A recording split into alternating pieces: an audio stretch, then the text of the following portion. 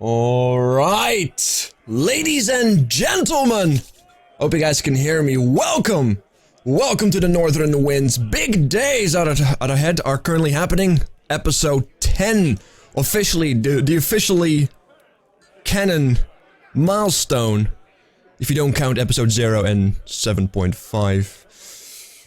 Yay! Thank you so much for supporting us during this awesome campaign. There's much more to come. Talking about things and stuff that are coming. They're my players. Hi. How are you guys doing? Hello there. Yeah. Hello. How y'all doing today? Yeah. How are you guys doing? How are you guys doing? I want to roll some dice, Ace. I'm prepared. Well, to why? press the buttons. Oh, I thought you already I thought you had like an attack ready. I don't even have monsters planned. You know, I'm just doing this out of my head. I'm gonna just start hitting the flail button on. Okay, here we go. There's the first roll. There's the first one. Oh, that would have. No, I'm so sorry. You wasted it. It's wasted. Don't worry, Davrick. Nobody cares about your deepage anyway. There's a meat shield. True. Mr. I have 21 AC soon. Get the fuck out, nerd.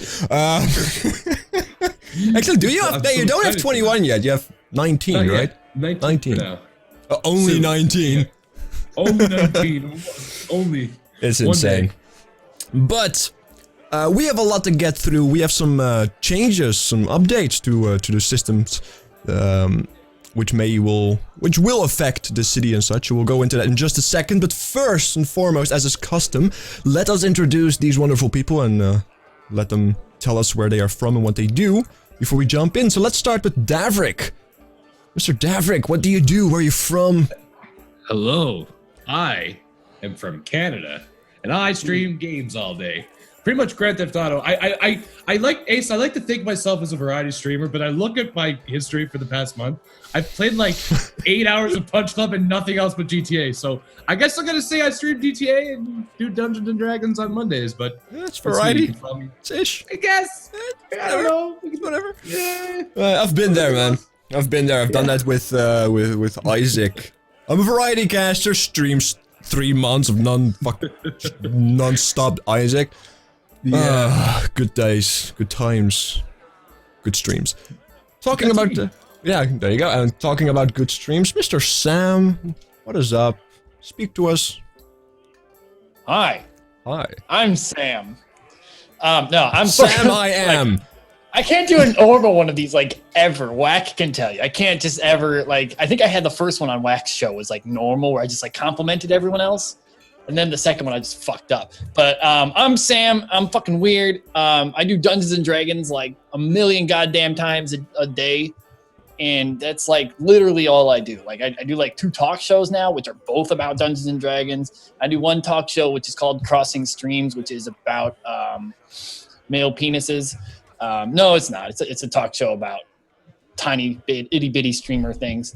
So yeah, penises? yeah, that's really all we do. We just kind of it's streamed on a porn site, actually. Oh, I'm kidding. I'm sure you are. Your face, you switched it over. Twitch.xxx. You just zoomed to the camera. Twitch after really dark. Yeah. Talking about after dark, Mr. Wacksteven. I have no clue. Just go with it. I guess because I'm playing an emo warlock. Sure. All right. Sure. I'm hi. Yeah, hey, hi. I'm Ace. I'm Wacksteven, and I do a lot of the roleplay stuff. I am at Wacksteven on Twitter and Twitch TV/Wacksteven, where I do those roleplay things. I'm currently doing a Dresden Files RPG show on Saturdays. That's a whole lot of fun. Just had Mr. Swargula on the show, which was a whole mess of fun. And next week we're gonna have Adam Coble on, which is pretty great. And I am playing the character Ozzy, who is well, let's just say he's an emo poser warlock. Or in the modern terms, bit of a fuckboy. Anyway,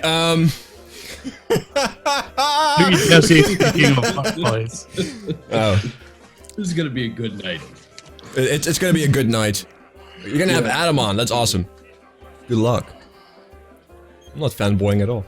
Anyway, yeah, I'm like hoping that I don't fuck up. but Yeah, I know. if you fuck up, I told him I will to. judge you. I will judge you. You will be judged. Everybody judges me. Yeah, anyway, yeah, it's you fine. consider yourself preemptively judged. Yeah, we give him a hard time. Like, Yeah, you're Wack not gonna gets a judge hard him. time on that show. We're not gonna judge you. We're gonna just straight up give you a hard time. Like it's He gets destroyed. Yes. Pretty great. Pretty great. it's, you know, only when you are destroyed can you build yourself up. No. No. Pretty good. Okay. I think we've given up on Wack. I think he's done. I Okay. think this is really about as good as he's ever gonna get now. Well, Pretty you much. know, This is it. talking about segues. Hi, Liara, what is up? Good to see you. Have you been? Hi. This is gonna You be had so amazing. many choices there. You had so many choices for Yeah, I segue. didn't want to do something bad, and then I didn't want to go too lewd, and then I just lost all my options, and I forgot what I was thinking about, so we just moved on. But you know, Welcome to my life. pretty much. Let's move on. Let's move on. Where are you from, Zcotticus? Taking control. I'm actually from Scotland. Yeah, yeah. Is that it? I hate you. I hate you. Nailed it. Nailed I it. hate you. Let's go. I'm Zcotticus. I play lots of video games. I used to do a campaigner in my streaming and I stopped it. And speaking of Adam Coble, I've actually been considering doing Dungeon World as a system for a campaign. Amongst other things, I can't make up my mind. I'm talking to some people to see if they want to be players or maybe doing a campaign on someone else's stream. I don't know. I'll figure it out. Follow me on Twitter. Twitter.com/Zcotticus. And then You You already cosplay as him, so I Do mean, all of them. That's true. God. I done Cosplay as this Adam. first. I done this first. Yeah. Ah, did yeah. Check the VODs. Check the VODs. The VODs prove it. I done it first. Adam Yeah, copied fair me. enough. I dare you to send that picture to him. Like, take a picture of your hair and then be like, I did it first. And then Yeah, I did it after a long story. Do you like my shirt, by the way, guys? It says, Dashwood does not kill me, gives me XP. I like it. It's pretty I like cool. it. I have a cool shirt. I need one of There we go. those. I've got a regular black really sweater. tested tonight. I have the nerdiest shirt tonight. Yep. Yeah, you win the nerd shirt. Well done. You get nothing. All right. Talking Inspiration. I about get inspiration. you get Hey. talking about inspiration, I want to bring that back because I also have a bonus system for XP, but I always forget it. Beyond that, and also of course the if you help other people, you get advantage stuff. There's so much stuff you have to consider while DMing, which in itself is not that much of a problem if you're experienced with it. Now running a DM, a campaign, and a production all at the same time, help. Dear God, help. It's the hardest thing that you can stream. It is difficult. Yeah, I don't want to say I turned green and grow a few sizes, but Geek and Sundry has it nailed down, an entire production set, and then the DM can do its thing, and then people in the back doing their thing. Oh my God. Just hire The 2 dream. people to stream for you. Yeah. Just It's you the dream, only man. Focus on the DMing. So, and the, you know. the gameplay. That'd be the dream. Yeah, make sure to support the Northern Winds, and you too, maybe one day will see this stream actually work. No? Just, no. It's one day. It's a dream. I have You many try. dreams, but that's the thing though. I've got, what's the saying? I've got champagne dreams, but a water budget? Caviar wishes and champagne dreams is the classic Okay. quote. It's like National I Have a Dream Day. So it's here in America, so I feel like it's appropriate. I feel to like have a everything dream. has a national dream day, a national day these days.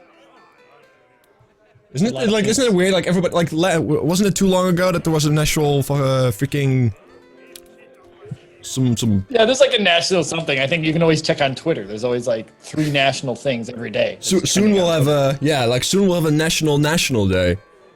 Yeah, National Caitlyn Jenner National Day. Day. National Yeah, Day. National Caitlyn Jenner Day. Just go run people over a whole bunch. Yo!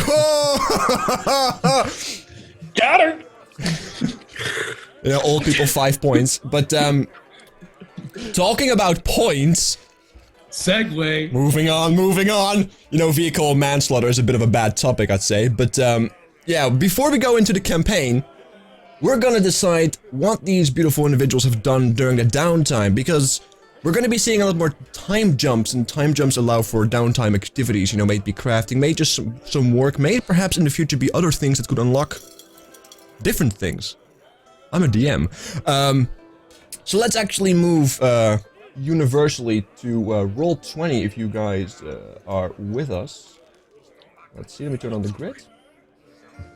And my players all have access to some handouts, which first we'll do some downtime activities. I'm not sure. Alright, apparently I can't really show it because the capture on my end is dead, but downtime activities right now come down to just some manual labor, just to work around the city. There's always work to be found, there's always stuff to do. Or perhaps some downtime crafting, following a bit of an updated system compared to the in rules as written crafting, for those who know what that is and have the Dungeon Master Guide or just the Player's Handbook. So I'm gonna go around the group and just kinda quickly go through what you guys have done. And perhaps if you want to upgrade something, mention that as well. So we can take that into consideration. Because this has been a week of downtime. For if it matters anything, the gate has been fixed courtesy of saving the miners and such. A good job on that. For those who still remember, at this point the boats, the fishing boats, have been made, have been repaired as well. Those that were broken, so fish is coming back into the city. The only person who really knows that is Davrik, and yeah, you know there were griffins and maybe if you invest in a sushi joint, maybe one day. You know, Aussie sushi. It's like, can I work there? Hero can work there. I feel like you're racist. I feel like we're talking about some racist. Yeah, like I think you're racist for thinking that's racist. The man just. I think you're racist for thinking that I'm racist. That it's racist. Yeah, let's make a racist check. No, let's move away from this. You know, let's not do that. let's just move on from any kind of things because we're starting at Davrik. Davrik. Yes, sir. What have you been doing during this week off in Amarok? Okay, so early on in Davrik's adventuring, one of the very first things that he found an unpolished blue quartz. Now, I can't remember how much you said it was worth, Ace, but it was worth, like, polish. It was worth a couple hundred gold. Davrik hasn't been able to touch this in weeks, basically since going to this town. So he's perched up in his house with his jeweler's kit, polishing and cutting this gem to either sell or whatever. But he's gonna be working on that gem. Yeah, I believe I did mention the price, because when I give you something like that... It was like 100, 200, something. I can't remember how much you had said it was worth, but it had to be polished. Yeah, that's the big... Like, it's uncut gems. They have to be refined before you can properly sell them. You can sell them unrefined, but you get a significantly less price for that. With this system, I may as well just do that anyway, because, I mean, for him, I mean, he used to set gems, so, I mean, to just get one ready shouldn't be... But, yeah, it shouldn't be too much of a problem. Let me actually see. What was the name of it?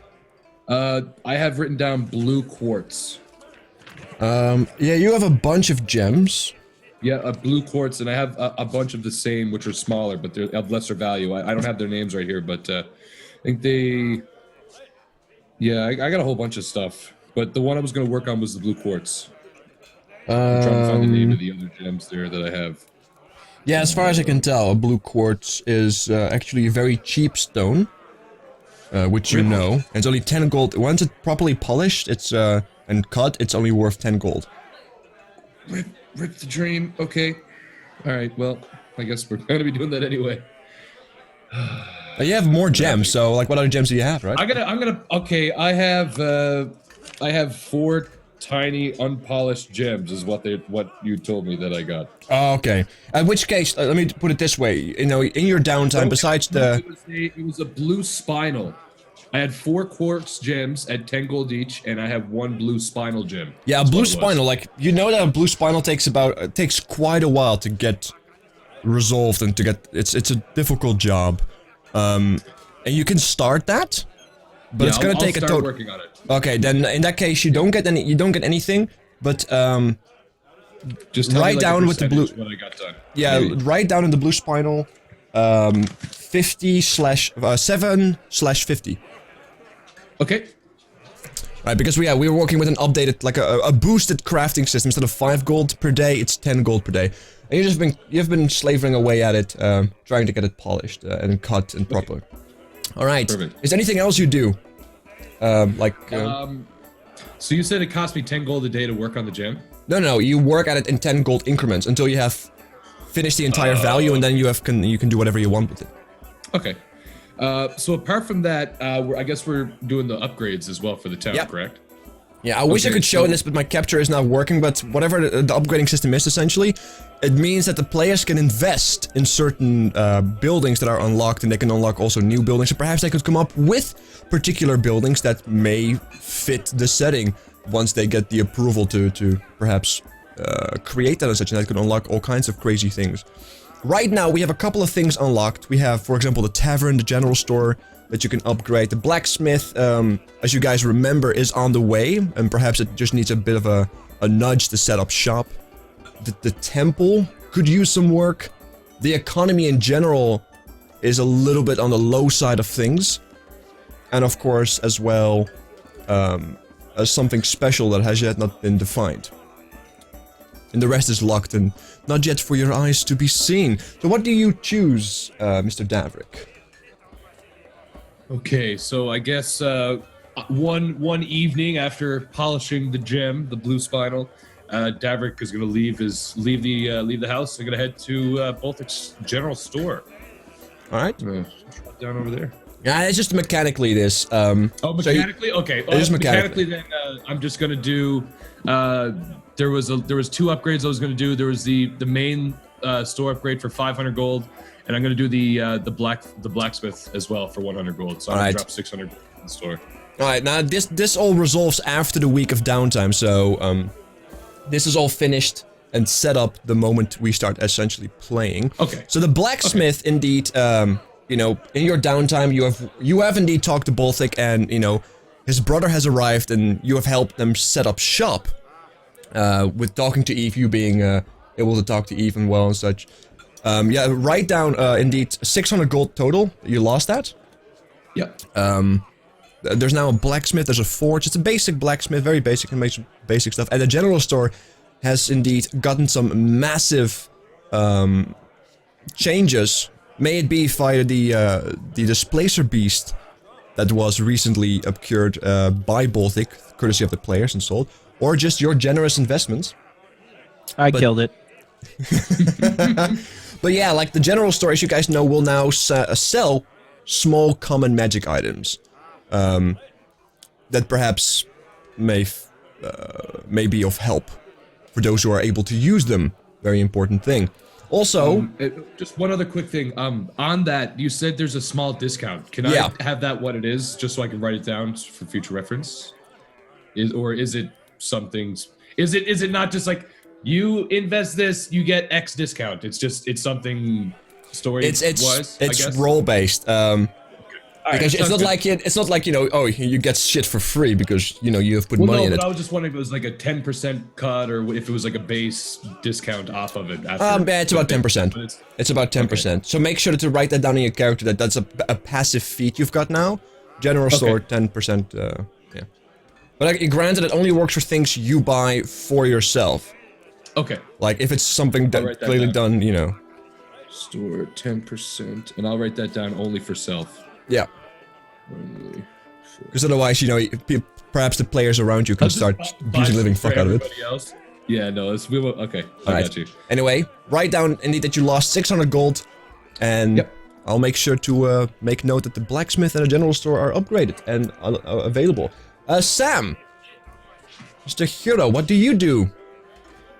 So Hero, for those of you who don't remember, Hero is he's a monk with a minor affinity towards wind, and Hero, when he's not randomly in the early morning or late nights practicing his forms, his monk like karate forms on the top of people's chimneys, he will use his abilities to thus clean the chimneys as well at the same time. Oh god, we have a rival business right now? Oh god. Are you fucking kidding me? Yep. There's already another chimney sweep. All right. Beautiful. No, Okay, but no yeah, more it's right. It's fine. You know, like it's getting colder. As you guys know, it's getting colder. A lot more people are using their fireplaces. And you know, chimneys, they need to be cleaned every now and then. So we're gonna roll for that, for the downtime activities, because you're just gonna. Who's the other chimney sweep? You don't So know. I'm like up there, like, you know, like doing like, and then I see another guy like. Yeah, you see another guy like jumping from house to house, just cleaning, swimming. The fuck? It's like, oh. All right. And maybe like I see him like starting to do it, and then like one day I just like assist and I just help. And whatever money people throw me, I'll just give it to him. Right. I'm just gonna give it to whoever this guy is. So I'll spend this whole downtime action literally making this guy money. Okay. All right. Did not see that one Hero coming. doesn't need money. Oh, He's Lord. you're gonna. Kill him. Regardless, indeed, that is in that case, make a well, what kind of skill check do you want to use for this? What do you want to barter for? That's a really good question, because it is like he's got the spell, but I would prefer a sleight of hand. You want to slide Like hand? cast my like gust spell is like he uses like his hand. I mean, how I don't know, because it is like I'm just like cleaning it with the spell. Like I'm sitting at the top, I'm just going, and I just like gust down the window, like down the chimney. It's and, not like, that strong of a blows it gust into though. Let's okay. You want to use your magic? You want to use your magic modifier. So use your wisdom. Roll d4 for me. Yeah, roll d4 for me. Okay. 2. A 2, which means you make Mr. Greg a total of, let's see, that's a 2, 3, a total of 6 gold. So I get it in an envelope, and I'll write from Hero on it, and I'll like put it under his door wherever he sleeps. Like I'll follow him and just like slide it under there. All right. So at least he knows like who did it. If I ever play with this guy. And yeah, it's actually a player as well, so he just randomly gets 6 gold with his name on it. All right. Do you do anything else? Like, do you upgrade, or is it just, you know, you just take the time off to work and? I'm poor as fuck. All so right. no, I got no money. I'm just like going through my karate forms. All right. You just do your and I'll like basic jump from stuff. building to building from time All right, to time. and what does Ozzy do in the meantime? Does he do some slam beat poetry in the inn?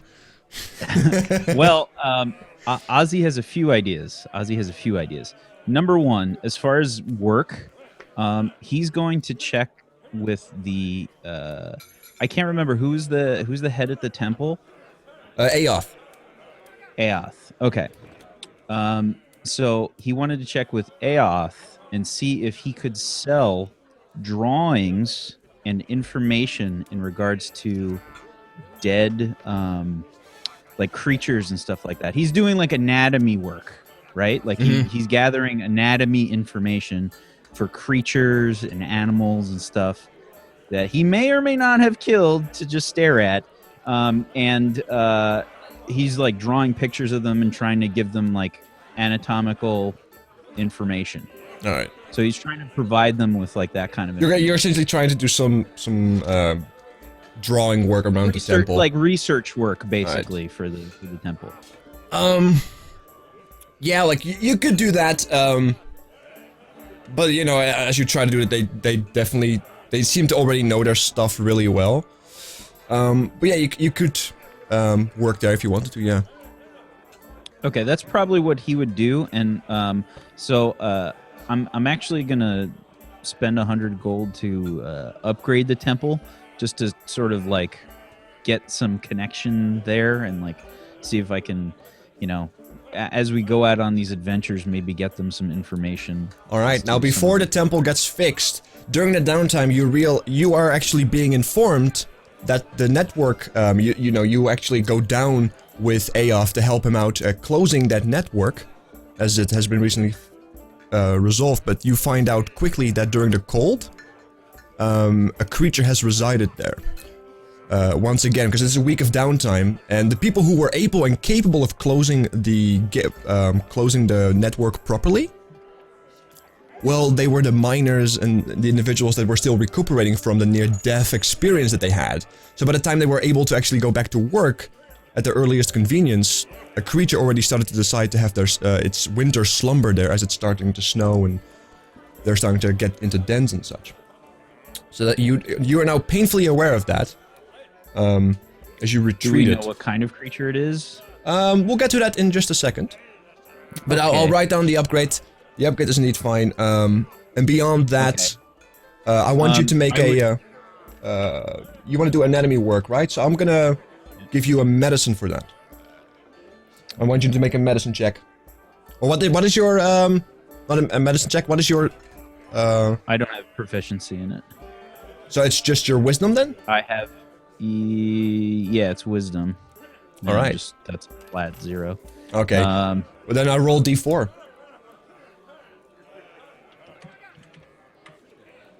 Oh, You got 4 gold. Yeah, you roll 4. Like I said, the economy amongst most individuals is really, really poor. Most people just straight in like, you know, in services and such. okay. But this economy can indeed be upgraded in the future if you want, if you guys boost it and such, which is a thing you can indeed invest in. So I made 4 gold, and then I take away the 100 for the temple. Yeah. And okay, so I'm gonna buy a few things too. I'm gonna buy 2 potions of health. We'll get to that in just a second because there's more things to that we have to take into consideration. This is just, you know, what have you done during your downtime, and you know, we'll resolve the buying and soon afterwards. Okay, and then the other thing that I wanted to do was to talk to the tavern owner. That was Eden, right? Yeah. Okay. I wanted to talk to him about possibly adding some kind of stage to his tavern. All right, and you quickly learn that that is indeed something he wants to do because bards, always a good crowd, but that requires gold. It requires investment that he currently doesn't have because all the money he makes, he's either, you know, trying to keep the tavern alive with, and the very little he has left, you know, that's his wage essentially, and those who help him with the work itself, maintaining it. Okay. So it's also going to require a little bit more space. And a little bit of rebuilding. So you now know that that is a possible thing you can do in the future. Okay. Unless That's you want exactly what it is, Swargula. what? No. I'm sorry. Fangrider made some suggestions. And it's 100%. It's bad poetry that's coming. All right. Well, I hope you have a performance check. Anyway, Jesus, Yo, that's the whole you're point. gonna- He doesn't. like you're trying and you make a little bit of coin, but people are just like your like overall negative attitude and your inability to excel at anything is just like. Moving on to excelling at things, Zcotticus. What does Liara do in the downtime? Muted, sir. Cheers, dude. I think she's going to be trying to help around the gate with the repairs. Oh, okay, Since she's since she's quite fit and stuff, she might help with if they have the scale stuff and that. She's really good at acrobatics and getting around, so yeah, okay. I think she's going to try and help out around the. Yeah, that's absolutely doable. Just writing something down. Blacksmith was upgraded, temple was upgraded, and the general store were upgraded. Hot damn. All right. Good stuff. Quick question, actually, about the economy. Is that just 100 gold? We get a farm. That's what that is. What it comes down to, I put it down a farm is because the farm will be built. There's currently a farm, but it's mostly dead. The fences are broken down in the sieges and such. So if you were to invest in the farm, not only does the D4 become a D6 for the hard work check, overall the money in the city becomes a little bit better, and perhaps you are able to get more money for selling things, or people are more eager to spend coin on you, or more coin on you if you do a quest and such. That's kind of what I mean with the economy. So it's like a long-term investment for everybody who plays the campaign. All right, well, just real quick, unless Liara is going to throw money that way, Davrick's going to put 100 that way to do Okay. that. So anyway. Like I said, and these things, they resolve after the week is done, so you don't get the D6, unfortunately. But the farm as well. Alright, hot shit. Good stuff. I got a lot of work to do then. So you're gonna help with the repairs at the gate. Yes. Yeah, indeed, the gate was indeed repaired with apparently your assistance during the week. So make an athletics check. An athletics check. Because it's a lot of hard work lifting those trunks of those trees and and putting them up there, and just a lot of stuff required. Oh, not a check. Sorry, not a check. What is your athletic skill? Sorry, what is your athletic skill? It's just my strength score too. It's just your strength score? Alright, which makes it, character level plus skill check. I was trying to get acrobatics because I've got a +8 to that. Yeah, unfortunately, you can't really nimbly carry something super heavy, right? Like, that's... I'm gonna nimbly carry this tree trunk. Like, it's... like, you could barter for something else that is perhaps higher, but... Yeah, well, it's expensive. At least, so that's gonna be, make a d4 check, d4, yeah, I wanted you to roll d4. You get 16 gold. Sweet. 16 gold. At the same time, like, she's also, like, trying to make connections with the people working there and the guards and stuff. She's basically trying to set up an intelligence network. Just so she's got people she can go to for information. She's, just making connections with people. Yeah, like, you already have good rapport with the captain of the guard, and the one thing you do notice in your attempts to connect with the guard and whatnot is that there's very little guards left. We're talking about less than 20 to protect the entire city. And you've also learned that most of them have died over time as the city built up, and that the Kingdom of Iran just did not send in reinforcements. As well as the fact that in the last siege, due to the fact that the city was caught off guard by the druid, which they perhaps will tell you about as well, but very little they know, that a lot of them were also just unfortunately killed in the defense of the city. So yeah, that actually happened too in that fight. Like Ace, you were murdering those guards. Like they were getting destroyed. So that did happen. Well, it's not like you guys saved them. You guys saved the players first. Like, it's not my fault that you guys, go for quality over quantity. It's not my fault. But yeah, like, gate is fixed. Is there anything else that you do, Liara? No, like, most of the investments I wanted to make were invested in, so... Alright. Well, that's good. If Bobby's up for it, do you wanna... Well, it's up to you. So you okay with us splitting the cost of the investment in the store? Yeah. Or... I don't really care how it's done, as long as it's being done, Like, I don't see why multiple people cannot come together, because at some point these upgrades are going to be expensive. I'll split whatever. Yeah, cool. So, basically, I'll mark off 215. You can add 2. So you want to split the 500? Okay, sounds good. What are you guys upgrading? No, we're splitting the 500 cost to upgrade the store. I'm still covering the 500 for the blacksmith.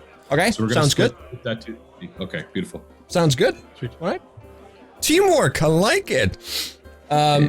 However, you do now notice that because it's split, the discount is going to be significantly less for one person. He might give you like a good deal every now and then more easily because you have helped him. So you will save money in the long run, but... Yeah. I got you. I mean, I almost feel like it's worth it because I am trying to save up some money. Yeah, like you already, like you save a bunch of money at the beginning and some money later. It's you get an earlier return, if you will, by saving, Alright, in that case, we are done. And we should probably go into playing the actual game. Alright. Oh, that wasn't it? Oh. Town Upgrade Simulator 2016. I hope you stub your toe.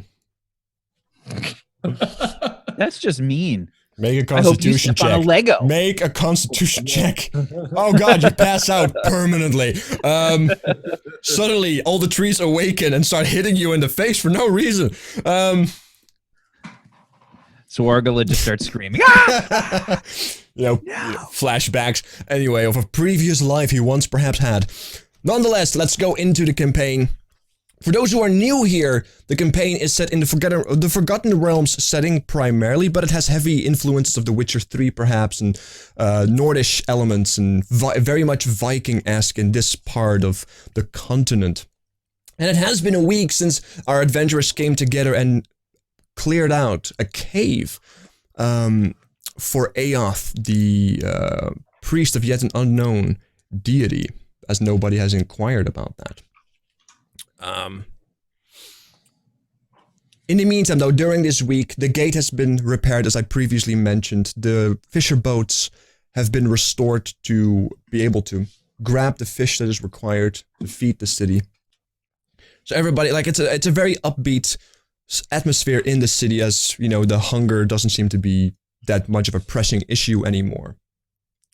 However, it has become significantly colder. It already was a bit chilly due to the wind and being near to the sea, but progressively it has become colder and colder, and after the week, you will find that a lot of snow has fallen, and the entire city and this entire continent seems to be covered in like a thick layer of snow. You can lose your foot in it, but not more, luckily enough.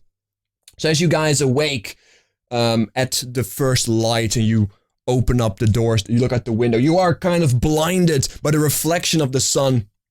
But the one thing that you truly see, that one thing that perhaps hit you for the very first time, is that you are definitely not in the Kingdom of Iran anymore. Kingdom of Iran, if you hail from there, it's a very advanced kingdom. It's very official, very politically focused. This just feels more raw, feels more base, and people, they seem to just have purpose. They work. You can see people walk over the almost untouched snow, which is now being touched, I suppose, wearing thick fur cloaks, and the overall architecture is definitely also different from the Kingdom of Iran. You definitely feel like you are not part of the kingdom anymore. However, you are instilled with motivation. Good things have happened as of late. The city seems to thrive as suddenly this influx of just expansion has happened. The general store, the temple, which has boosted morale, especially with the recent deaths, that people can properly mourn them now, or hopefully soon. And, you know, for just a moment during this week, there's this peace to the city, as everything seems to be going okay for a change, since the adventurers have arrived in the city of Amarok. What do you guys do at first light, once you wake and be on your merry way? Liara needs to top up on her arrows and pick up a heavy cloak to keep her warm. All right. So that's her first thing of business. She's been busy all week fixing the gate, and now with the cold weather coming in, she's off to get herself sorted and to stock up on her arrows, because she's been sticking them in things and making them die.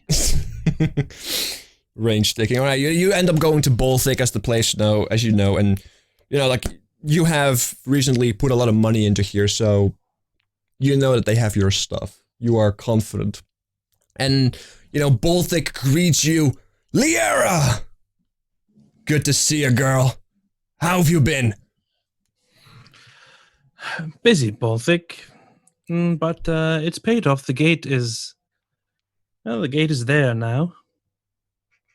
It certainly is. And I have been busy as well. Thank you once again. What can I help you for? What can I do you for? She kind of like shrugs to show him her quiver, and she says, "I'm running a little low on arrows, and I need something for the cold weather. Do you have a cloak, perhaps?" Well, we certainly do. As of late, everybody has been buying them. People can't seem to be able to handle a little bit of cold these days. Yeah, what, any preferences of animal? Whatever you've got's fine. All right. Well, we've got 3 of them. We've got bear, we got a bear fur, pretty thick layer of it. We got a typical wolf fur. You know, there's plenty of these animals around, and we're almost out of boar, but not sure if that interests you. She kind of looks. Has he got them hanging up or nearby? Yeah. Yeah. Like he guides you to one of the sides. It's in front of the shop because it's one of the more popular items right now. So he's like trying to display them for good coin. Yeah, she has a look over them and has a feel and has a look at them. Which one would look the prettiest to her? That depends on your flavor, though. Like that's. They all look really good. You know, like the wolf is more grayish, the bear is more brown, and the boar is more like a very dark, like even darker, a darker brown than the bear most is. Of her stuff's, most of her clothes that she got on pretty dark anyway. So she picks up one of the boar cloaks and says, "This will do nicely." And some arrows as well, you said. Yes. Any particular amount you're looking for? The quiver's 20, right? So Yeah, for 20 arrows, it's 1 gold piece, yeah. yeah, 20 will be fine. Alright. You know, he sets it up, he does its typical business. He gives you the arrows for free, because, you know, it's essentially, at this point, pocket change for him. And it's a very nice fur, and I don't know exactly how much it would be. I'm trying to figure it. And yeah, he says, you know, you can have it for 1 gold piece. Perfect. And she gives him 2 gold pieces because she's a charmer. Alright. Still speaking that dwarfish, I see. Thank you. Anything else?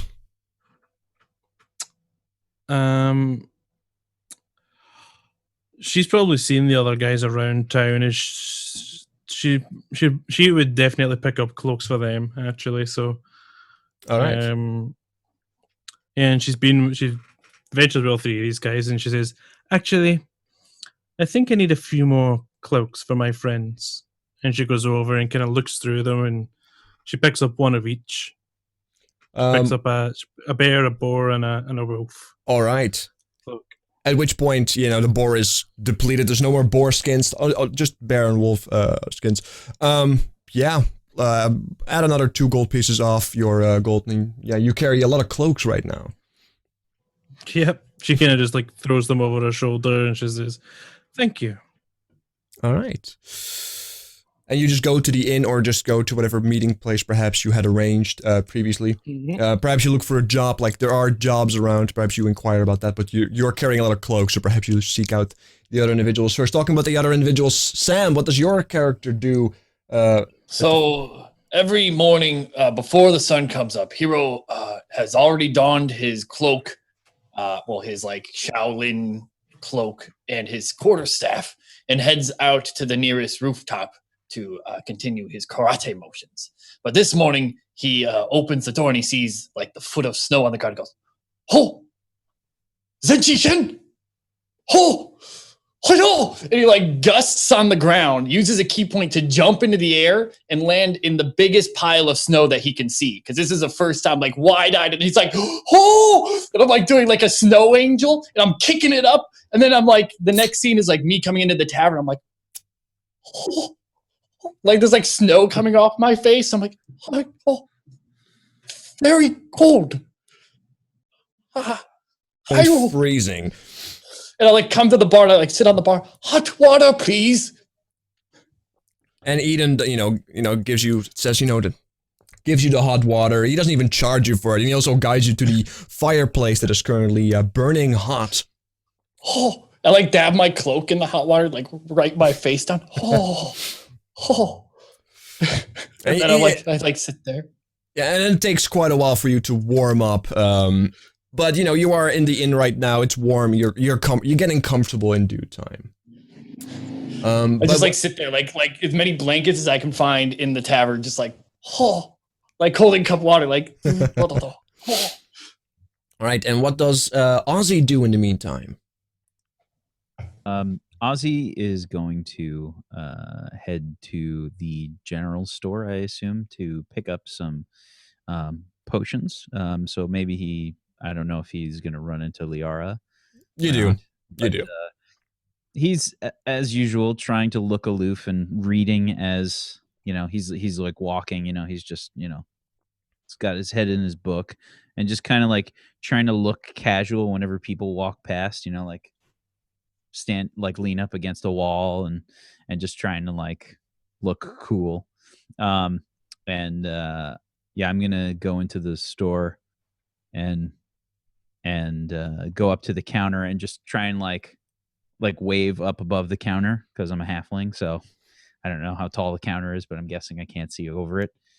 There's actually a stepping one of those stepping blocks next to it. Foot books. Yeah, it's a foot box. Because one of the people that works at the store, not sure if you have ever seen, I think you may have encountered her once, is also a creature of small design. So Yeah, you indeed you do encounter Liara. I'm not sure if she gives you one of the cloaks. You're muted. Muted. As he passes by there, she says, Ozzy. And she kind of takes one cloak and throws it over the other shoulder, and takes one and holds it up so you can see like all three. And says, "You're lucky you get to pick first. Which would you like?" And he says, "What do you mean? You got me a cloak?" Yes, the weather's getting colder, and she kind of looks at him, studies him. So he's like looking at the cloaks, like he doesn't know what to do. Like he's like, Kindness? Yeah, she says, "Not only will you be warmer, you get to wear the skin of a dead animal." Nice. I'll take the black one. Yeah. She grabs the boar one, the darkest one, and hands it over to him. So he like holds it up. It's like, I'm assuming it's like huge, or is it like halfling It is size? quite like it's more like one of those torso cloaks. The one that's like super long is one of those torso cloaks. But for you, like it kind of covers your entire body, so it's like a full body cloak for you. Nice. But you know you are able to comfortably walk in it and carry it around. So Ozzy says, "Whatever, I guess. How much?" She says, "Don't worry about it." And then she just kind of walks off. And Ozzy just like staring at the cloak and like watching her leave. So he kind of shrugs and puts the cloak on. Right. He like tests it out and stuff, and like tries to like wrap himself in it, like.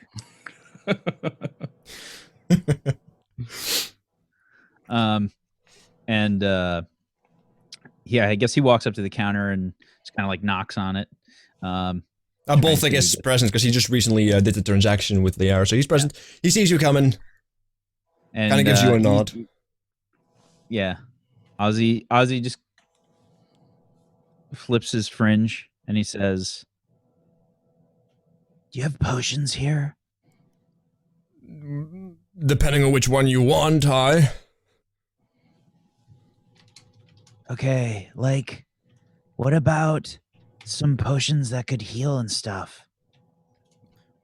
He kind of looks around because there's a bit of a potion rack, but it's primarily empty. A lot of empty vials. And you do notice that there's only 2 potions left. He kind of points at it. Aye, we got 2 left. All right, I'll take both. All right. He kind of looks at you. 110 gold. 110? Where I come from, they're way cheaper. What about 100? Make a charisma saving throw. Fuck, it's not saving throw. I'm making a persuasion check. Persuasion check. Okay. He kind of just like leans into you, you know, putting his hand below his stoic face, saying, "Well, we're not where you're from. We're here. 110 gold for both of them." Fine, whatever, I guess. He kind of smirks, and he grabs the 2 potions indeed. You do see this moment where he kind of takes a deep breath. As you notice, he has his back to him, back to you, but you do notice him taking a deep breath, like kind of like a disappointed sigh, not towards you, but to the fact that indeed the potions are now depleted. He kind of turns around to you and he puts them in front of you. You know, he takes your Ozzy point. just kind of like, you know, and he says, "What kind of ingredients do you need to make more of these?" It's not necessarily the ingredients. It's the skill. Who usually makes them for you?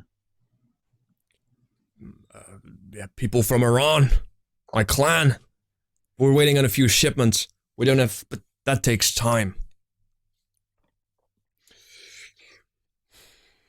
It will be so, we don't really have a dedicated herbalist or alchemist in these parts yet. Hence, that, as he points to the empty almost like a bookcase, if you will, of only empty vials and dust. I know a lot of people. I might be able to get you some potions in the future. Do you think maybe this might earn me some kind of discount? He kind of like looks you over, like, because you just completely did not impress him with your persuasion talk. And he looks you over, scratches his beard. We'll see when we get there. Ozzy takes out a signet ring, and he just kind of like holds it between his thumb and index finger. What is the signet ring? Does it have any kind of significance, or is it just a bluff? Well, it's I mean, like, out of character, it's like a it's supposed to be like my deal as a charlatan. I pick like one item or whatever to sort of like assist me with being a charlatan. And my choice was a signet ring, so I'm just gonna hold it up and I'm gonna be like, You know Duke Arstad? Can't say I do. Well, he's a pretty big deal. He only gives this to people that he knows and trusts. Do another persuasion check.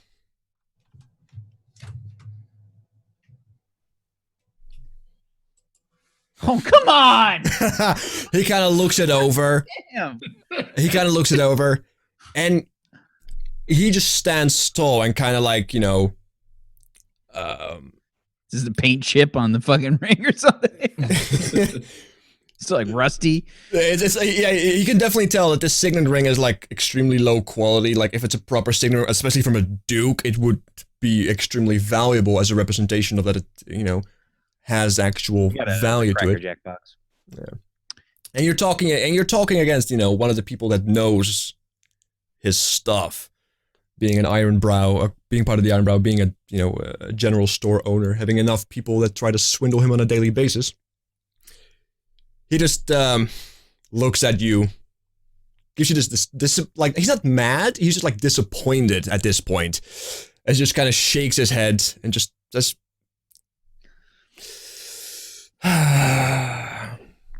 good try, lad. Good try. But Fine, whatever, I guess. I take the potions and I flip my cloak, and I flip my fringe, and I just kind of like walk out. and he doesn't even say anything. He kind of just stares you out of his shop at this point. So if you look back, you just see like this disappointed fucking just dwarf just like staring you down. All right, I believe we have everything besides Davrik then? Yes, everything except for me. So what is it I you guess do? Davrik is, he typically, there's a very good chance every morning that the night before Davrik was in the tavern drinking a lot of ale. So this morning is no different. He sleeps in, so he's probably the last to get on the go, which is why he's the last to do anything. And I'm pack my bags and get my pack ready and my flail and my shield, put on my armor, and I'm making my way over to the blacksmith.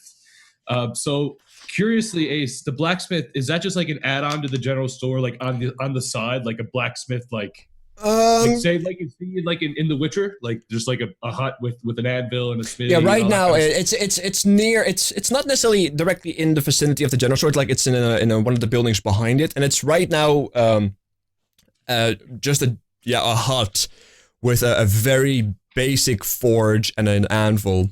And as you approach it, you know, you having helped set up this shop, you know, and you know it's very basic, but it's all that really was able to be done on such a short notice, with the very little money that the city itself has.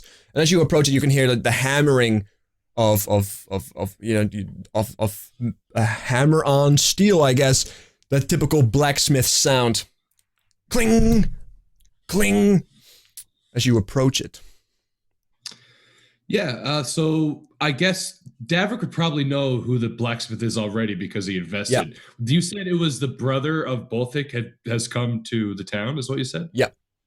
This is indeed the brother of Bolthik. You know, you have Bolthik Ironbrow. This is Ulrich Ironbrow. Ulrich. Okay, Yeah. and you said also this is this the same guy who we sent the ore fragment to? It Yeah. is okay. That's one of the reasons why he actually came here, because he saw the potential, especially after, you know, this Placer Beast, this massive magical ore. You know, the Iron Brows are known, as you know yourself, being invested in the clans and such, that they care for advancing their own technology and expanding their knowledge, and not just helping their clan, but helping all dwarven kind in a way, just advancing their species in general. But they seek out knowledge and rare things, and this is why Bolthik really likes to buy these rare items. And yeah, Ulrich likes to create rarities and unique things. So like, they're kind of the same, two sides of the same coin. They both like rare and unique things, but one of them likes to expand their power and the knowledge, while the ones like to be more practical about things. Perfect. Okay.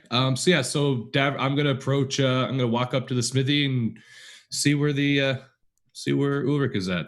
All right, and Ulrich is on the inside. Door is open. You know, he's being heated by the forge, the tiny forge, but you know, it's still a forge. It's still hot. You can still burn yourself. And one of the things that you do notice, they're kind of like, they're wearing the same type of armor, and they look very similar as well. However, so it's almost like a clan's kind of, they kind of probably like it's kind of like their clan. They have these robes that are covered by you know, this plate-like armor. For all you know, like they're kind of, like I said, they're really cut from the same coin. They're brothers, almost twins. And he also, perhaps in conversation, you have known that they are both clerics. Clerics? Okay. They're both clerics. However, this particular, the only, besides the actual face and being able to determine that this is his brother, the only really defining feature is his apron, his blacksmith apron that he carries. Okay. Yeah, so I'm gonna approach the hut and push my way inside, and as Davert kind of pushes his way and says, "Aye, Ulrich!" And as he steps in, he kind of pushes to the door behind him, and it is so hot in here, Ulrich. How do you deal with this? Little bit heat. No problem for a good dwarf. I suppose. Ulrich, what of that ore? I know when you first got here, we had introduced each other, we had talked, and we had got all this set up, but I haven't had the chance to ask you about the ore. What have you learned about that? Because I know Bolthik has sent that over to you. The plain ore. Aye. He gets this smirk, this exciting. The things I can craft with that lad. Oh, so maybe a magical flail? Perhaps. Perhaps. Well, we'll see.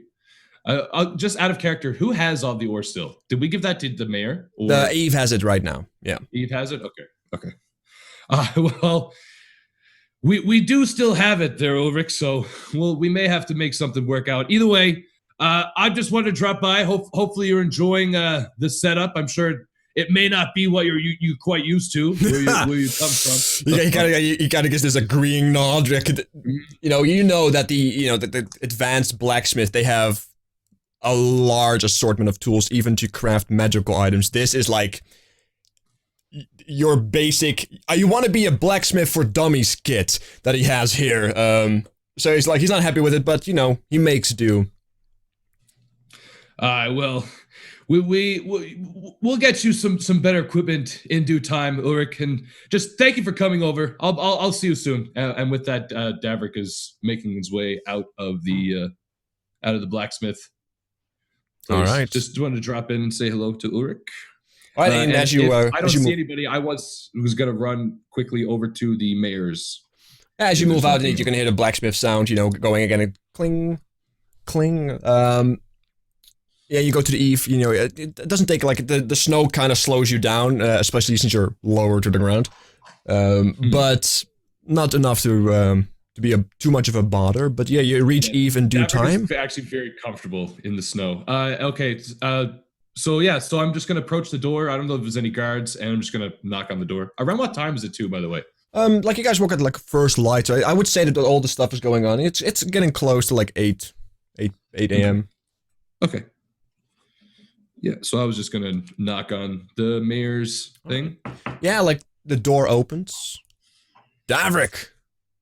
I guess Eve is the one who answers. Yeah. Yeah. Hi, Eve. Just wanted to drop by quickly. I know there around a week ago. I had mentioned the catacombs under the temple. Did you block up the end of that by any chance? Did you remedy that? I have not yet received word from that. I did send out for the miners once they were, back to full health, to take care of that, because if we have any experienced people closing caves, we might be dealing with sinkholes, and well, I don't want my city to slide into the ocean. Not after it's flourishing as such. Exactly. She gets this smile on her face. It is indeed great to see my city grow, and I want to thank you for that. No problem with that, Davrik. He's not very used to getting like general thanks, so he's sort of like is a little bit uncomfortable. Kind of squeaks, kind of wiggles around in his armor. Thank you, Eve. That's all. I just wanted to come by and just remind you that was the thing that we needed to take care of. I have to meet up with my compatriots. We'll probably be back in a little bit to discuss if anything else needs to be done. Thank you, Eve. All right, but if you seek out your compatriots, I would like to remind you that Anna is still around the city, and I still seek out to investigate that druidic circle towards the east that you guys found. Anna was the druidic lady. Yes, correct? the druid lady that that didn't say much. You got the elderberry for it, the elderberry seed. Those berries. Yeah, I remember. Okay. Yeah, I'll tell them we'll be back shortly. All right. Perfect. And that's it. I'm gonna just start walking the town, just looking for one of them, either Hero or Liara or I think everybody in due time, once they finish their business, have gone to the inn. The inn is, even though it's early, the inn is surprisingly more crowded, and everybody seems to be sitting close to the fire. Like the tables that are close to the fireplace are definitely more packed. But yeah, you do see in front of the fireplace, you see like a shivering Hero. You see Liara sitting perhaps next to on one of her on one of her preferred tables with like a lot of cloaks around her. Ozzy perhaps standing somewhere aloof as you approach the tavern. Okay. Yeah, I'm just gonna go on in. I assume it's definitely open. There's people, and I can probably hear people inside. So I'm just gonna open the door, kick off my boots before I come in, and go on in. Yeah, when Liara sees Davrik walk in, she'll call him over. Davrik. Oh, Liara, and I trot on over. Yeah, she says she's got the two cloaks kind of on her lap, and she kind of gestures to them and says, "Which one would you like?" Oh, Liara is so what? It's very kind of you, Liara, but I do not do well with the heat. This, if anything, isn't cold enough. I really do not need one.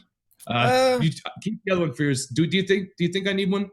Well, the thing is, you're wearing steel armor and you're walking around in snow. If anything, if you don't take care of yourself, it's gonna just feel like you're in a freezer. Hero pops up behind her. He's like, "Oh, you are crazy. It is much cold outside. Like ice dragon breathe breath upon whole city." And with that Hero, oh, my good friend. I'll take one. What ones are left, by the way? I'm going to take a look over at Liara. And it's the bear and the wolf. So again, a gray one and then the brown one. I'll take the bear cloak, Liara, if you'd be so kind. Yeah, okay. So she gives that to you, and then she like picks up the wolf one and just chucks it at Hero. Yeah, like Hero, like, "Oh, you are savior of much city. You are great and powerful warrior." They like put it on, like, "Yes." And as you guys look around, Alright, there you go. Like, it's, you definitely could use a cloak. It's not like you're freezing to death, but it's definitely, like, it's already has been chilly quite a while. You've been able to handle that, but this is a new level of snow, right? So, Okay, I the got you. wind. But nonetheless, like, and as you guys look around, indeed, like, everybody has, you know, got these typical cloaks on and such.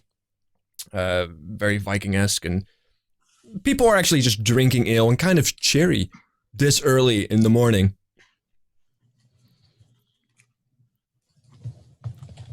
All right. Yeah, so, I'm gonna take a dart up to the bar the bar. I always forget that the bar keeps Eden.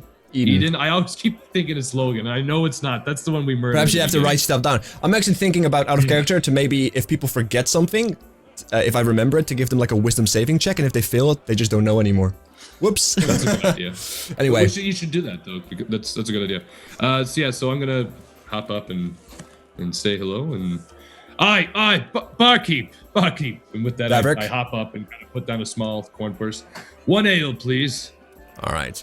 He pours an ale for you. You know, it's 2 silver pieces. Okay. Thank you. And I just slam it and tip him an extra silver, and that's it. I'm gonna hop around. He gives Liara. nod.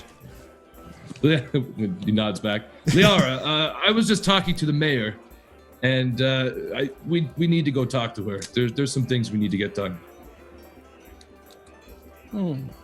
Yes, I think I've rested enough. And she kind of looks at Ozzy and Hero and says, "Will you both be joining us?" I guess, whatever. I am much poor. And Ozzy, at this point, you know, remember that you have learned in the week of, you know, studying the dead, and of course respecting the rituals, and perhaps even helping with some of the rituals. Oh yeah, I educated them in the ways of the death rituals for sure. Yeah. Yes, you have educated the death cleric in the ways of death. Anyway, you were contributing, definitely. But you have learned that you need that network still has a very pressing issue. Did Liara get any gossip or info or hear anything from the men repairing the gate or the guards around the gate? Anything specific you're looking for, or just generic stuff? Just whatever comes her way. Yeah, she's not too deep. The overall information that you got from the guards is that they are extremely happy that the gate has been fixed, so they can actually take a break from standing guard continuously. However, there is indeed a concern that there's very little guards in the city, and that if there was another siege, regardless of the gate, it's gonna end bad, like real bad. On top of that as well, there is some kind of like, you know, even though it's cheery and people are somewhat happy that, you know, this last week has been relatively eventless for a change, there's still some tense, tense, what's the word I'm looking for?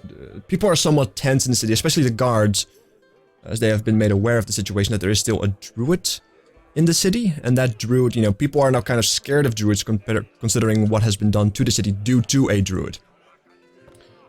Which you also have been learning of after you perhaps have inquired about this druid and what happened with it. Okay. Cool. So, they're relatively happy, but the druid. Happy, but druid. Got it. They're kind of like wary of it. Yeah. Did you hear about the crazy things down in the temple catacombs? There's some kind of like creature down there. Liana looks over to him and says, "Yes, I believe Davrik and I, and Hero killed them." No, there's something new down there. I was helping Aoth, you know, because that's like my job now. I was helping him like clean out the catacombs and stuff, and there was like this crazy creature. Make an arcane check, actually, an arcana check, if you have proficiency with it. I do. Okay, roll that up for me. Hey, it's above a 10. That's positive.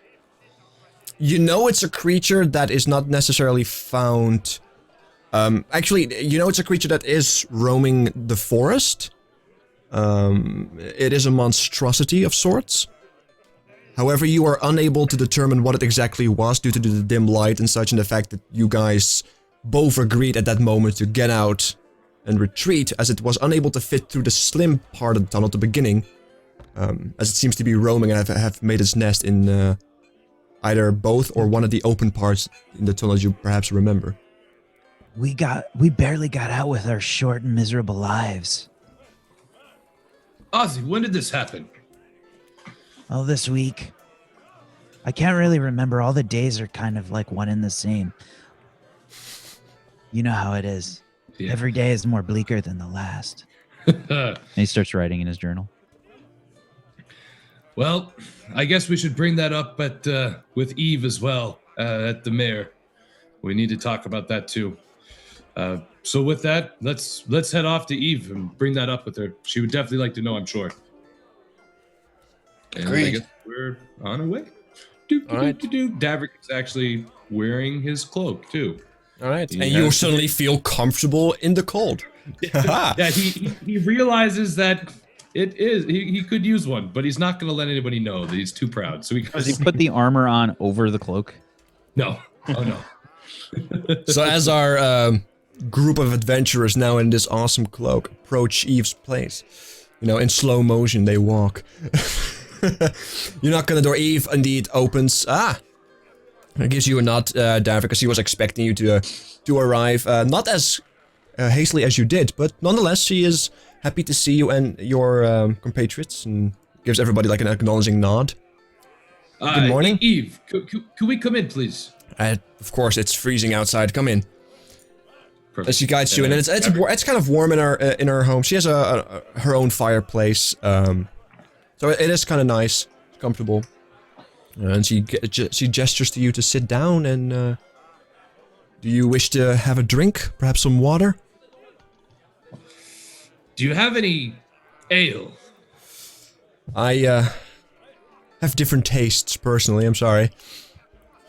Well, it doesn't have to be ale. I am not picky. Wine, mead, anything. That I do have wine. Anybody else? To stay warm. Water, please. And I make the right in front of the fire. I just sit cross-legged in meditate position. Is it red wine? It is. All right, then I'll have some.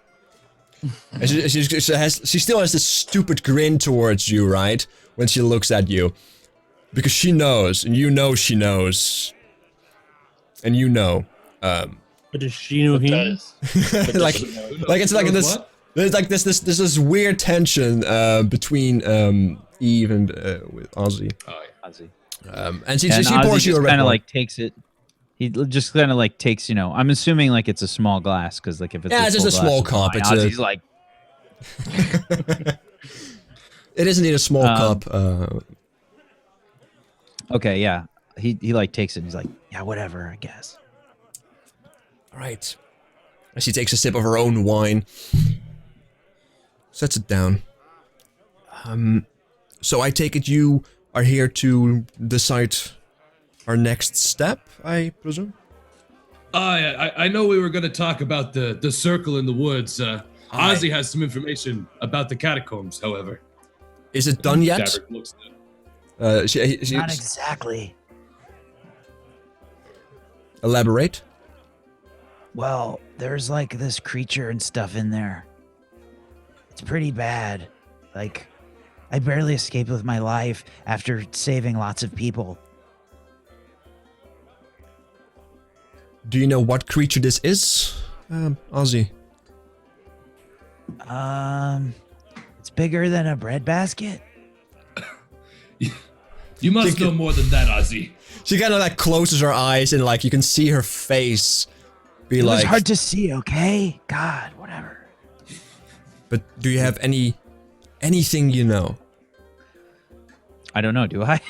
You know that it's indeed it's a large creature, larger than a bear, and it didn't sound typically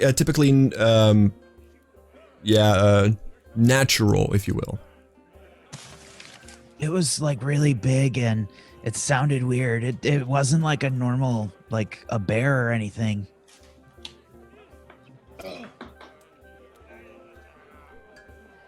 Tree. Hold on, I'm actually thinking about, like, you did actually hear the creature, right? Like, and you know, the sound sounded like this very low, this very dark,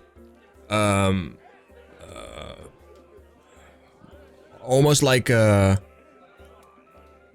moaning sound. That's the best you can remember.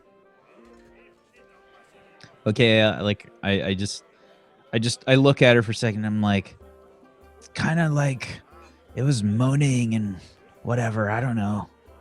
It was big. And I don't mean like you big. I mean like big. She kind of sighs. The fun never ends, does it? Well, it is up to you. As she kind of looks across the table. Ozzy, is it big enough to reach the city? Is it an actual immediate threat? Well, I don't know. We were able to like squeeze out through one of the holes, but I didn't really get a good look at it, so I'm not sure. No, you do know it's too big to actually fit through the small hallway that was created, or that was opened up by trying to build the catacombs. Yeah, I don't know if it's like sleeping in there or if it's gonna like try to come out and eat anybody, but we were able to get through a small hole and it didn't follow us. I see. Well, I let it be up to you guys. What do you wish to do? Do you seek out the Druid Circle, perhaps? If that is what it is, with Enna? She will be in town for a little while still. Or do you guys... Would Anna be accompanying us to yes, the circle? She would. She is the one who's going to investigate this particular place, as I do not see individuals amongst you of the Druid studies, the nature studies and such. Perhaps completing the securing of the city should be our first priority.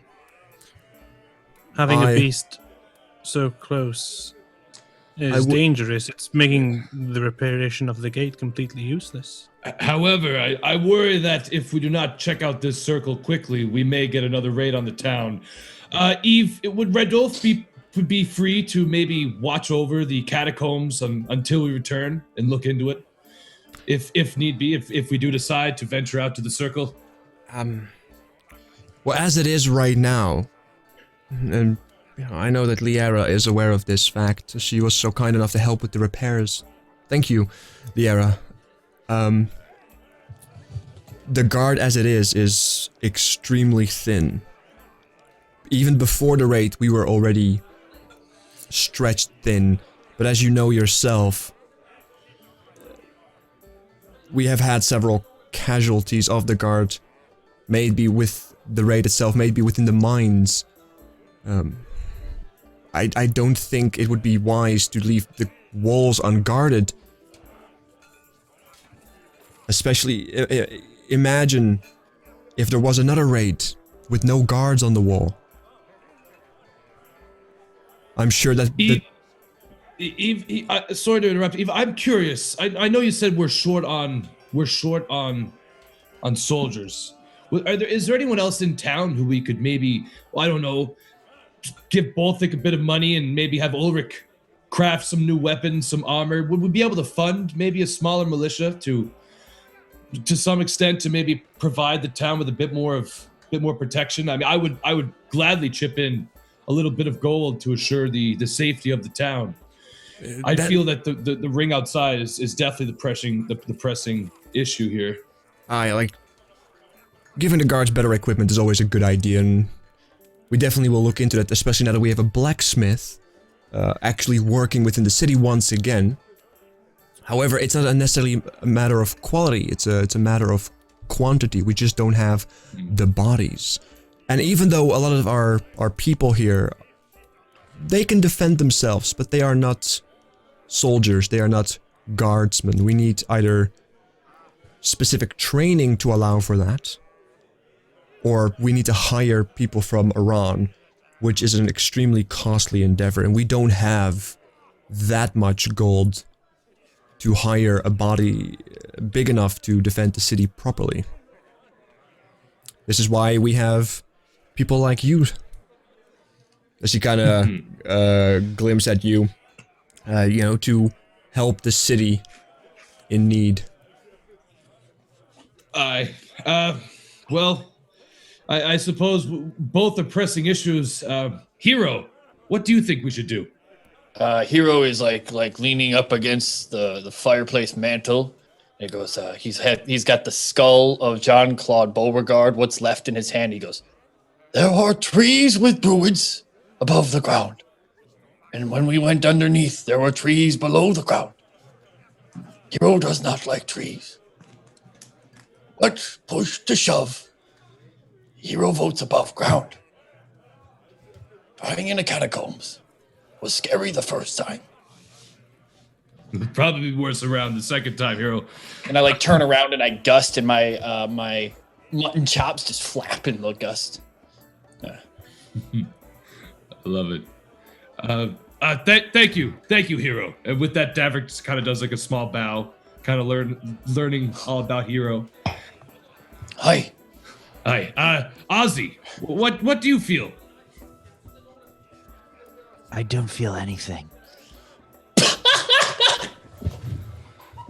Davrick just puts his head in his hands, and shake, kind of like he's kind of trying to rub a headache out of his temples.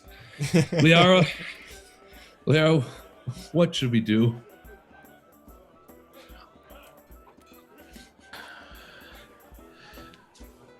The beast can't make its way through the tunnels below the catacombs for now, so... Or it does mean that the opening is open. Yeah. And you guys But did we- know that, you know, the Beast of Ill Omen, as they have been dubbed, were there. And they That's can a pretty fit gnarly through it. name. So, And they can fit through it, because they are dog-like. So... And there is still a druid active as well. That can fit through there. So... true. Well, if you think about it, the druid could just literally turn into a bird and fly over the gates. Also that is true. So, but, They're both important. And hence, Eve has given you guys the judgment call. the choice. Well, I vote for the circle personally. But it's up to that's my vote if we're going to vote. Hero stands with he who drinks too much. And like quarterstaff on the ground. Yes, I think for now it is a good plan. We need to make better preparations for the catacombs. For once we defeat the beast, we need someone to immediately close the other end. So, Eve, perhaps while we are away, you could begin getting word out to the miners that we need that opening closed. They already know that I Would have it be- sent word personally to them. The problem is that this creature, I presume it to be just a bear of sorts. It is getting cold after all. It's not unlikely for forest creatures to seek shelter in caves after all. But nonetheless, they are aware, but I do not wish those individuals another situation. They just came out of one. Yes, it is understood. Perhaps we should let them rest just a little longer. Yeah, I do agree. However, I just had an idea. We could send them back down, maybe with Aoths for protection, and simply patch the wall, the initial breach into the catacombs. It may prevent a breach for the time being. It's how it always had been before. The breach is recent. I'm sure they could patch that with some protection. Yes, As opposed to the breach at the end of the tunnel. We could do that when we get back. Yes, perhaps closing the entrance from the church is a good way to do it for now. It is an option, at the very least to barricade it, to be certain. Yeah. However, I do not think it to be a permanent solution, especially if we indeed want to build a proper resting place. Yeah, Below. definitely not permanent, but just to prevent anything over the next few days, hopefully. Alright. I will send word to barricade it for at least Perfect. as long as necessary to have you individuals investigate. However, the circle it is. Anna is currently somewhere in the city. I will send word to her. I say you guys meet up at the gate in an hour and make preparations. And make sure you make preparations. We don't know what is out there right now, and it's snowing. It's not gonna be easy. It was never easy, but it's not getting any easier. It's only fun if it's difficult. We'll handle this like nothing with like everything else we've come across so far, Eve. You can count on us. We'll meet Anna at the gates in an hour, and we'll be back soon with some good news. Just remember, Davrik, overconfidence is a slow and insidious killer. This is true, but you do need confidence when you're facing the unknown. Fear is only wisdom in the eyes of danger. However, Davrik shakes his head. He's like, he's in over his head. He's just like, Eve, I do not have any other other words that rhyme or make any fancy sense. Be careful. Let's move on with this, please. Davrik is getting another dirty headache. just The hangover's kicking in again. be careful. Is the answer. But time to make preparations. Within the hour, around 9, I'd say, because apparently I can feel what time it is. And I will be at the gate waiting. Don't let her wait. We'll meet her there. Alright. And with that, we'll take our own break. In the meantime. Thank you guys so much for being here. We'll be right back in a couple of minutes. Make sure, players, that if you want to make preparations, you come up with kind of what kind of preparations you want to make. Other than that, catch you guys in a couple of minutes. Beautiful. Alright, you guys are muted. Oh, I'm not. Whoops.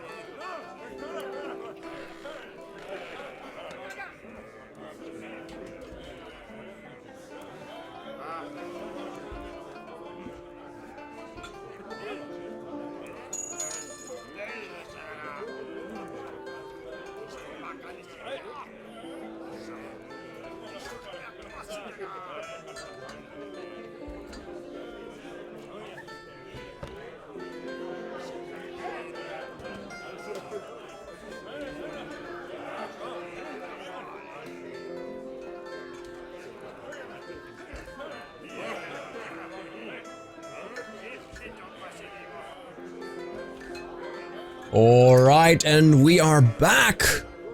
And here are my beautiful players as well. We are back, we're one short. He's still doing, making preparations. For what is about to happen. What the? What is that? Can we say? Can that be in-game Ozzy? Can that actually what Ozzy just did? Did Ozzy do that? Or is that? No, that was Shit. No. No. I was hoping it was gonna be Ozzy. maybe to warm himself up. It works. It works. I think maybe. What do you think? Roll for how much it warms him up? Serious role-playing, ladies and gentlemen. Serious role-playing. Anyway. Is there anybody that makes any kind of preparation? Beyond what perhaps already has been made? Like, knowing that you guys are going outside the city, to seek out the circle. Well, I'm gonna head back to the apartment or the house or whatever, and I'm gonna grab whatever rations that we had left over. I believe that, did they get all eaten? it's I know I your have- job I to should keep have track of it. that I know you bought I enough have it rations here for somewhere. 4 Yeah, I bought, days like, for a people. lot of rations. Just gotta find the page because I have so many pages of all this. I believe I'll that. look for it.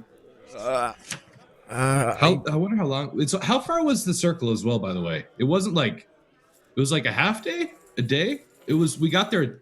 It was still light out. I think. Yeah, it's a half day's travel. Okay. To get there at normal pace, to hit the forest and to get into the forest and find that a little bit deeper in. So I would say that currently with the snow, and depending perhaps on your role, it might take longer. Okay. And it's Alright, still like it's well, around 9, right? It's still very early, so you should be able to make it back at dark at nightfall if you get lucky, if you can find it immediately and such. But in case that's not the case, what a sentence.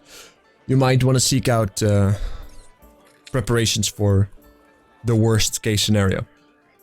Okay. All right. Well, if that's the case, I'm gonna head to the store. I'm gonna go see Baltic.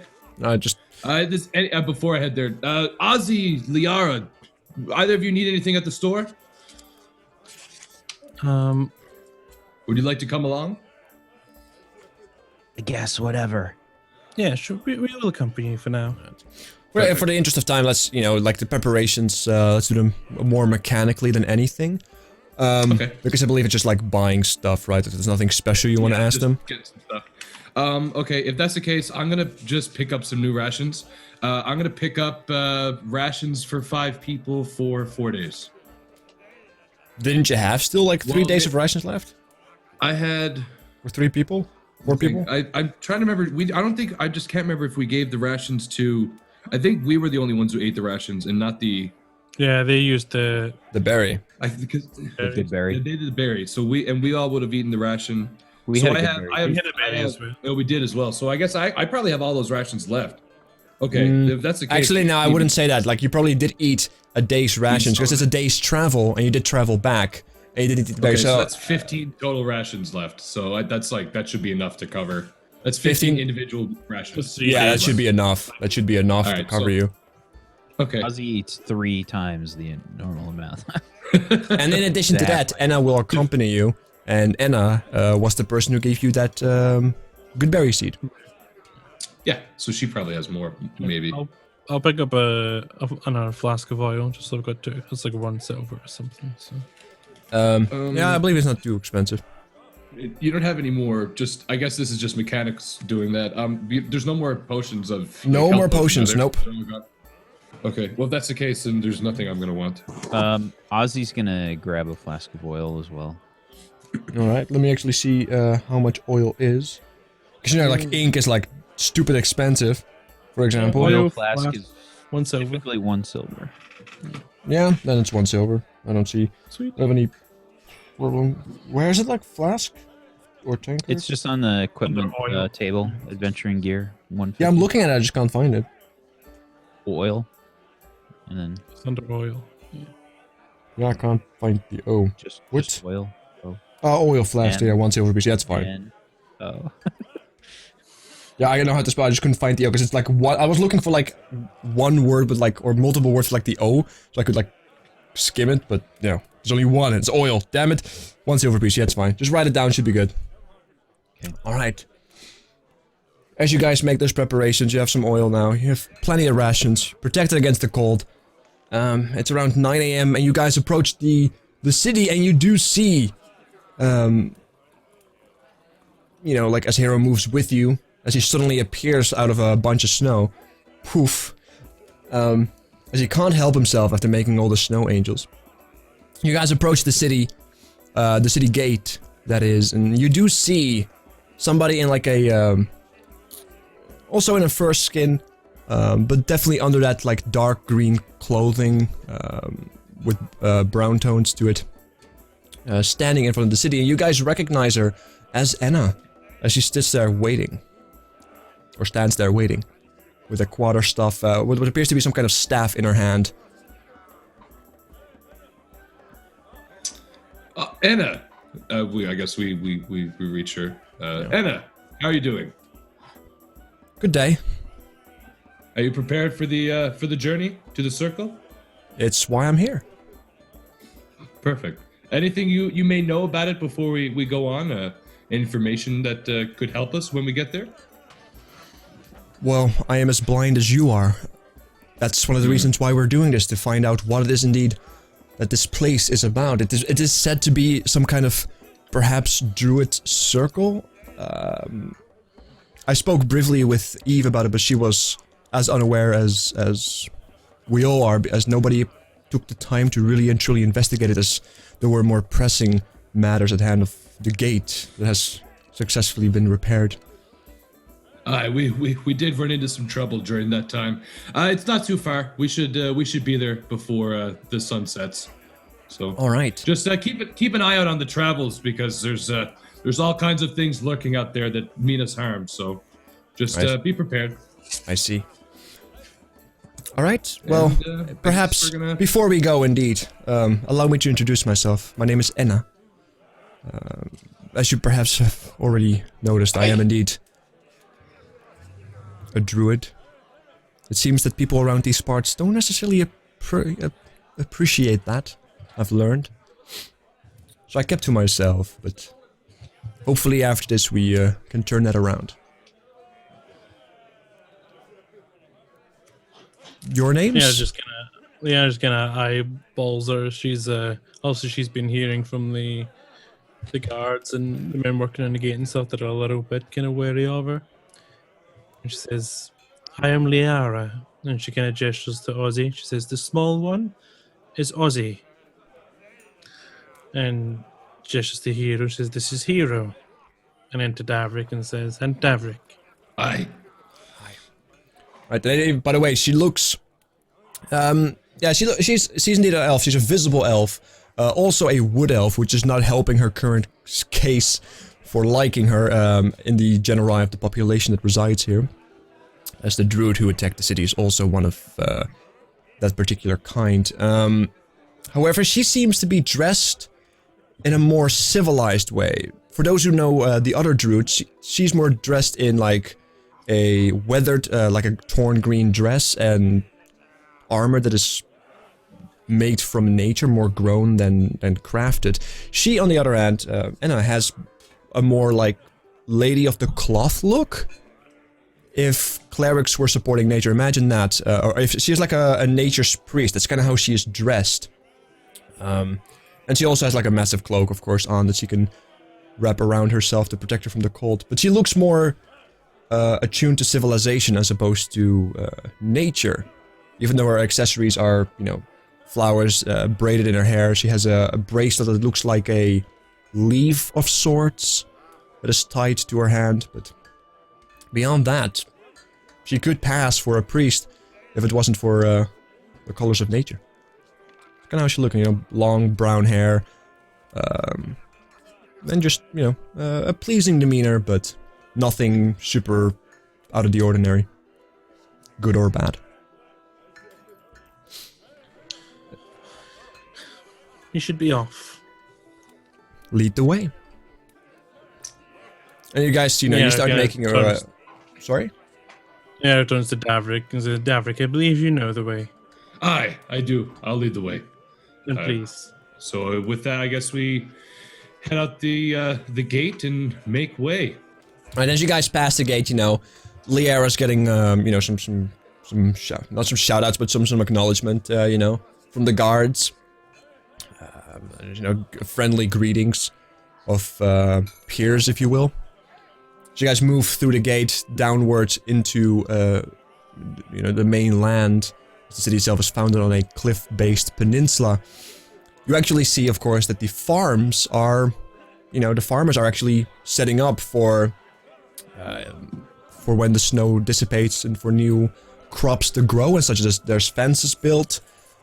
And yeah, actually the first time in since you guys have arrived, it actually looks like there is proper farming happening around these parts.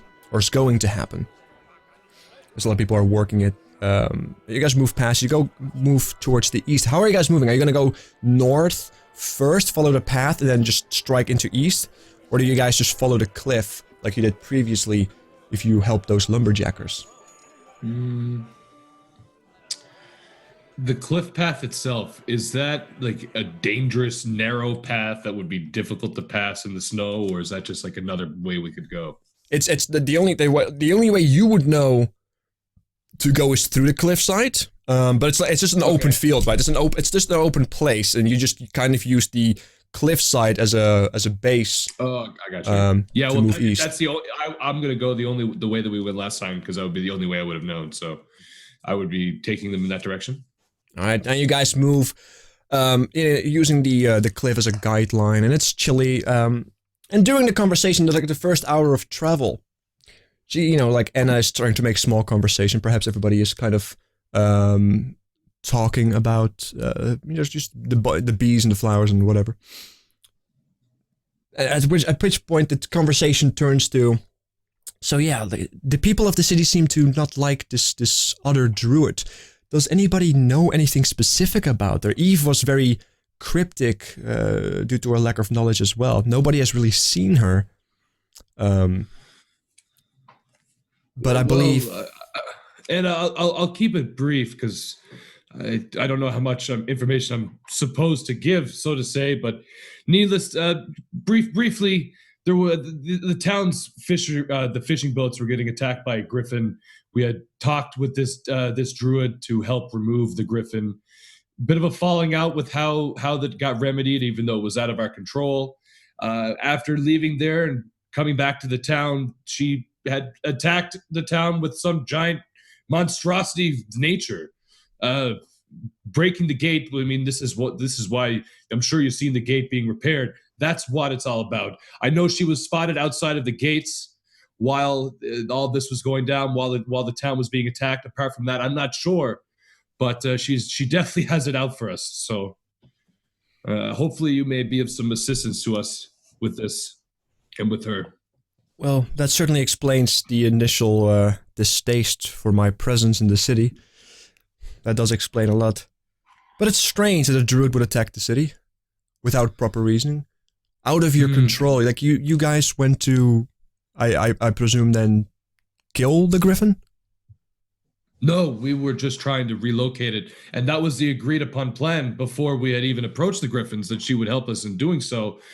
We did unfortunately scare the griffins, or maybe not scare, maybe startle the griffins to get them up and get them moving, but we definitely didn't do no harm.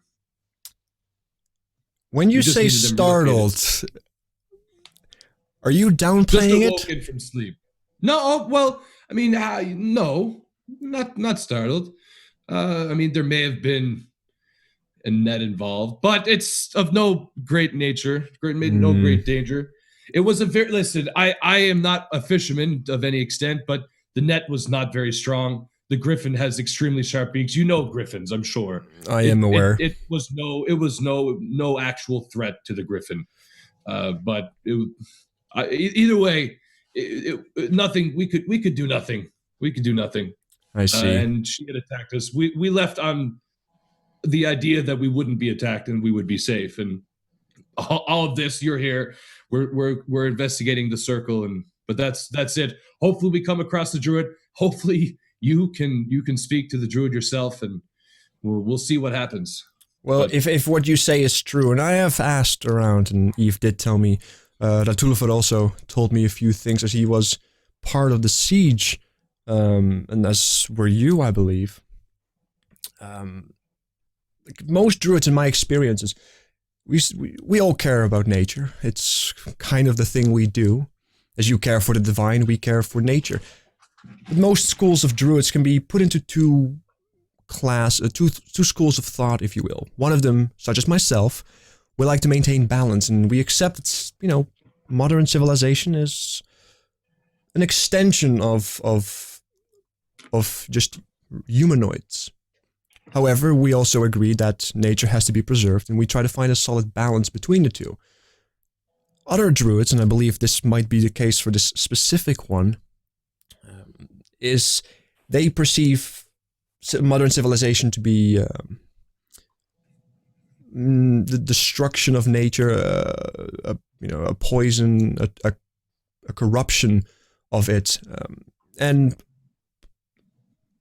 some druids are very sensitive to that. If you indeed, I don't think she would attack the town just for startling griffins. I think that is a stretch. Perhaps she has been brewing something for a longer time, at which point this circle may be a lot more intense than I was expecting it to be. But it is possible. I know that one of the things we had discussed when we were talking about the griffins was that if they did attack, or if these things did continue, the townsfolk would obviously do more than what we were intending to do. We were just trying to relocate.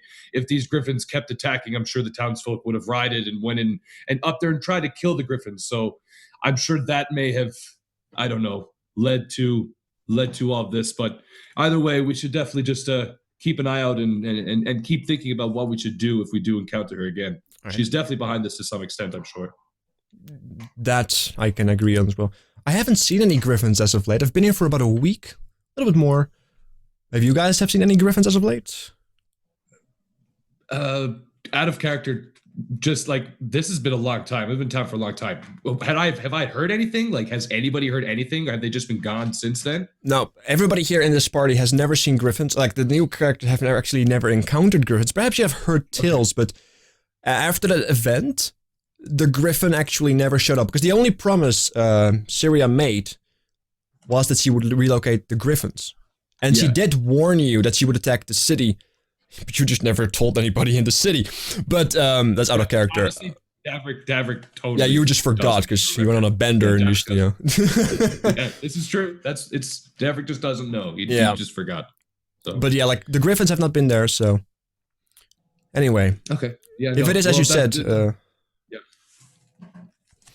the conversation lightens up and you guys move forward, and she does mention that if she is as hostile as she is, I'm sure she has her reasons, but if she is as capable as I have been told, being able to summon these creatures from the Fae, well, let's just say we might have a lot to do. And this conversation lightens. Does anybody ask her questions, or you guys just traveling? No, Liara's just listened very closely to her. She's pretty cautious of new people, especially when she's already kind of heard people be not so comfortable with her. So she's just listening out for any kind of contradictions in what she says or any indication that she's lying. Okay. You do know that. Would that be an insight check? Yeah, you can do it. You can do an insight check if you want. Yeah, they're just trying to figure her out. So, all right, 19. She looks absolutely honest. She's not holding anything back. She is literally here with the purpose of finding out what is going on. And as you look her over, and you have studied her now since you have been traveling with an hour, and you have looked her over, and you start to understand that the tales that you have heard about the druid, that people are uncomfortable, are not necessarily due to her doing. It's the experience that they have with druids in general, the one druid that have attacked the city, right? So it's damned by association. Yeah, so I kind of get the friendly, honest, the peaceful vibe from her then, yeah. Yeah. Like she in her small talk, she definitely makes aware that she, like she, if the only way she would attack civilization if civilization is actively trying to destroy nature, as she would, prevent nature from actively destroying the city. She's an ambassador, if you will, between nature and modern civilization. That's how she comes across in our conversation. And Hero was going to do something, I believe. Hero's just wandering the path like ahead, like kind of balancing on whatever rocks that he can and playing in the snow, like sliding on it, seeing how far he can slide and like gusting his way further, kind of messing with it. He's got his big wolf pelt hat, like cloak, like over his head and like around his shoulders, and he like puts his hand in it. And he does that. He kind of looks like Ace from the info section. With the wolf hat. Just a lot older, I hope. Yeah, Hero's like 38. Yeah, So okay. it's already fully like grayed hair. Yeah, Which I is, still got his my only youth. hair is like his mutton chop beard. It's kind of my youth. I still have my youth. Steal my fringe. Don't steal my fringe. You don't even have the hair to fringe. Yeah, you stole your fringe from me. What color is Ozzy's fringe right now? Anyway. This fine day it is a majestic purple. Oh, okay. I guess colored it purple. Well, regal. Ugh, purple. Davrick was actually going to ask Enna something. Enna, I noticed that leaf tied to your hand. What significance does that hold? If you don't mind sharing. She holds it up. This? Yeah. A lady has to accessorize. Fair enough. Where I am from, when a lady places a leaf upon her hand, it means she is looking for a significant other. And I like nudge Davrick. Davrick is just blushes like beet red, and just kind of slows down a little bit. I like, and like his hair like just pops out. Like she sees that, she does like, and she kind of like, I assure you, Hero, I'm not looking. Hey. I'm not looking for anything. The only thing I'm looking for right now is this druid circle. How far is it until we arrive? How long? I mean, Davrick would have some. Yeah, about halfway. Another few hours. The snow obviously is going to slow us a little bit, but shouldn't take us too long. Aye. Well, once we get close, just be on point. A hostile druid in the forest? Well, the trees could be your worst enemy. And conversation just kind of goes on, like, it's small talk about the city, perhaps on what everybody has been doing. And you just kind of, build this rapport. And I want everybody to make a perception check. Oh, my perception is so shit. I love this. As soon as she says something about the trees, Hero's like immediately like looking in the direction of every tree nearby. And just like you fall to the ground and cover your like head. Jean-Claude's skull is like on the end of his quarterstaff now, and he's like kind of talking to it. He's like, oh, big bada boom, huh? Like looking at the trees. I'll roll my own perception with a 13. Yeah. My perception is always terrible, man. I don't think It's very difficult to see anything. You do guys make out that the tree line, you guys see more trees moving past you. You guys are getting close to the thick of the forest. But you don't notice anything because everything is covered in snow. Everything is, like also the light being reflecting of the snow itself is blinding you if you like to try to look in the distance further. Let me check real quick. All right, and you guys just move on, and you guys hit the tree line. What do you guys do? Do you guys just move in, or? Yeah, I guess we're just gonna. I assume we're trying to get there as quickly as possible. So, we'll take the most direct route. I guess Right. we're gonna have to go through the forest anyway. So, like Hero's out in front, and as like Davrick approaches a little bit more, you just like hear Hero going. Are you okay, Hero? Are you okay, Hero? Trees are mighty dangerous. It takes They great are. warriors to travel through them. Be vigilant. Yeah, if you're not careful, they can take your head right off. And Ozzy just kind of like pokes the skull on Hero's staff. I've seen a tree do that myself, Hero. Be careful. Like, as Ozzy like does that, Hero goes, whoa, and like front flips, and like his quarterstaff stands straight up. And he like toes on it and like stands there balancing on it, goes, like looking down. It's like, oh, do not even warn about such things. Make and I an like go acrobatics backflip check. off and twirl the quarterstaff and grab it again. Well, before you do, make an acrobatics check. Oh, yes, fuck. thank you. Yes. Come on. If you see, I do a flip. Oh. Oh, nice one. Damn, son. Do not even warn about such things. Trees are mighty dangerous. You do land. You found your footing. Nothing happens. You know, an impressive display of skill. If only it actually had purpose. All your high rolls are being thrown out of the window right now. Okay, you guys move into the tree line. She once again asks, I guess we should be arriving shortly, an hour, maybe 2. She kind of looks at Davrik.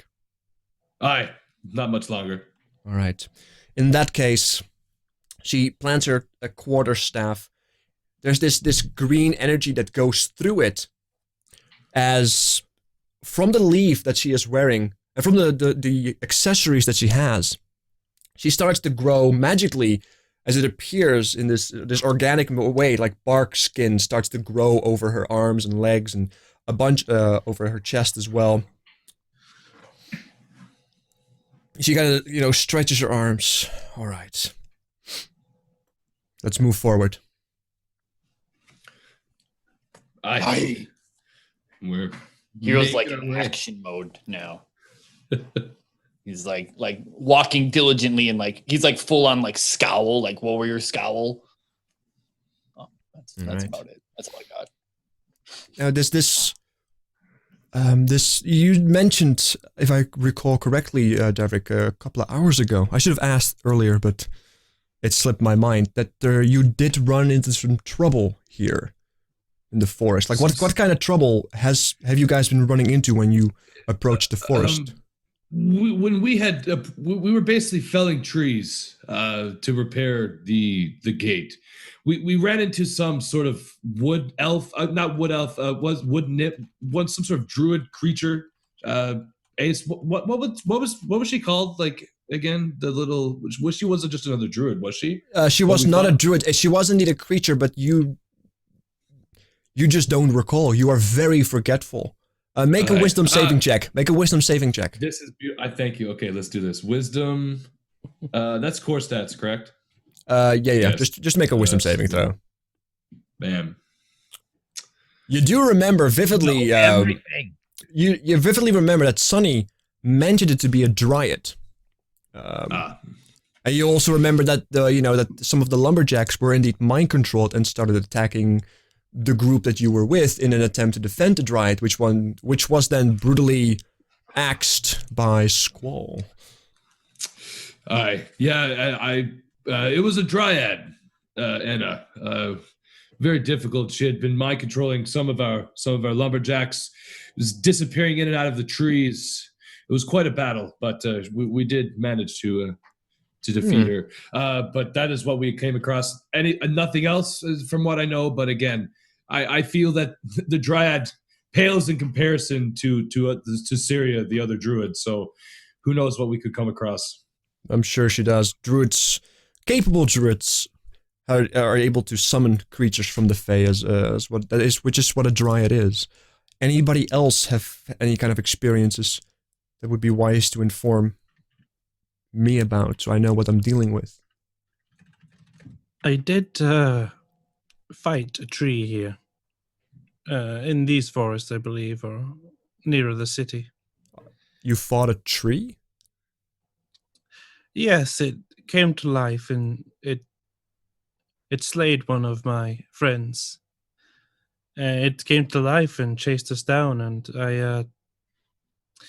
I kept putting arrows in it until it stopped. Not the most effective way, but persistence can be key. If I'm thinking about right, that could be what we call an awakened tree, which sometimes could be accidents, sometimes could be used to guard a particular place, or sometimes just could be a trap. This druid is capable if she can just do that at her own whim. Eyes up, everybody. It may be a lot harder than I was expecting. She grabs her staff and actually starts channeling more energy through it that remains within the staff itself. It now kind of glows green. It has this pulsating magic feel from it. You guys move on. And who's taking lead? I guess I'm going to be taking lead because I would be the only one who knows where the circle is, I suppose. Yeah, Alright. meat shield in the front. Right. Unless we're taking the same path that, there wouldn't be a path anyway because there's snow. So yeah, I would be taking lead. Yeah. Everybody make another perception check. Can I cast guidance on myself before we do this? No. Oh, nice, Davrick. Thank you. 23. No. 18, 26, 13, 22. 21. Sorry, 21. All right. Math As you is guys hard. move forward, let's see. What kind of formation are you guys walking? I know Davik is on front. I assume a straight line, unless I mean, all I know is I'm in front, so I don't know what the people behind me are doing. All right. I'm let's using as many of them as a meat shield as humanly possible. Yeah. All right. At which point, let's see. We have 4 of you guys. Who was the highest roll? Davik, roll 1d4 for me. 1d4. Okay. Yeah. 1 second there. Let me type that in. D4. Whammo. All right. You guys are, closing in on Nice the. perception roll was hero, I think, because he had the Yeah. Yeah, the add-on. Yeah. 21 with his. That's right too. Yeah. It It's a would be 13, added. 6, 20, and 18, right? Yeah. I got a 21. Yeah, he would have beat me by 1. I just Oh. rolled it. I just rolled it without the +3 on it. Okay. Well, sorry. Not bad. I'll stop. Anyway, Davrik, you being on front, I guess, everybody's kind of behind you then. As you guys move forward, and the forest is getting thicker, you remember this, you do see every now and then like a snow pile, which you vaguely remember is a tree trunk, as some of them, Yeah, of this the poking stumps out. where we- as you Okay. saw it off. However, as you guys move closer,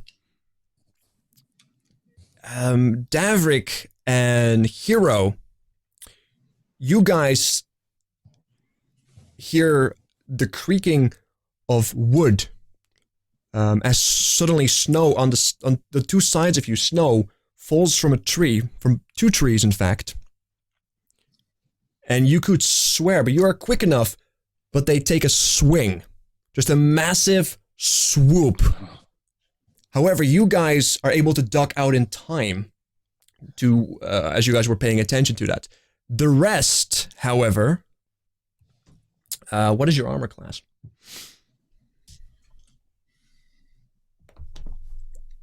all of us, or Yeah. I want everybody who didn't roll a 15 or higher on perception.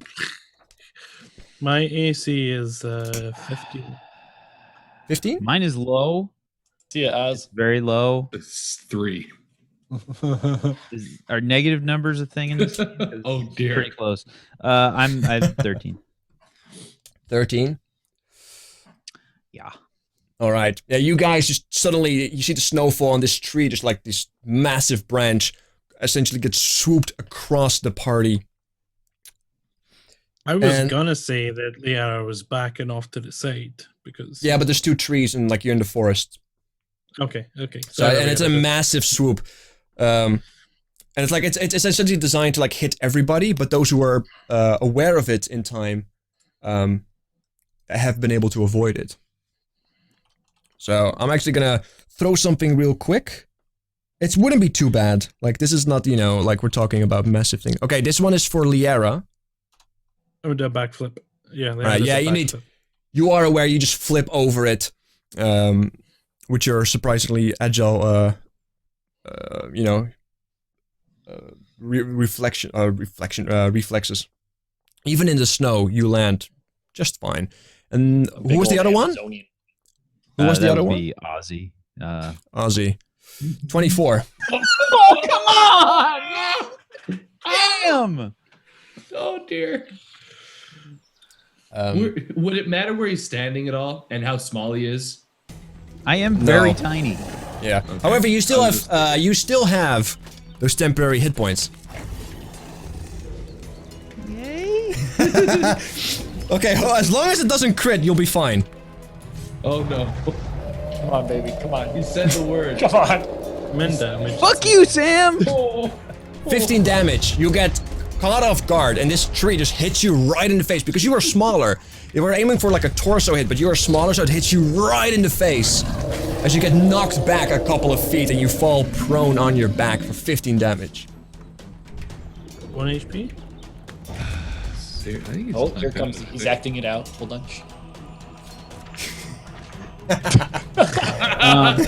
Yeah, it fucking lays me out, man. I'm down. You're down? Yep. Alright. Oh, actually, no. I'm sorry. I have one left. Okay. One left. Yeah, because you have temporary hit points, right? Those go first. So yeah, I like the essence that you once had absorbed from this beast you killed was able to protect you this time against essentially a knockout blow. You are, however, the tree prone hits right him. now. The tree hits him, and you just see like this tiny, like chibi displacer beast go. And just. Yeah, you can see like the red displacer beast aura like lift off of my body. Yeah. Question: what about Anna? Would she have been hit or targeted? She at all wasn't by hit. this? No, she had roll, but I'm rolling off screen. Because Okay. like the thing is, you guys can't see the GM rolls, but my chat can. Okay. So some of the stuff I roll offline, but she was hit. She was one off. Okay. Because she has a high wisdom, as she's a druid. Okay. Regardless. Drag your characters in. I've put 2 trees on. And these trees, like, there's a lot less green on these trees. These trees have no leaves left. And they were primarily covered in snow. Oh, hold on. I can't find the grid one. There you go. I think if you shift ping, it pulls our view to Yep. where you ping, Ace, just so you Okay. can get everyone on. There you go. Is that it? Alright. Did that work? But Yeah, I think so. Yes. There you go. by the way, I would like to point out that you picked like the icon of the halfling that's laying on his back. Yeah, Is that, it's like, perfect, right? for a Isn't that reason, perfect right now? or- Alright. Wait. Yeah, Davrik is in the front. Okay. You guys were all kind of in formation, kind of walking with each other. So this is kind of what it looks like right now. As you guys indeed just saw Ozzy take a massive swing to the face. Let's roll some initiative to know what we're gonna do. Oh god. So is Ozzy knocked out or is he? Ozzy is still up, 1 HP. Okay. Oh, he's still up. But he's looked like you don't know that he has 1 HP. You just see that he is looking really rough, like his nose broken, blood just pouring down his face. He might have actually lost a teeth in the process. Oh my god, these Not initiatives. my teeth. Rip roll. He might. Do you want to make a teeth roll? Because I will make you make a teeth roll.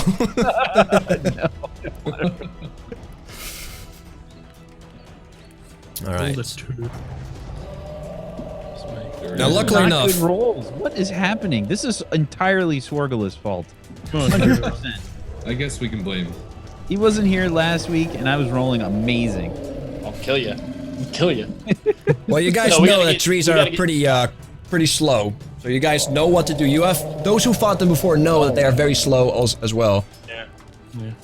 All right, so let's take a look at Boom. There. who is first. Hero. Your The Arcana agility. calls out. The trees are slow. Keep your distance, and they can't hit you. All right. So it looks like only the 2 trees, right, that have animated here. Yeah. I guess I'm gonna. Is Ozzy like prone? Is he laid like out? I guess I look back to him and I go, do you need assistance? The quarterstaff action. Hadoo! And I do like a front flip and land at you and like scoop you up like a small child. And then I am going to cast jump and use a key strike, which doubles my jump. Jump already uses triple, so then I double the triple, which is 6 times jump. I'm gonna get the fuck away. Okay, you jump really high with, make an acrobatics check with disadvantage, because you have essentially a body with you. The baby. 11. Well, yeah, that's 11. So I'm like jumping in our direction. Okay, like, yeah, you are able to take him away out of this line of trees that are animated, these awakened trees. You are able to get him away, so put him in like the general direction where you want. Mind you, you don't have that much movement because you have to move first towards him and then also with him. So make sure that you. I mean, how jump lets me move 3 times the jump distance, which is like, I think it's like 10 feet. Yeah, but you have to also walk first. Well, I can move 80 feet around, so I move 5 towards him, and then I can it actually takes an action to like grab him and move him. So 35 feet away. Yeah, you can like, let's say 30. It's useless to use jump to get farther. Yeah, but you're also like, that's without carrying somebody, right? You're now jumping with somebody. So let's say you can jump away for 30 feet, using all your movement in your entire action. So I jump forward where we're going, 30 feet. Alright. Then move into the position where you want to land. And... okay. Yes, deeper into the forest that is obviously completely awakened and we're all gonna die. Go further in! Alright, and of course you take Ozzy with you, so he's kind of now next to you. You are able to like cover the blow for him, but with the extra weight of him and your low acrobatics check, you do take 1d6 damage, so roll for that. Just falling damage. There's snow around, it's like, you do make a smack yourself, and you sacrifice your own body, essentially, to preserve his, as he's looking really, so you take 2 bludgeoning damage. Rough as fuck. Alright. Anna sees this happening, as she was able to just anticipate the movement and step out of the way. She screams around and says, "Use fire if you've got it!" And she actually aims at one of these, she takes aim at one of these trees, the one on her left. And I'm actually gonna have to see which spells she casts, because druids have a lot of spells. Did you guys know that? Not sure what the fire spell is actually called.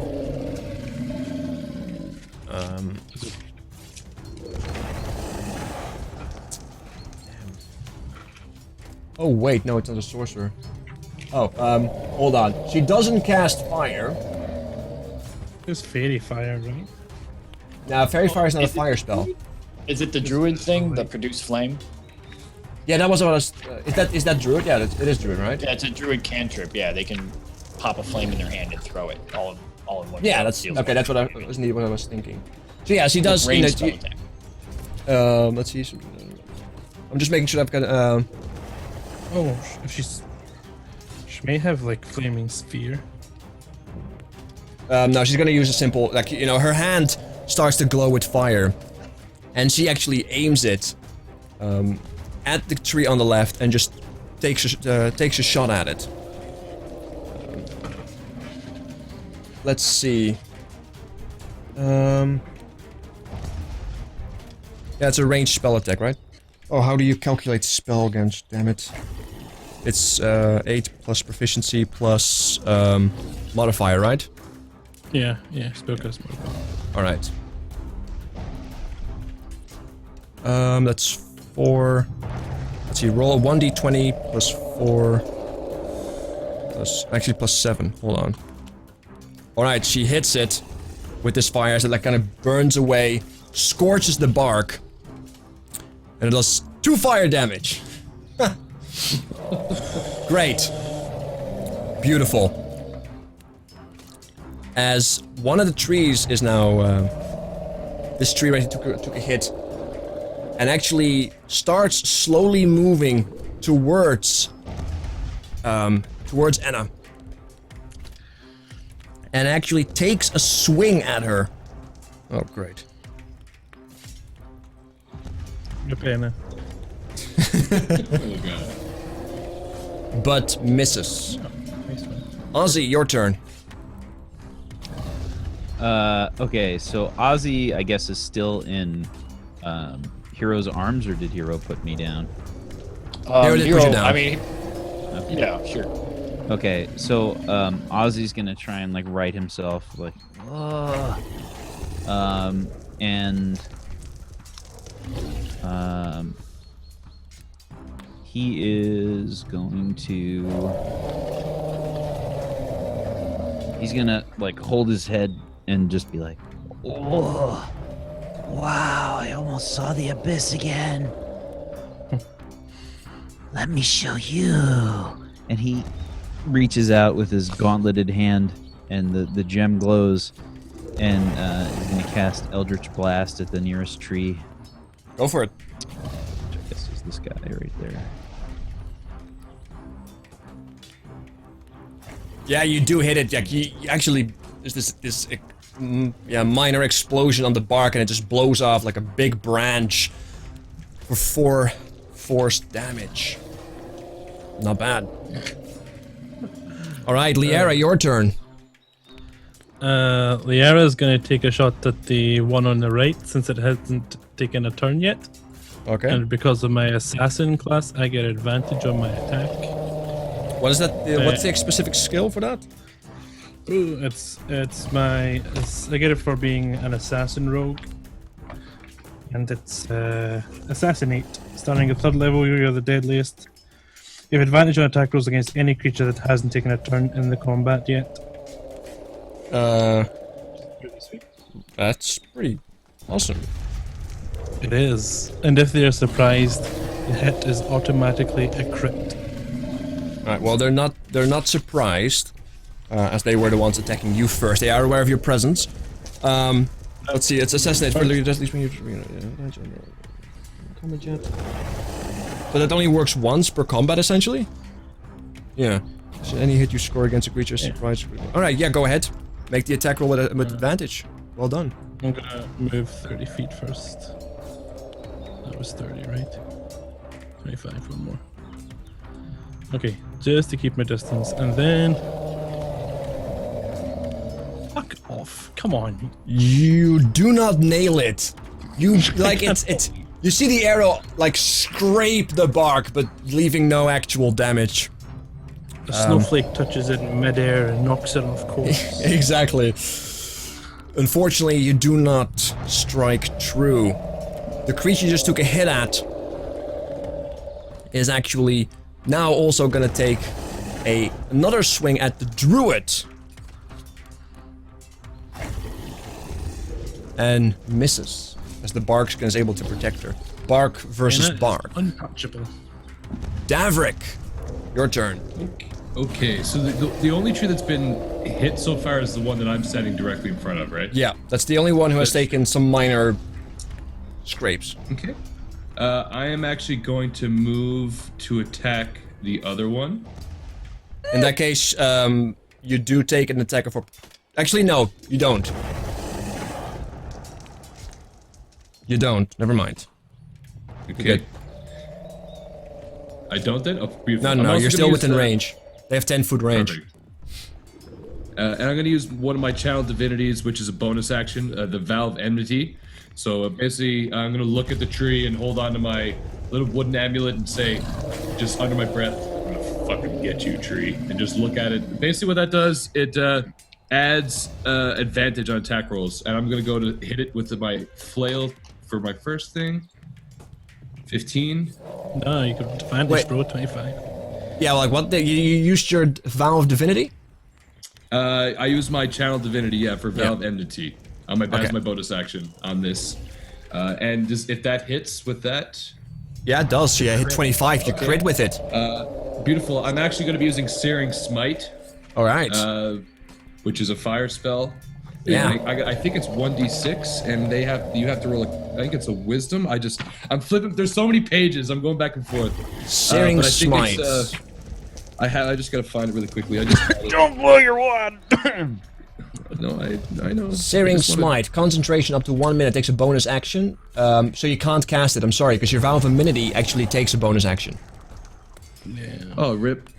Well. So you can't cast. What you can do is smite, because you have a crit. So if you were to smite right now, you get to not just do 2d8, you get to do 4d8. Yep. I'll do that then. If I can't do Searing Smite, I didn't realize that was a bonus action. I'll do my other one then. And you said that was 48. Yeah, if you use a 1-level spell on it, it becomes doubled. All your dice that you're rolling right now become doubled. So it's a 9 and a 7, so that's like 15 bludgeoning damage to begin with. However, you do notice that once you hit it with with like a brute force of blunt damage, it seems to not affect it as much as you're accustomed to when you strike this hard. It seems to able to resist most of the force. However, the smite is 4d8 of divine light you fucking scorch it with. So let me know what it is. 4d8 blam. 18. 18. Not bad. So that's definitely not bad. All right. Yeah, the force itself doesn't, but the divine light just gets infused in it as, the spikes just force it into it, and you see these massive, like, chunks being just forced of its form as it just, like, falls apart, as if it's just been hit by a bullet, if you will. As, like, this light just, like, kind of engorges it on the point where you strike. It's... You can definitely tell that you have... Even though it seemed like to resist most of the damage initially, you have hurt it quite significantly. Hero. Perfect. Your turn. Hero is going to stand in front of Ozzy, quarterstaff drawn to take a hit instead of Ozzy, and I'm gonna take the dodge action. All right. I don't know if this is gonna work, but it probably will. All right, dodge action. Now she has been dodging and blocking with her bark skin. However, she understands that she is not designed to take threats head on. Her specialties lies elsewhere, so she's gonna take the disengage action and get her ass out of there. As she runs towards the back, 30 feet, and just prepares herself for the oncoming onslaught. Which brings her back to this tree. Right. Let's see. Let me actually roll. Is this one down? No. It's just like it's missing like a massive chunk out of its bark.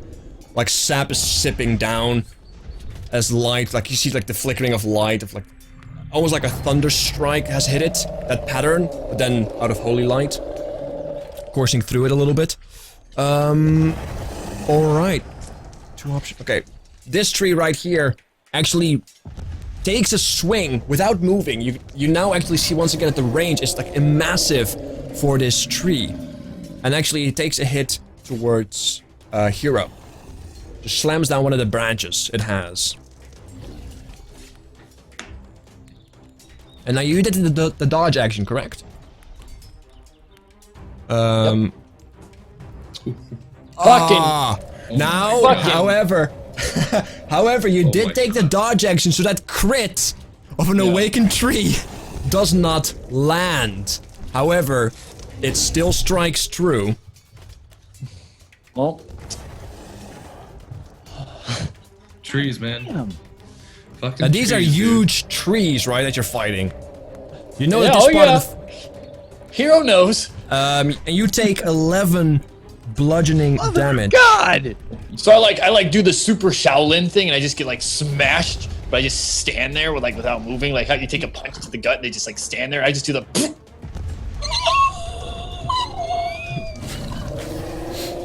I just like do that. Yeah, as you can like as the you can Mortal hear, Kombat camera. like yeah, and Ozzy, like you're nearby, you can even hear the. Anyway, Ozzy, you're I like nearby. fart a little bit, and he like goes out. And through that piercing sound of his moan, of his painful moan, like you can actually hear some of the ribs crack under the sheer force of bludgeoning damage. Which brings us to you, Ozzy. What do you do? Ozzy sees Hero get just decimated by this tree, and he's going to retreat back a little bit, and he will cast Eldritch Blast again, holding his gauntlet up and pointing at the tree that just struck Hero. Mm-hmm. Nice. 19 versus AC 5 force. Yeah, you nail it. It's a very large object, you know, like even you couldn't miss it. And you just strike through and another branch just falls off. Like, what? Like, if Anthrop was any indication of your range attacks. Like, you do strike true with the force damage. It doesn't seem to be doing any multiple damage, but you know, like, it sees, the damage you were expecting happens as branches start to fall off through the sheer force of your spells that you're shooting at it. And it was the left one you shot at, right? The left one? Alright. Which brings us back to Liera. Anna she created a flame, right? Is that flame still in existence on that tree? No. It barely did anything. Like it scorched the bark and it did do more than expected. I thought it was maybe a concentration spell and it was the flame was still. Or the Searing Smite is, but that never happened. Okay. Then she's just gonna draw her bow back and fire again. Right. Which one? She's gonna go after the one Davrik hits, and she's just seen a bunch of bark fly off it. Hoping that she can thread the shot into a sensitive spot underneath. Alright. And you strike true. He's within 5 feet, right? I can add my Indeed. attack, so Go, yeah, and it's double sneak attack damage because you have a crit on it. I don't Go get for any it. extra sneak attack damage for It's 1d6, I believe. So you get to roll an additional 2d6 sneak attack damage. At level 3 it's 2d6. So Oh, it's 2d6, then you get it. Yeah, roll 46. It's piercing damage, right? Like it's the same damage that you used the weapon for, so. It's piercing, right? Yeah, it's extra weapon damage. Yeah. So you do a total of 31 piercing damage. Like, you know, you strike in its vulnerable spot in this awakened. You know, you can see the magic just shiver as it flickers by your impact. The magic that is animating it. However, You got touched. you were expecting a significant impact, but once again, even though you affected it greatly, it seems to be doing significantly less than you were expecting, and this is a concept you are aware of as you have fought these creatures before.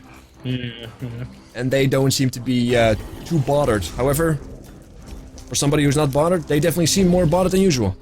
I am so good at describing things.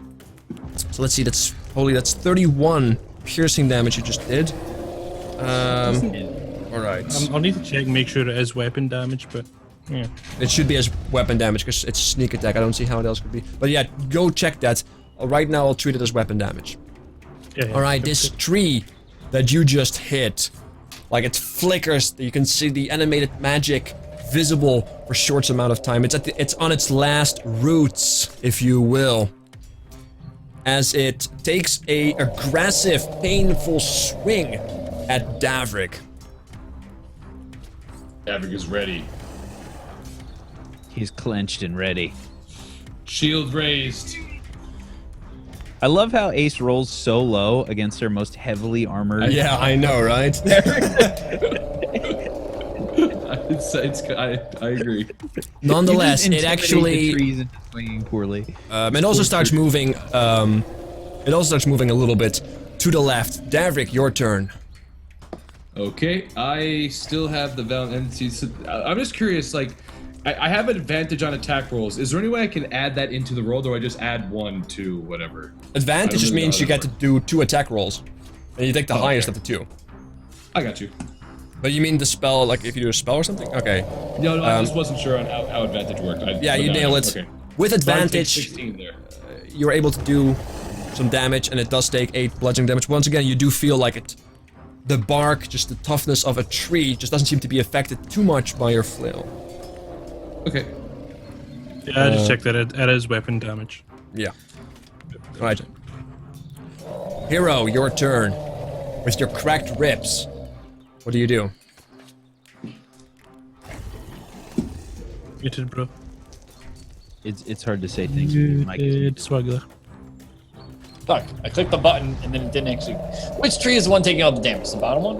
The bottom one is on its last, legs, Okay. roots. Hero is going to, like, as he bleeds through, like, the wrappings, like the monk wrappings underneath his cloak, he twirls. I twirl the quarterstaff and I, like, ninja run, like, that, like, thing. And I, like, run up to the near death tree and I give it a like a crack with the quarterstaff, follow up with a punch a branch.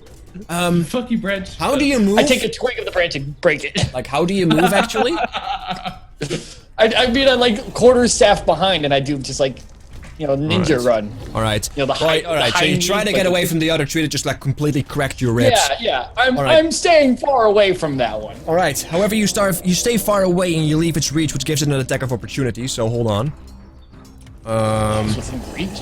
Shit, that is a reach and a half. It's Yeah, it's 10 got feet. 10 feet reach. And you just moved to Okay, 15. yeah, that'll do it. Bye, guys. I'll see you next 12. game. Who cares? It Yeah. was- Oh, yeah, that misses. Now, it takes a swing at you, but you are nimble enough to avoid it. As you attack the other tree that is, looking really rough. Roll your attack roll. For your quarterstaff, I believe? Yes. I hadoo with the quarterstaff via 2 hands. Boom. There it is. Alright, yeah, you nail it. For 4 bludgeoning And I damage, but follow you up too with the unarmed strike. also nail it. Break one However, little- like, with the quarterstaff, you see it not giving, even though it's significantly weakened, it doesn't give much weight with your quarterstaff, and even once you get up close and personal with it with a fist, it just doesn't seem to give too much weight. However, it starts after you are done. You do start to like, it starts to like kind of, its steadfastness as a tree seems to be not present anymore. As it starts to kind of what's the word I'm looking? Wobble? Is that a word? It starts to kind Wobble. of wobble. That's the one. It starts to kind of wobble under its own weight as a big chunk has been taken out. It has been taking a lot of beatings, and it starts to. One last hit! Focus the tree! It starts to lose its presence within this world, or whatever it's animating it is starting to lose it. All right, the Enna, the druid, is near Ozzy. She sees that he is bleeding. She kind of like reaches down to you, Ozzy, and looks at your face, and she kind of places a hand on your face and says, "Right, this may sting a little bit," and she casts Cure Wounds on you and heals you for 6 health. Yeah, whatever, I guess. And then she just kind of attends, she kind of ignores you as she immediately points her attention towards the trees once again, which then also start moving and take a swing, once again at Davrik this time. 22. Ooh, that hits. Alright. As Davrik has been focused primarily on the other tree, he's being caught off guard for a change. As his armor is not enough to hold the blow, and he takes 15 bludgeoning damage. Okay. You take this massive smack from the side. Definitely going to leave some bruising. Ozzy. Okay. Ozzy is going to...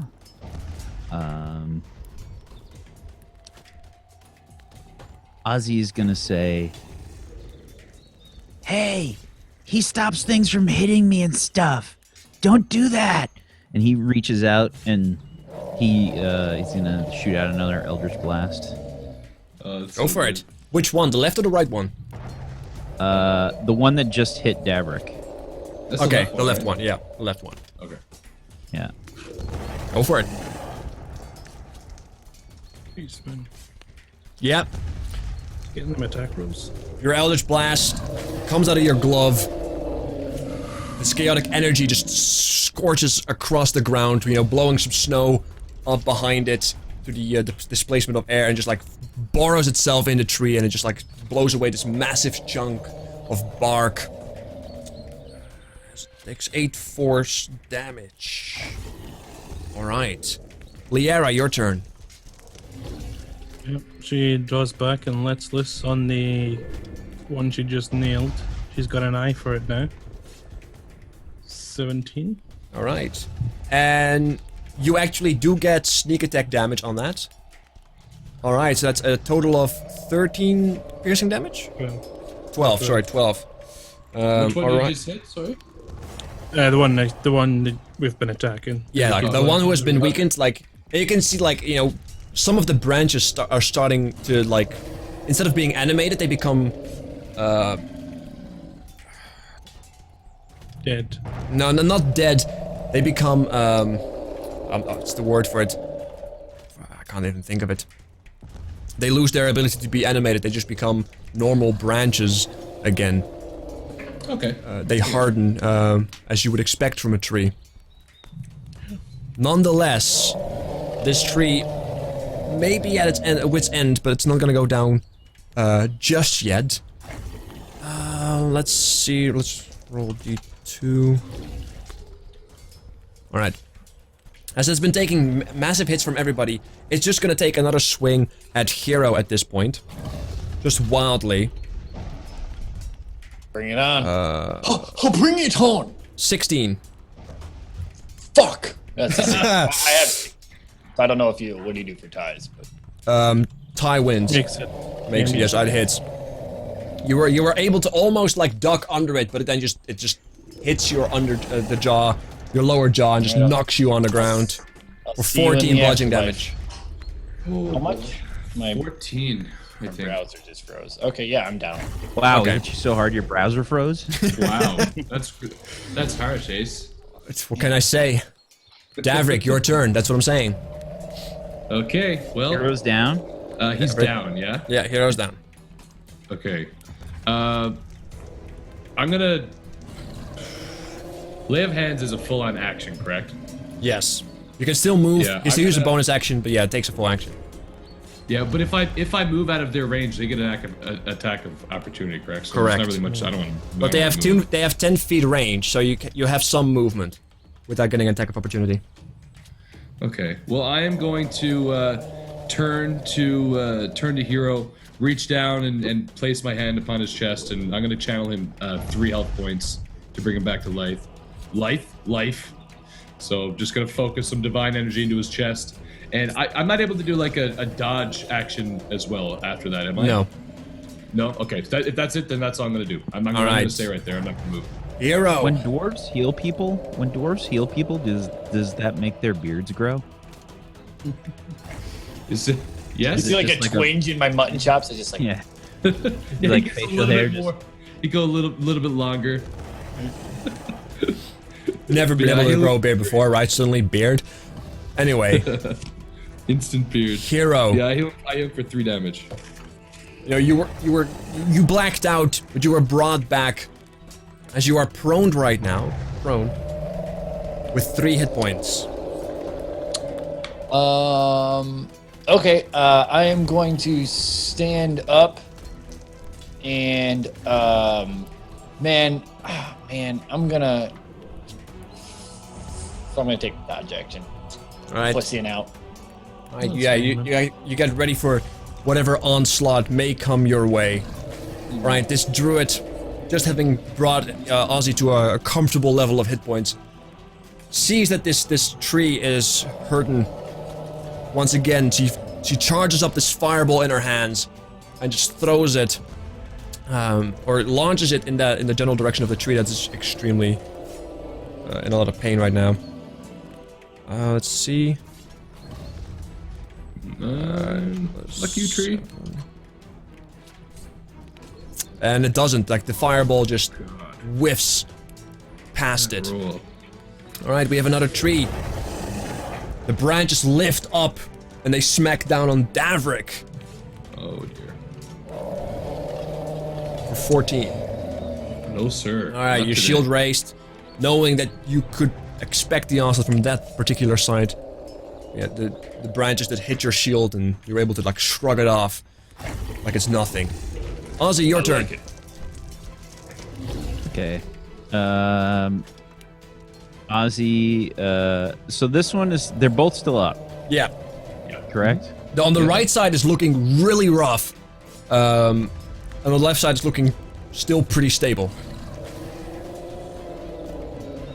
Okay. And before last time. Ozzy is going to move. Let's see.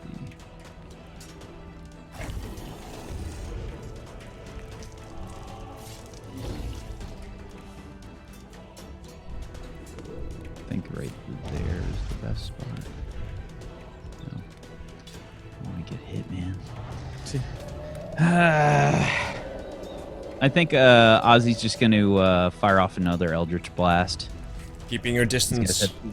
Too long of a reach. Wise. Too long of a reach. I don't trust Ace at all. All right. Hey. Yeah, he's gonna raise up his gauntlet again. He said, I guess it's been working so far. Let's try it again. and he's gonna aim at the mostly damaged tree, I guess. So this guy over Yeah, here, go for it. launch it. Ow. Unfortunately, even though the impact is quite destructive, if it actually did hit, it just impacts on the ground next to it and does create a bit of a crater, but the tree is unaffected. Liara, your turn. Ping. All right, and you get also the sneak attack damage with it. All right. Yeah, you know the tree being lost most of its bark, the spirit animating it or the magic animating it, barely holding on. You strike once again with your arrow in its weak spot. As you see this flash scorching through the tree of like purplish energy, as it kind of gets torn away from it, pulled out of it, and the tree just kind of freezes into place, being unable to animate itself as the magic that was once animating it has now been removed from it. This creature, for all intents and purposes, has been slain. Nailed it. Alright. Nonetheless, one of them still stands, but it's not his turn. Davrik, Oh, yeah. it's your turn. Okay. I will turn in the direction of the tree that's still standing.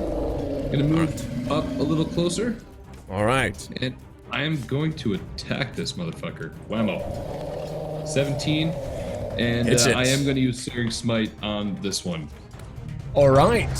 Which is a bonus action which you indeed can use. It is, and I think I roll 1d6 for that, and I think you have to roll a saving for 1d6 damage as well for concurrent turns or something like that. Alright, yeah, so you charge your blade with this fire. The next time you hit a creature with a melee attack during the spell's duration, your weapon flares with a white-hot intensity. And the attack deals an additional 1d6 fire damage to the target and causes the target to ignite in flames. At the start of each turn, until the spell ends, the target must make a Constitution saving throw. On a failed save, it takes 1d6 fire damage. On a successful save, the spell ends. If the target or creature within 5 feet of it uses an action to put out the flames or some other person that response. Alright, yeah, go ahead. You strike him with your flare. Whoosh. For 5. Alright. Yeah, you wind up your flail. It starts to get this white hot flame is being infused into it as you strike through. Initially, the force itself is 11, but as you know, it doesn't seem to be affecting it too much. But the fire, though, as it like burns itself in it starts to shriek of the sheer intensity of the flame that you are forcing inside of it. And you can also definitely tell that the damage it does is significantly more than what you would normally expect from this. Perfect. Alright, so that's...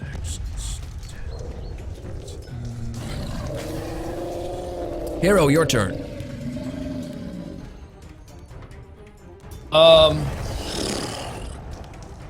Hero is going to. Hero's not gonna do shit. Hero's gonna stand there and take the dodge action again. Alright. Being able to... With your natural fear for these trees and your cracked ribs still kind of pulsating in your chest, because that's where the ribs are, ish. You kind of know it's better to be safe than sorry against these creatures. Alright. That's where your ribs are. Anatomy, man. Ozzy would agree with me. Alright? Ozzy would agree on the anatomy. No? No? Okay. I'm alone here? Fine. It's fine. I don't think any of this is true. The Druid, okay, you know, the Druid starts aiming at you for a chance, you know, searing those wounds you have. No, however, the Druid does charge. It's once again this ball of fire into its hand, and it aims at it and launches it very much in a similar fashion as Ozzy has been shooting Eldritch Blast. She has been shooting these fire bolts. Don't copy my style. As she is, like she says, "Oh, what can I say? I'm spitting hot fire." As she does shoot at it with the fire, and as she nails it, as it just scorches a bunch of the bark away for 10 fire damage. Okay, so the fire damage does double then. Yeah, but that's vulnerability to fire damage. Beautiful. Oh, sweet fire damage. Yeah, I assume alright. bludgeoning is half? Yes. That's kind of if I say you see it's less effective, it's half. If I say it has no effect, it's immunity. If I say it's, you know, it seems to be more effective, it's double. That's kind of the damage types you have. However, this creature now, like having caught some fire, however the snow is putting it out, as it's soaked in still in this water and ice. It takes this massive swing at Davrik. As Doesn't it's it have to do a check for its searing smite? Oh yeah, first it has to make a check. You're right, absolutely right. What is your spell saving throw? It's 11, I think, is my spell save. Really? Yeah, save DC is 11. That's why is your spell casting modifier so low? Actually, it was supposed to be a 2, but even then it was not enough. It takes indeed another 1d6 fire damage. It's 1d6, right? Yeah. It takes another 1d6 fire damage to take another 6 damage as the burn continues. Very similar to like how trees burn on the inside when they are struck with lightning. You force the fire inside of it and you can just see the fire inside of it behind the bark smoldering away for another 6 damage. And it's starting to look really rough as it becomes more chaotic and it swings more aggressive as the spirit and magic that's animating it is being torn aside from it. Yeah, we will have a break after this fight, don't worry, guys. Let's see. A crit.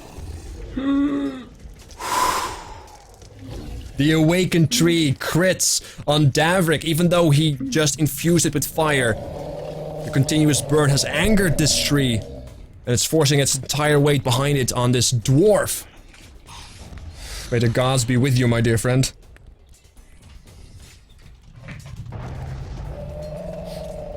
And you take 22 bludgeoning damage. That does put me down. Davrik, for the first time since forever, First time. goes Ever, down yeah. by this devastating blow that makes the ground tremor for just a few seconds as this huge tree slams its entire weight with a massive trunk right on top of its head. The shield was not enough to block it as he goes down, passes out. Ozzy, your turn. Ozzy sees Davrik go down, and he screams in rage. No! He was my main source for pain! And he reaches both hands out, and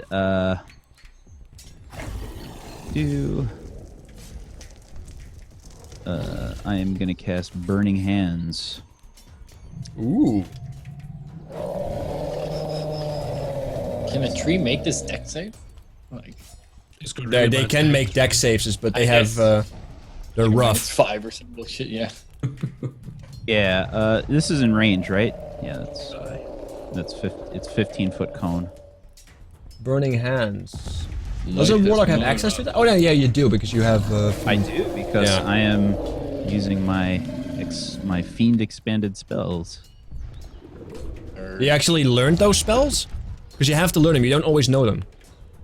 What? A warlock does not know the spells at any given time that they are given from the fiend. The spells that you know from your fiend are spells that are added to your spell list you can choose from if you desire to learn them. Well, what?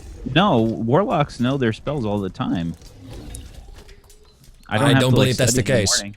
They don't know, No, like, you wizards have to study. That's because I don't know that many spells. Like, I don't get that many. Like, warlocks know them.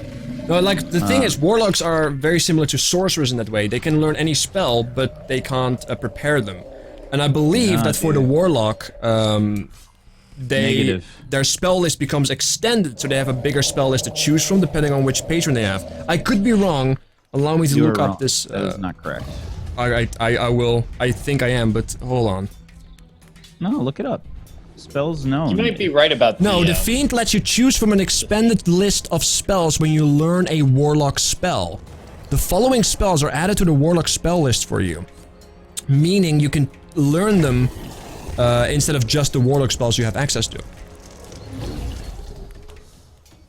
It doesn't like say a anything about learning though. Like No, it I just says learned- let you choose from an expanded list of spells. Yeah, when you, yeah. when you It's learn a not warlock like spell. like a don't wizard have man to would, learn like, them. write things in your book. He just gets them. Yeah, warlocks just Learns know them. them, dude. He just knows it. Yeah, it's just the Otherwise, it would give you like an alternative of like. because warlocks have like no spells otherwise.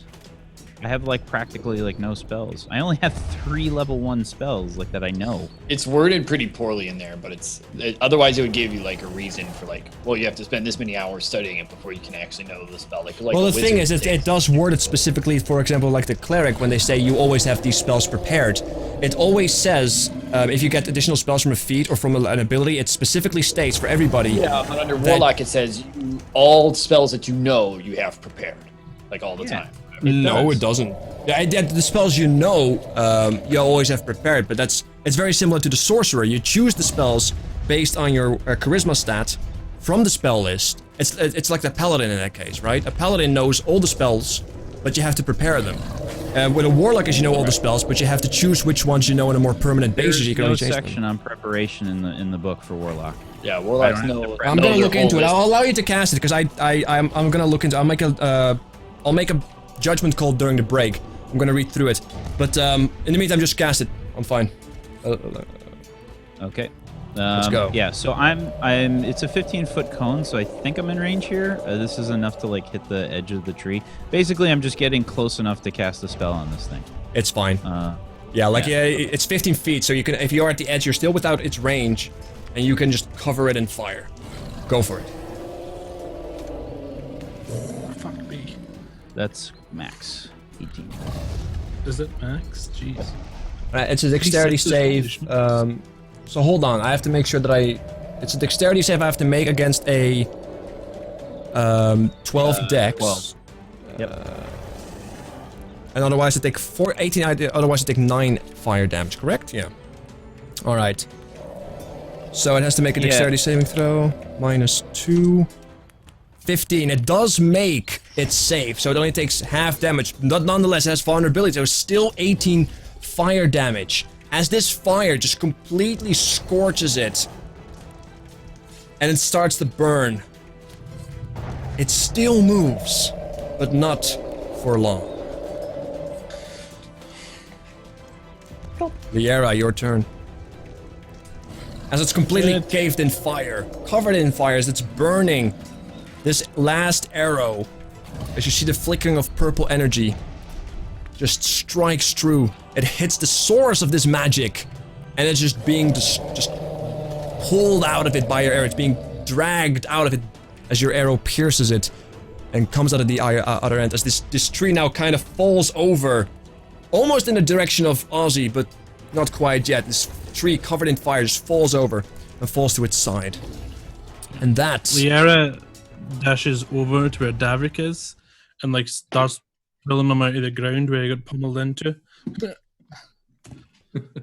The way I picture is I'm just standing up straight and it hit me on the head and I just went straight into the ground. Yeah, so it's just like your head and shoulders above. We're like, Right. That's how I pictured it. Whack-a-mole. Yeah, This fight is over, and I did say we're gonna take a quick break because I need to buy a break. I need to read up on a few things because I believe I'm right, but we'll find out after a break. If I say I'm right, I'm the DM. Anyway, but I will read on it. We'll be back in just a couple of minutes. Make sure to check back to find out the exciting conclusion of Does He Know? Burning Hands. Yeah, see you soon. Dun dun dun.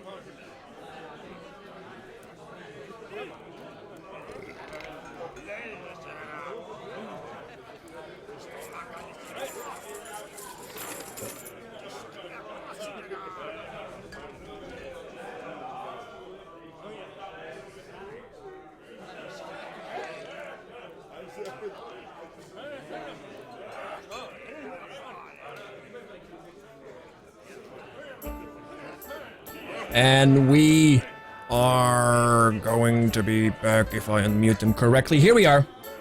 We are back, ladies and gentlemen. Alright.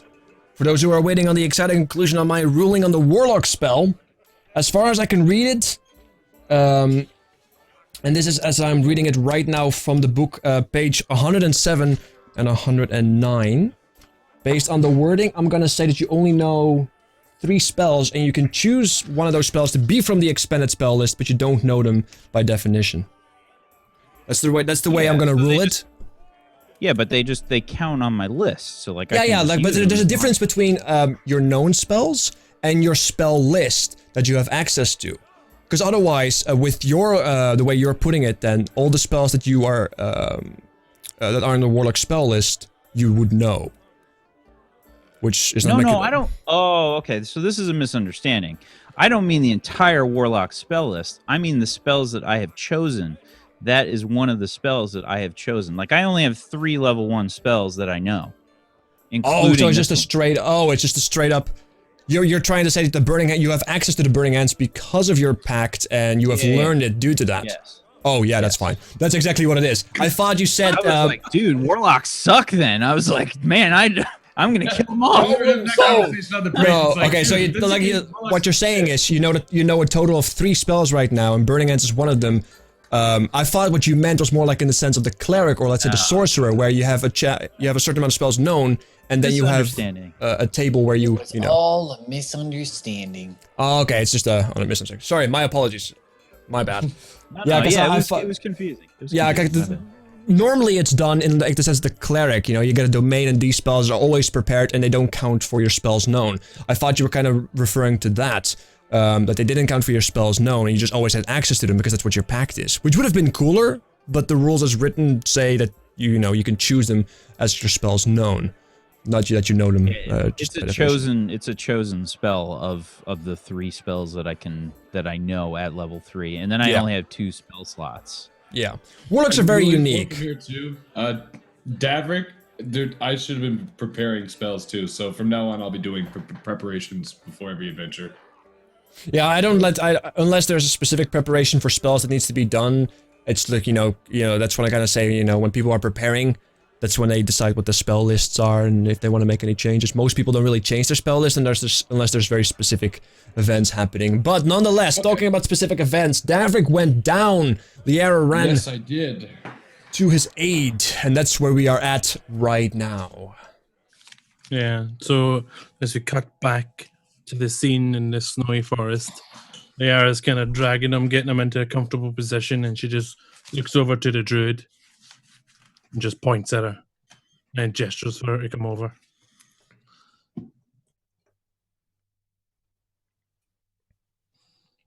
Enna, come here. Oh, we sorry, need you. I was looking at Ozzy's face, see if it was okay. She kind of walks over, after seeing that Ozzy's nose has indeed healed correctly after being broken. You still have a very bloody face, though. As Enna walks up to Liara and takes a look at Davrick. Oh god! And Davrick is just completely some of the bones are just maybe even broken in his face, fractured. He's down. He's out. He's bleeding from wounds that he didn't have previously. All right, hold on. She kind of, goes to one knee, and indeed does cast a Cure Wounds in an attempt to bring him back from the place he has driven towards to, and you heal for 8 hit points, Davrick. Okay, thank you very much. How does Enna heal me, by the way? Enna just, she kind of channels the spirits of nature. She says this blessing in Sylvian that kind of that translates to common for those who speak Sylvian to the spirits of nature guide my hand and heal this poor soul's wound. And then she places her hand on the wounds that are open, and they kind of heal over. They're not completely healed because you have been taking some severe hits, but it's enough to give you something to work with and to come back from the brink of death, because damaged is always better than dead. Very true. Anna, thank you so much. I've never experienced that before. Oh my goodness. Ozzy runs over and like he just stares up at Davrick and he says, What did you see? I seen nothing. That's so bleak. and he starts drawing. And it kind of gives you like this weird look. And then she takes a moment to look at Liera with this questioning face on her look like, is he alright in the head? Yeah, just kind of gives her a nod, a reassuring nod, like, yeah, this is normal. Question, can I use lay on hands on myself? Yes, you can. Yeah, okay. I'm going to heal myself for 10. All right. Okay. So Write I'm it just down. kind of just going like, just doing this. Just trying to heal myself up. Feel yourself up, yeah, yeah. and I'm doing 10. Then, okay, make sure to keep track of your pool. You expended Yep, 13 I got one. 13 hit points right now. Like, yeah, like the heal, like... I only have 2 left, so... All right, there you go. Like the face heals even more. Like the fractures in your bone, they set properly as the divine light, heals the wounds that you have taken. All right. You're still pretty rough though, right? Yeah, I'm 18 out of 33. Yeah. Ozzy like reaches into his backpack and he attaches like one of the health potions to his belt, and then he like reaches up towards Davrick and he says, Here, something. Oh, Ozzy, thanks, man. Thanks, bud. Thanks, man. And Davrick reaches down and grabs the vial and I guess takes the cork out and just throws it off into the woods and just guzzles the potion down. And how much do those heal for, by the way? 2d4 plus 2. 2d4 plus 2? correct. Okay. 2. Wait, how many hit points do you have left to heal? 20 or something? 10. Oh, Whoa, nice. max. God damn. I am only... What? Hold on. 28. I'm 5 off from being full. That's perfect. That's pretty good. Yeah, that's beautiful Yeah. right there. Yeah, and like the warmth feels you as you drink the potion, and you're feeling pretty good. Deanna at this point has stood up as she sees that you are okay. Takes another glance at Ozzy, not out of an inquisitive look, but just to make sure he's okay. He looks rough around the edges, but it suits him in a way.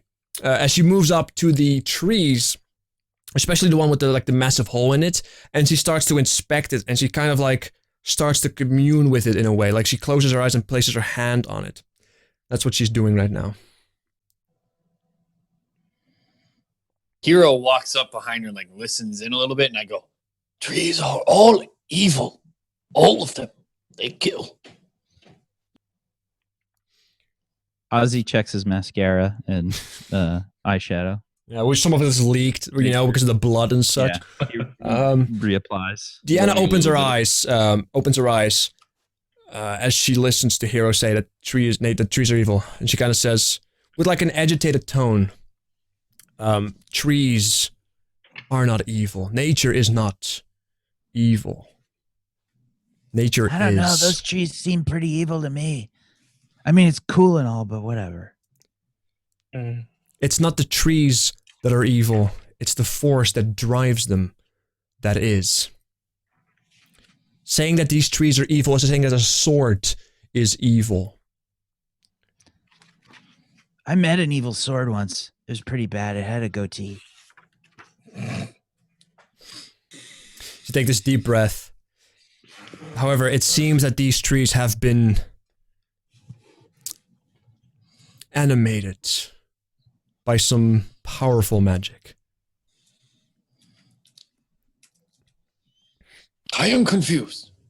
Are forests and trees not the same thing? She kind of looks at you. What are you getting at?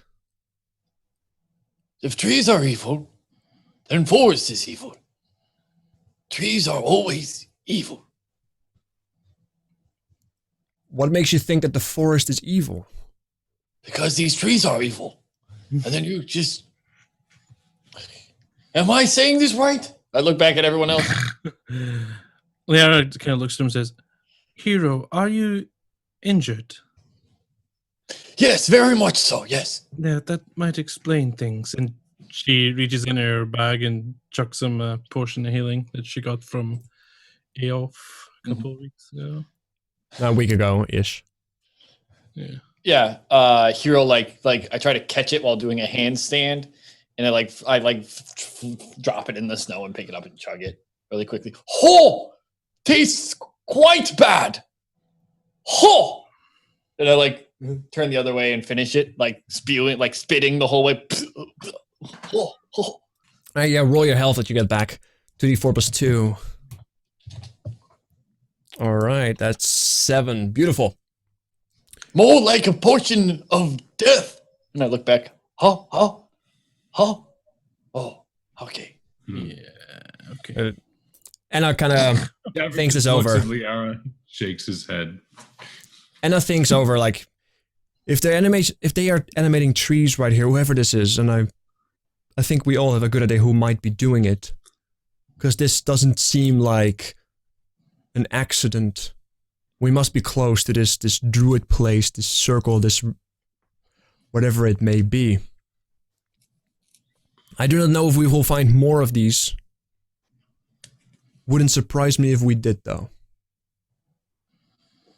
I'm not sure about you guys, but I will move forward. It's up to you if you want to join me. Yes, let's do so carefully. Nothing to it but to do it. Let's go. And Davrik leads the way, I guess, unless we can see it and we just know where it is. And like as Anna kind of walks past Hero, she kind of slows down and looks Hero. She glares at Hero. And she's about to say something, but then she exhales and she is able to regain her composure and just kind of moves forward. I double take, look to the other side, like she's looking past me or something. What? Oh, what are you looking at? Just hot air, I suppose. As she kind of moves. As she starts. No, not hot. It is quite cold, actually. Ozzy chuckles as he's still looking at his book. As you flip your hair forward, I gust it back. I gust it back in your eyes. Into my eyes? Yeah, so it falls forward again. Okay. I mean, it's just like a reflex. Every now and then I'll just I'll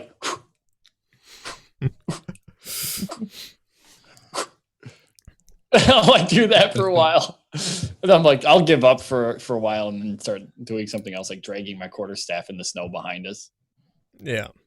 Leaving a trail. Yeah, exactly. Yes. That's what I'm doing. Smart things. Mm-hmm. It's everybody kind of knows that at this point Hero is just messing around with his capabilities of controlling air somewhat with the gust. As you guys move forward, Davrik's still taking the lead because he knows where it is, and nearby. You guys do end up making it to the place where you think the circle is. However, it's completely covered in snow, and you do see some bumps in the snow where you originally where you would guess would be the altar, but there's a thick layer of untouched snow right here. Yeah, Davrik would have a good general idea because he would have remembered the clearing. Because I mean, it's how many clearings are there around the forest? So, he would have a general idea as to where to start looking. Because I mean, he did investigate the circle when he was there, so he does remember that. So, we were walking up to the circle then. It is covered in snow, and she kind of looks around. She moves some of the snow aside, and she exposes the altar. I guess we are here. Now, this is the place where you met that dryad, correct? For the most part, I was with a different party at the time, but this is the general area where it happened, yes. I see. She was defending this area, from what I remember. I see. Well, all this snow is getting in the way. Would you guys mind taking a few steps back? Yeah. All right. It does so. Her staff begins to glow with this light green fluorescent energy. as she plants it into the ground and holds it with both hands. As she mumbles under something under her breath in Sylvan once again. As the snow at the quarterstaff starts to rapidly melt and seep into the ground, and this circle becomes bigger and bigger, and the snow even on the ritual shrine becomes exposed. It seems like all the snow in a particular region seems to just rapidly melt and disappear, and this entire ritual place becomes visible. In the middle, there is this stone altar. And around there are massive stones that are laid into the ground in a circular pattern. It's about 6 massive stones. And you definitely get a feeling that this has like a druid vibe to it, based off the fact that it's just in nature and it seems to be some kind of gathering place for rituals or for other purposes. As the stones now also reveal, as this magic pours over it, ruins, these inscriptions, very large inscriptions on the middle of the stone. Or the stones.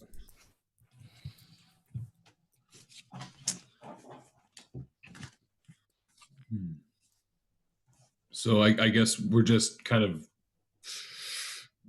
I don't know. I start whistling. Back by it all.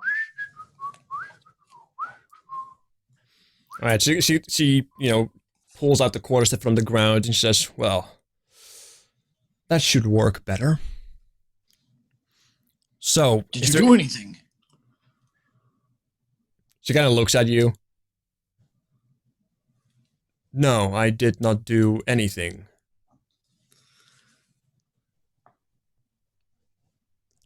She gives you like this dumbfounded look as this.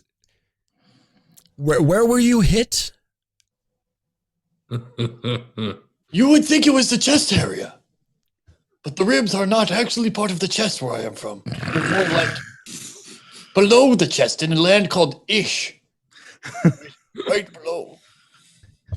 Actually, the midriff is right here, so it's part of the chest. Shut up. It's fine. Anatomy. It hurts. It hurts quite bad.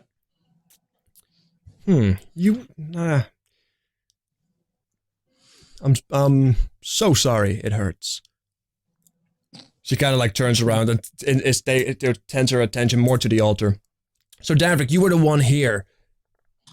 You said you investigated. What did you find initially? I didn't find much, actually. Just I noticed the stones in the ground. It seemed it was of I assumed a druidic nature, but past that I really didn't know. But it was definitely man-made or not here naturally. All right. Yeah, I do sense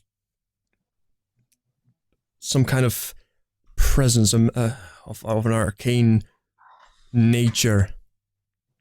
Perhaps Fey in origin. Those who have arcane proficiency, now you guys have been around here and the altar has been exposed and she mentions that, you can make a proficiency of an arcane check if you want. Oh, fuck's sake, come on. I don't think I'm... No, I'm not. Yeah, I'm not. All right. Don't look at me. This is all nature-y and stuff. Everybody can actually use it, but yeah, like... maybe I heard something somewhere? Yeah, then you can just like, if you are inside, like if you're standing in the altar or near the altar, you can, roll an arcane check if you will. If you try to like open up your senses to it and try it. Yeah, may as well. Yeah, not very good at the magic-y stuff. Why not? I have a -1, that's why. Like Hero being is still reeling from the pulsating pain in his chest-ish area. Like everybody kind of like you don't really notice anything. Like you are maybe more looking towards the trees around you to make sure that you don't have to deal with another awakened tree.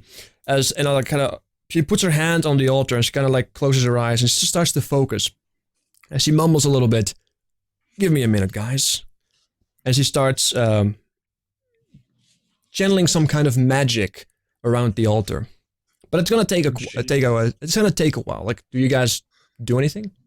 Yeah, I'm gonna slowly kind of walk the outer perimeter of the center circle and just kind of scan the woods for anything. I kind of want to keep an eye out. I'll make a perception I'm gonna check.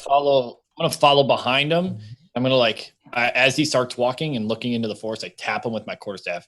I guess I cast guidance upon Davrik, as I know what he's doing. So Liara's another hiding. She's taking cover, prepared for any funny business happening. Ozzy's gonna hide too. Not as good as me. No, definitely. I seriously doubt it will be nearly as good as yours. Is it even possible? In fact, No. it's really quite bad. Ozzy just forgets to stealth and stands in the middle still. just laying on top of the altar, just Like stealth. Yeah, Liara. Like, you are at this point hyper aware, hyper vigilant, and you try to like make up anything that is out of the ordinary. Like, it's your very first time here, so you try to take it all in. That was my stealth check. Oh, it's a That's stealth not check. the- Sorry. Oh, I'm hiding. oh, you're I'm hiding. looking for- Yeah, you are one with the shadow. You're like behind a tree, near some shrubbery, and you were just, hiding, but you're keeping an eye out. The perception checks are, you don't see anything out of the ordinary. Like, it's still a lot of snow on the outside, reflecting light, and a lot of thick forestry. The only thing you guys can really make up are these inscriptions on these stones that were not previous here. Davrik probably forgot that in his benders at town. But he now also sees in his closer inspection that there are inscriptions on these 6 stones in He Sylvan. definitely didn't see it before. I know he rolled. I don't think I rolled good. He didn't see any inscriptions. Right. So can we check these inscriptions out? Yeah, you can check them out. Or do we just see them? Do we need to roll? No, you do see them. Like, that was the perception check. You do find these inscriptions. Like, there's nothing else you really see fine, because beyond the altar right now, it's just too thick. There's too much snow. It's too much obscurities. But yeah, what do you want to know about the inscriptions on the stones? Can we read them? Do you know Sylvan? I don't know Sylvan. No. Like, Yeah, you see these weird inscriptions. You don't even know it's Sylvan. You don't know anything. It's you just see these weird inscriptions, these weird signs. How I look up at Anna. How focused does Anna look as she's channeling this spell? She seems like she is definitely focusing quite intensely on whatever she's casting. All right. Well, I look to. Is there anyone around me, or are we all kind of looking at these? I'm like hovering. I'm like right next to you, hovering down, like looking at the stone. But I'm looking at you while you look at the stone. I'm I like, got you. oh, Hero, should we alert Anna of these inscriptions? I look over at Anna, and apparently, my Arcana check was shit. So I go, yes, we should. Okay. Could you tell her for me? I know. Wait. And I lean in. She's quite racist. Oh, what? Why do you say that? She likes trees. Makes her evil. God, Hero. Where's Liara's gone and Ozzy? They're both where is Ozzy? Because Ozzy's basically standing in a bush, thinking he's concealed and reading his book. Okay, well, I look towards Davik. I like point towards, and I go, "You can tell her. You have this." And I like pat him on the back and give him guidance. Oh, all right. With that, I guess we're still relatively close to where Anna is. Davik kind of turns his head. Anna, not to interrupt you, there's some inscriptions over here when you're finished with that you should look at. Like, at this point, a couple of minutes have passed, and everybody's looked around and has hid. And it's like, and she does, end her cast. She takes a deep breath, and there's a concerning look on her face as she listens to what she says in inscriptions. The ones on the stone, yes. They are Sylvan in origin, which only confirms what I've just learned. She kind of looks at she looks over at the stones. She kind of looks around the ritual place and starts reading them. And she starts mumble these really short words in Sylvan. And as she does that, she takes a moment to think, and then she walks the other way around, and then suddenly a realization hits her. This is not a druid circle. As she walks towards the middle into the group's direction. It's a circle made by a druid, but it's not a druid circle. Druid circles are originally made for gatherings, for druids to come together to discuss whatever needs to be discussed. May it be an emergency, may it be just how things have been, how things should be going, and how things were. This is a perversion. In what way, Inya? Or Inna? You are a divine, a man of divine strengths, correct? You do not feel this? With that, Davert kind of reaches out a little bit to feel if he could sense anything. Do I need to roll for anything, or you can open you can make a check, but I believe you have a sense that can sense. Is it a check, or is it just something I can? Your paladin ability. You have a divine sense. Divine divine sense. Yeah, I'm going to use that and see if there's anything here. I'm just kind of closing my eyes and holding my little wooden pendant and reaching out with my divine senses. See what I feel. Yeah, and like, you take a moment, like you look at her questioning, and you're like, you know, you grab your holy symbol, you take a deep breath, and you open up your senses, and for a split second, you are overwhelmed, mentally speaking. Your eyes are closed, but for just a split second, you could see in a sort of negative realm where the stones are not stones. They look like sources of energy that are linked to the ritual stone, which seems to be some kind of creature.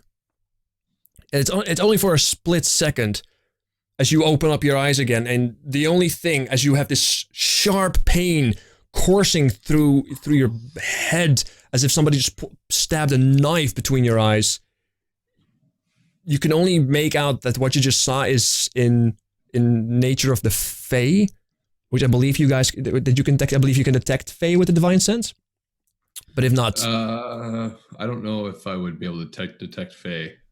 I don't think I can detect Fae. I believe you can. Pretty sure. It probably can. Like you can you can detect celestial, fiend, and Fae. If I'm undead. Celestial fiend, undead is what it says there. Oh, no Fae? No Fae, not right there, not as listed. I mean, it sort of gives like a good. It basically says the presence of strong evil registers on your senses. Or goodness. So, I mean, if it's very evil, then maybe I could pick it up still, but I don't know. It's not necessarily evil. It strikes you as an intense corruption of something. Okay. Like you don't know it's Fae, but you know, like it doesn't take too much to figure out that it might very well be, considering the inscriptions were explained to you to be sylvan in nature, and everything seems to be Fae-ish. And you said it almost felt like it was like a being to some extent.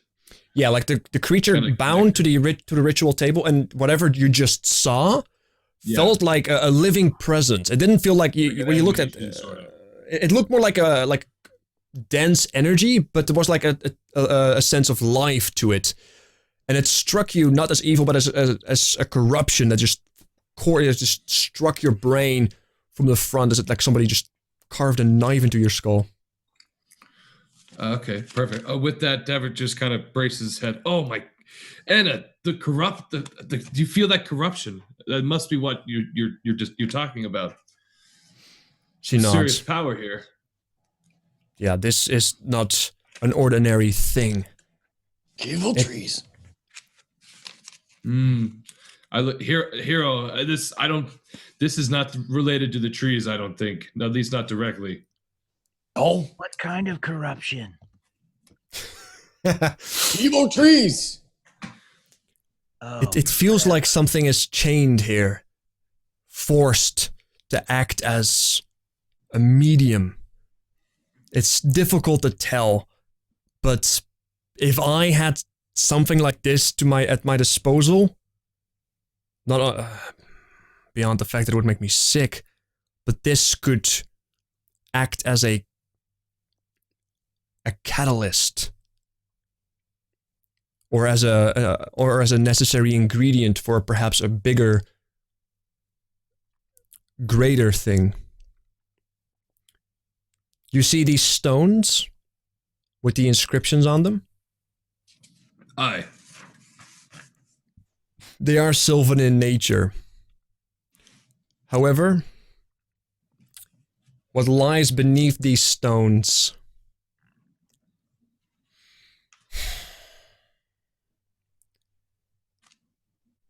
are druids of remarkable power.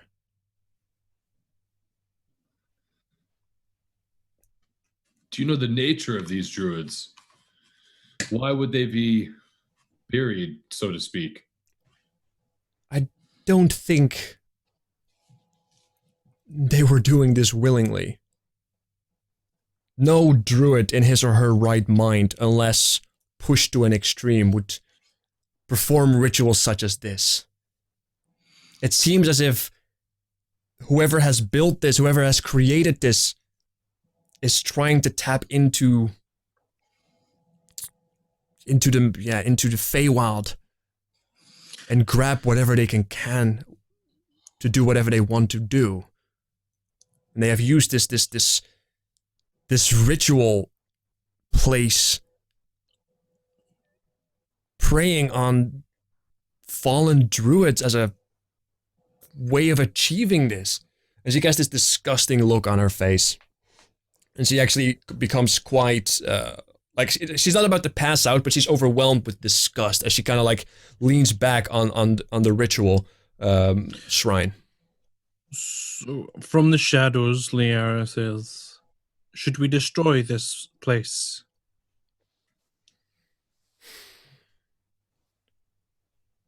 She kind of thinks, it would take considerable power. I can attempt it, but I don't think I can get rid of it permanently. Gunbody. That means do your best. I can attempt it, but I will attempt it. I have to attempt it. Yeah, kind of comes out from behind the trees and looks at Davik and says, "You're a dwarf, good with stone and such, right? Aye. Did you find a way to destroy these? Perhaps you have a hammer, right?" I have an actual light hammer, but apart from that, inventory tab, I have mason's tools. So I guess hypothetically, it shouldn't be too difficult with my tools to break some stone, unless the stone is like They're magical. I mean, they're pretty like. So I mean, unless they're probably unbreakable. If they're literally there to hold these powerful druids, they're probably pretty strong. I don't have any like magical abilities to destroy these. Yeah, if you look at the stone, like it's a stone large enough to cover in a full-grown human-size casket, if you will, right? Like they're bigger than that. Yeah. It's almost like, especially with the inscription on it, it's almost used as a medium of sorts to perhaps facilitate the tapping into the power that was once the person who resides below it. That's what you saw, like that you didn't see the druids, but the stones, they were sources of power. So like that's sort of how I was viewing it. Was like each stone was sort of like the power, so to speak, of like a druid, I guess, kind of. Yeah, now that you put one and one together, you kind of figured out that they're tapping into the powers that once were. Yeah. I don't believe I can destroy these myself. I hopefully it's something that Enna can do, unless Ozzy has some sort of spell that can destroy this. I don't know. I do not think it wise to be destroying it. For all we know, it could set off a chain reaction. In the middle of a cherry. Sorry. It's difficult to tell what I should do. I can attempt a dispelling of this magic, but Would that destroy the spirit or the energies? Would that bring what would that? Would It it bring would peace to the forest? it would disrupt them but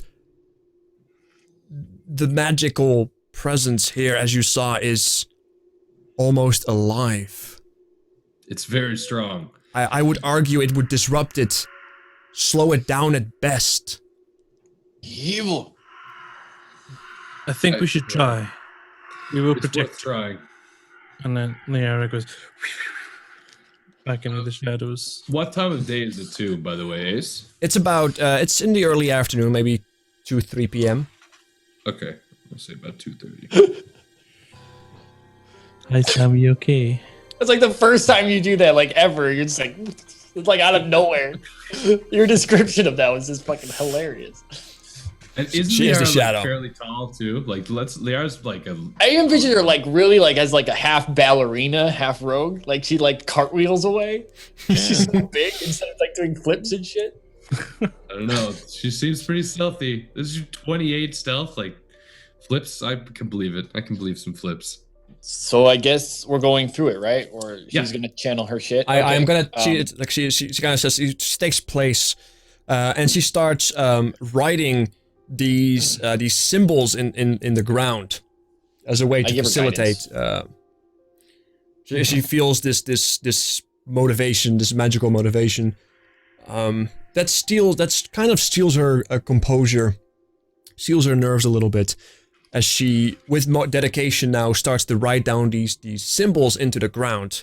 Symbols that kind of look similar to the ones that are on the stone. They kind of look like the same language, but they're not actually the same words or anything. She seems to like preparing some kind of ritual. And as she's done with the, carving those things into the ground with her quarterstaff, she kind of looks up to you guys. Takes a deep breath. I do not know what's going to happen. We may succeed, we may not. Are you guys going to make any kind of preparation before we do this?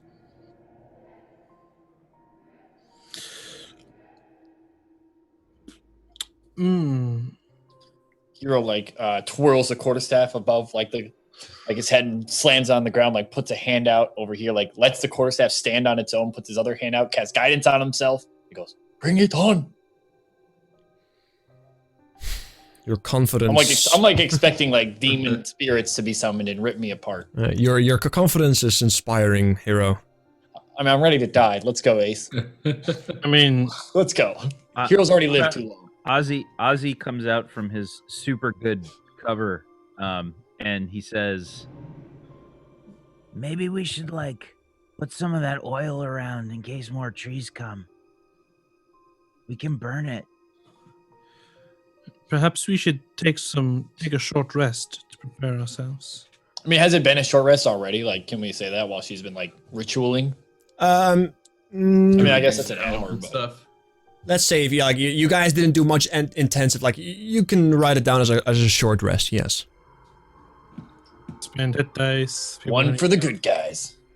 Yeah. Spend your hit dice. That's true. I can use 2 hit dice. Wow. Oh dear. "Oh, that's good for me. I I'll like take that shit." I like 11s. All right. Oh, shit. All right. We see some hit die. Hit dice roll being rolled. All right. Okay. She starts to. I'm sorry, not Hero. Ozzy's gonna take the oil flask and just sort of, he's gonna splash it around, I guess, around the area, like sort of at the edge of the clearing. Yeah. Liara gets her 2 oil flasks and starts to do the same. She's basically trying to create like a... Like she can't cover the whole thing. She wants to create like a funnel point. Yeah. So that we can have fire at each side and have them all come in one at a time, Right. type of thing, if there's enemies going to be coming at us. So I'll mark off. Ozzy tries to assist oil. with that. Yeah. All right. So I have 2 flasks of oil. Yes, I'm down to 0. She starts to inhale. It starts to get like ready for whatever she's about to do. Whatever this is, she once again looks at you. She nods. Whatever this was used for, it was used to bind face spirits to this world with an efficiency that I previously not thought possible. This is perhaps how these awakened trees are popping up everywhere. Pardon the pun. That creature that attacked the town, it must have been created here. Which was this massive animated plant compost hope of trees and branches that could break down a massive reinforced gate. A shambling mound. That was, Alright, are you guys ready? Yeah. Yes. Alright, I'm a stealth. Alright, she puts her quarterstaff horizontally above the ritual. Takes a deep breath. The quarterstaff starts to glow. Not with a green energy this time. It starts to glow with more like a purplish energy. Very similar to the magics that you guys saw from the awakened trees. The symbols that she has carved into the ground actually start to light up with that same purple energy. One by one, they start to light up until they are completely surrounding not only the ritual, but also herself as she's standing inside of it. She grabs the quarterstaff, lifts it up. She opens her eyes, and you can see her eyes just completely being engulfed with this purplish, chaotic energy at this point. As she, in this moment, it seems to be going alright. You can definitely feel, especially Davrik, having seen what is behind this in perhaps a pocket realm. You feel like an unrest. There's something happening. At this point, you can start feeling the ground tremble slightly, not enough to cause any kind of destruction, but it starts feeling like an earthquake is starting to appear.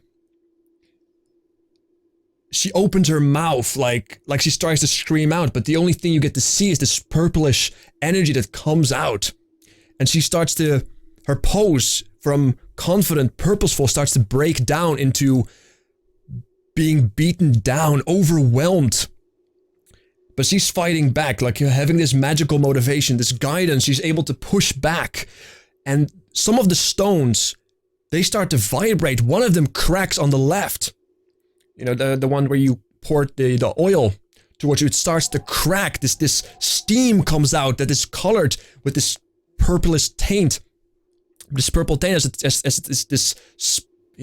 this mist-like visage just dissipates into the ground.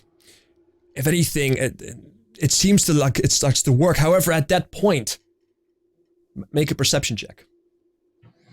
Go fucking perception. God, I hate it so much.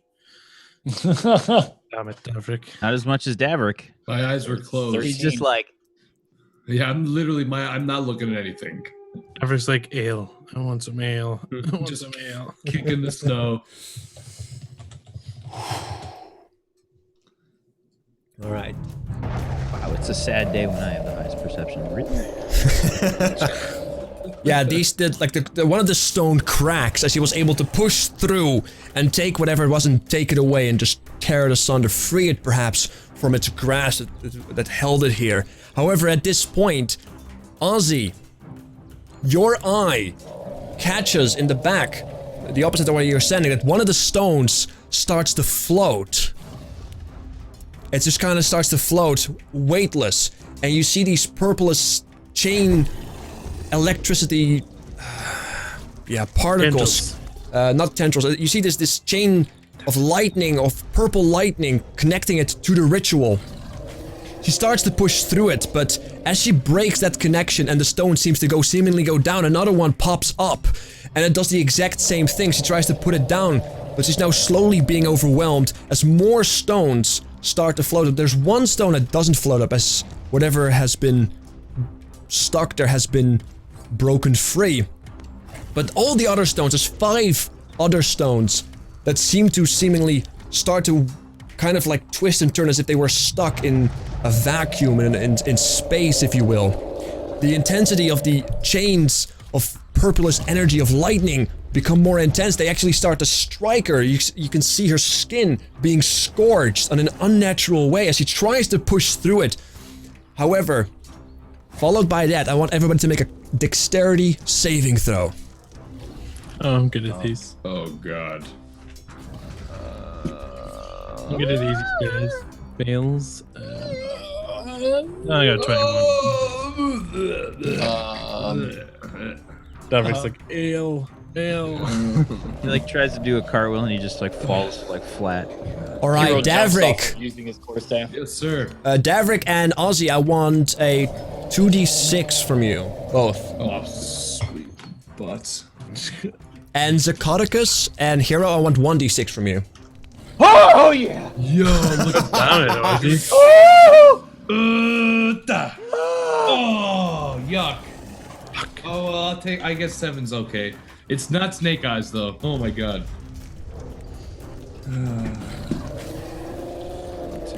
Is this lightning striking out at us? Because I'm stealth, 6. the lightning can't see me. I don't think it needs to see you because it's drawn to whatever is nearby. Sex appeal?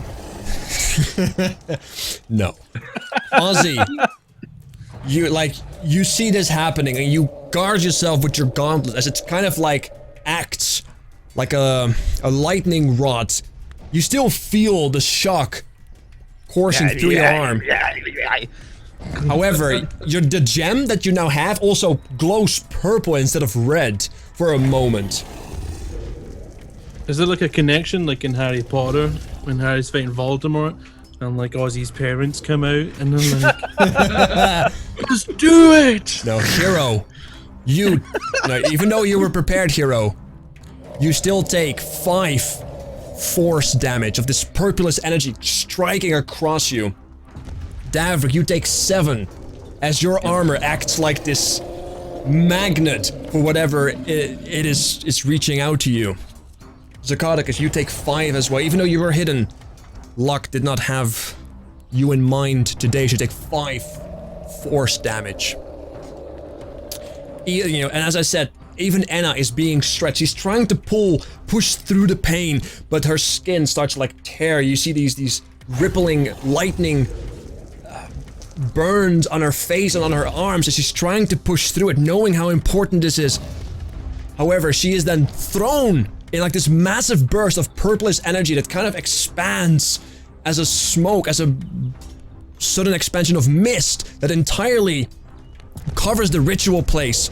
She's blown back into your direction as she tumbles over the ground, seemingly passed out.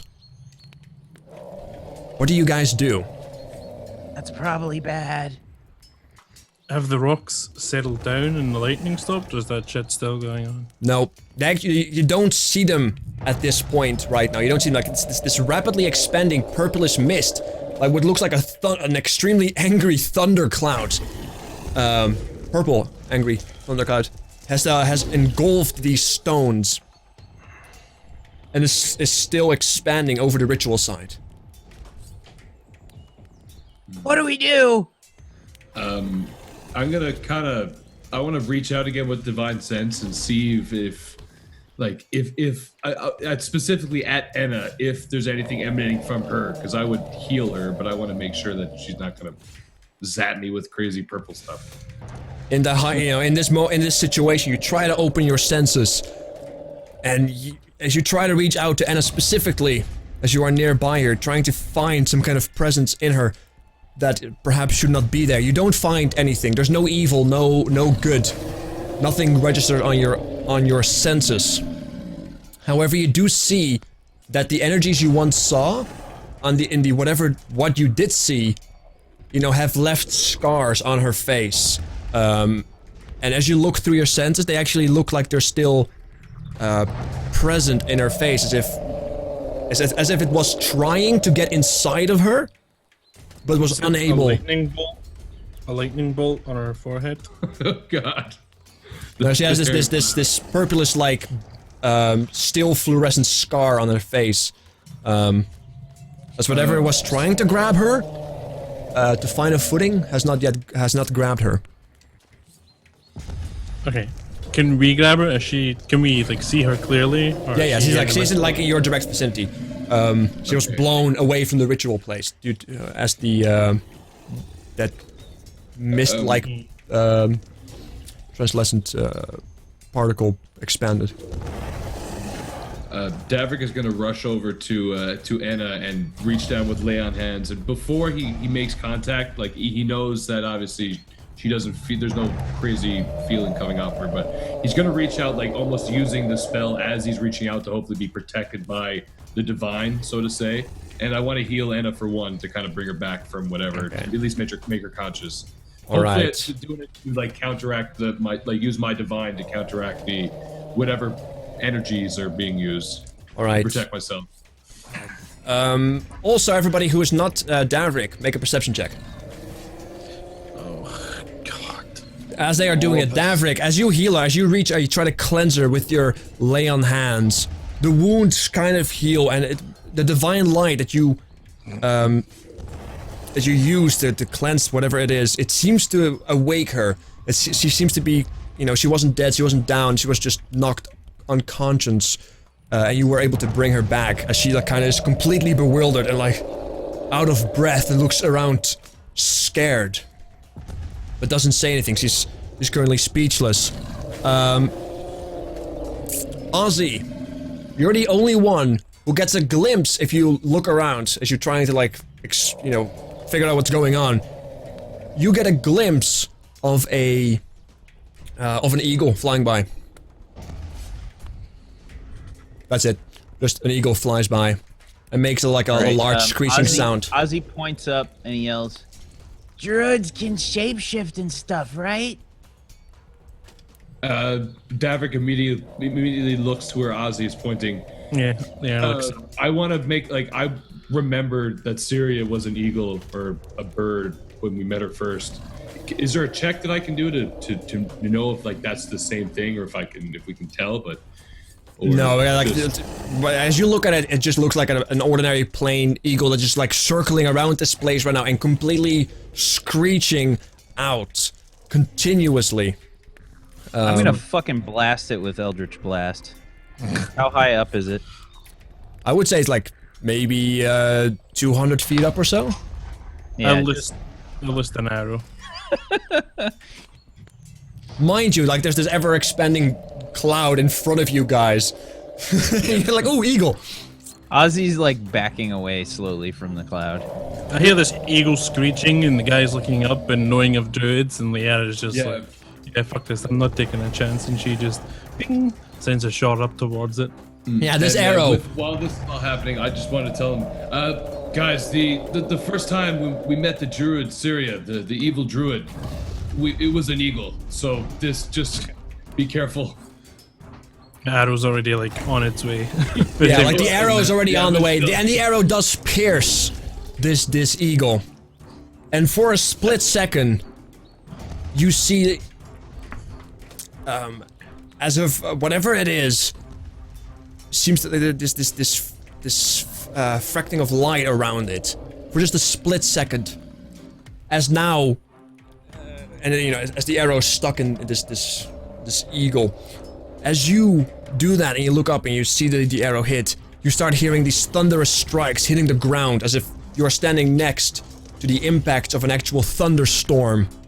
And you can actually see that it starts to blow up the ground and leaving craters still smoldering. These stones, as you once saw, you can now hear them. They are smashing into something. These loud bangs of massive pieces of rock just collapsing on top of each other. The ground starts to shake more violently than before. Make a perception check. Oh fuck. I need to get like a blessing from the gods for perception. Holy shit. 19. Here we go. Well, Alright. Shaking. so Yeah. average. And are still bewildered. Is not able to like process what just happened as her senses were completely overwhelmed. But she is standing up and she's kind of leans on Davrik after being awakened by him due to the lay on hands. Yeah. Hero, what you see through the smoke, this dense smoke, as lightning strikes around you, you can see that the ground is being uprooted inside of the ritual, circle that once was. It seems to be uprooted. Something is pushing it upward. Hero, I guess, like, flourishes his quarterstaff and kind of points towards it, standing ready, probably with a dodge action for the most part, and kind of says, "Be ready! Something approaches from underneath!" And you guys now too as well, as Hero draws your attention to what is happening, you now also see that something, that the ground in front of you is slowly going up. You are able to focus through this dense cloud. As something comes out, pieces of like dirt are falling over the place. The lightning is still striking. The stone's still collapsing on something. And for the first time, as you look through this dense purplish smoke, you can see two intense light sources, relatively close near each other, going higher and higher and higher, reaching almost the top of this largely expanded cloud.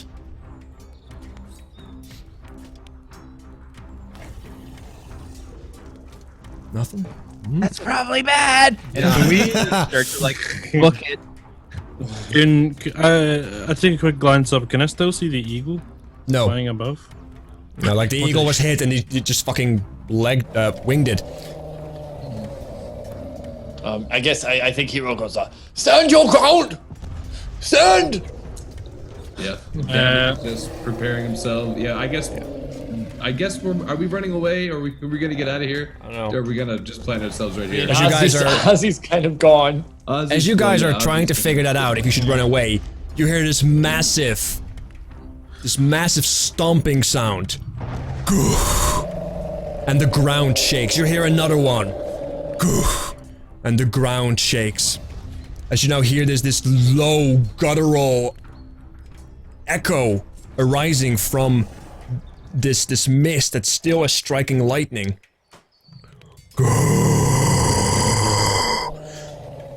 As the mist, and you see this massive swing happen as this smoke becomes cut in two as whatever it just moved is causing a massive wind displacement. And for the first time since this entire event happened, you see a creature made out of pure stone with these stablets, these stone blocks, kind of floating around it as pieces of armor, almost, around its shoulders and arms and legs. You see these massively intense purplish light sources where its eyes is supposed to be. You see in front of you this, not just a medium, not just a large, but a huge creature made out of solid rock, as there is lightning coursing around its parts, keeping it together, as it now is fully rising up. And it's bigger than the trees you have fought, these huge trees, larger than that, it's bigger than that, it's just overwhelming. It's rising up. It is rising up. It was, you know, it stood out of this massive crater, and now it's rising up, and you can see the full size as it's larger than these huge trees you just fought. It starts to borderline on gargantuan size. Wait, gargantuan? You mean like 100 feet high? Okay, let's go. It starts to border on that. It's like it's one class below it, but at the end of the previous size class, if you will. Does it even notice us? Like, is it even like, are its light You don't sources know even, that. like- It just appeared. It just appeared, and you can see these massive blocks of stone, acting as like pieces of armor on like these, or like it is improv armor as this just still the lightning Davrick's strikes.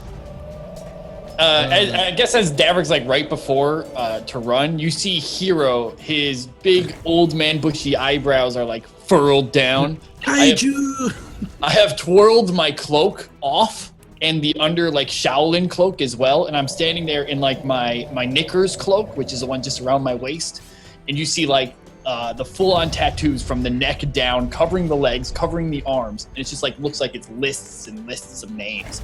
And I stand there, quarterstaff like outdrawn, and I yell at the golem, and I call him. I speak in Terran, and I go, Renzo, which means Terran in Chinese, but we'll call it Terran. It means Terran in Terran. I'm calling out to the Earth Elemental in Terran. As it's still rising up, you guys can also see that one of the blocks that was broken, one of it's what could be like a knee, where it's like this source of energy, is where one of the blocks is missing. The one that was broken by Senna's dispel, is like this open source of energy, which is erratically, causing these chain lights. As you reach out, Anna's just looking at it, like she's still speechless, like she's still trying to come to her senses as this is all happening. She's with Davrik at the moment.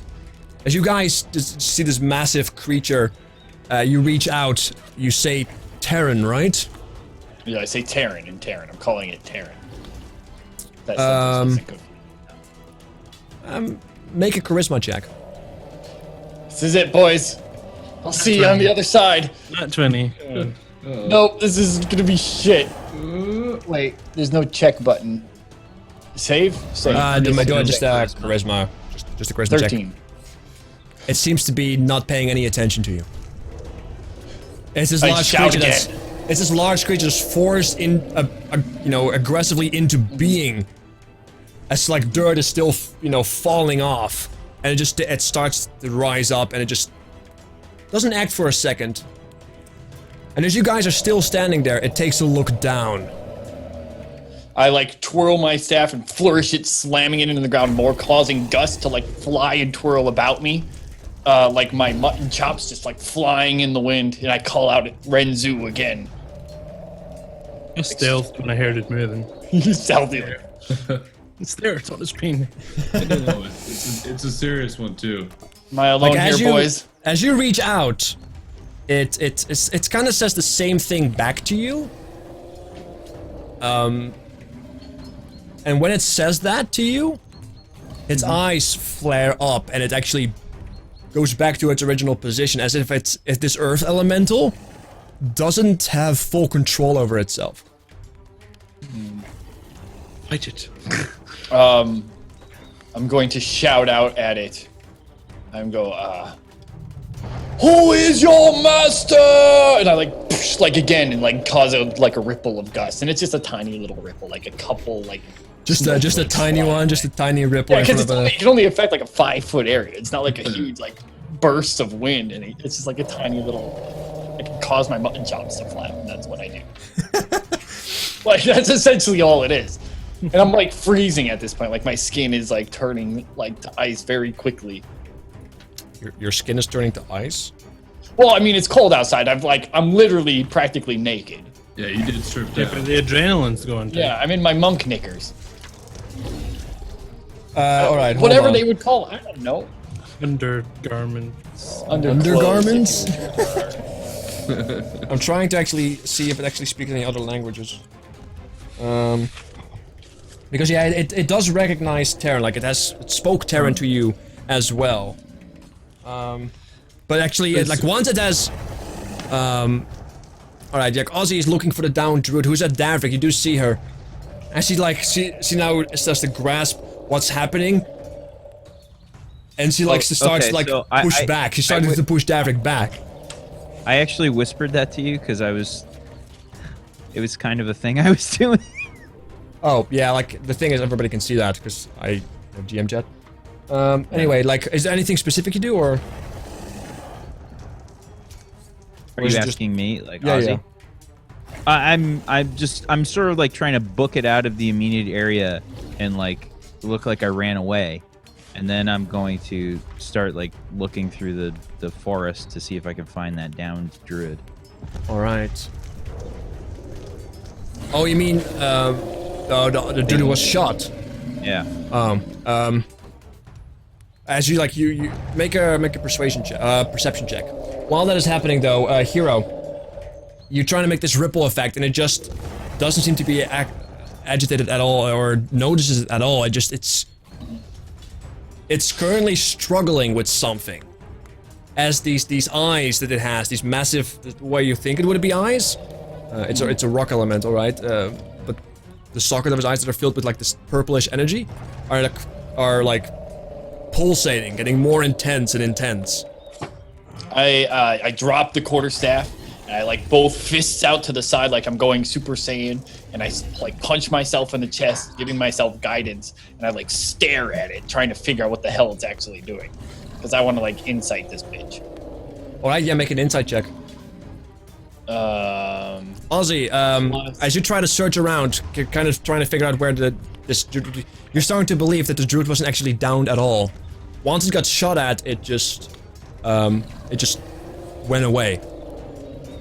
It just flee, because whatever is happening, doesn't seem to be part of what was planned.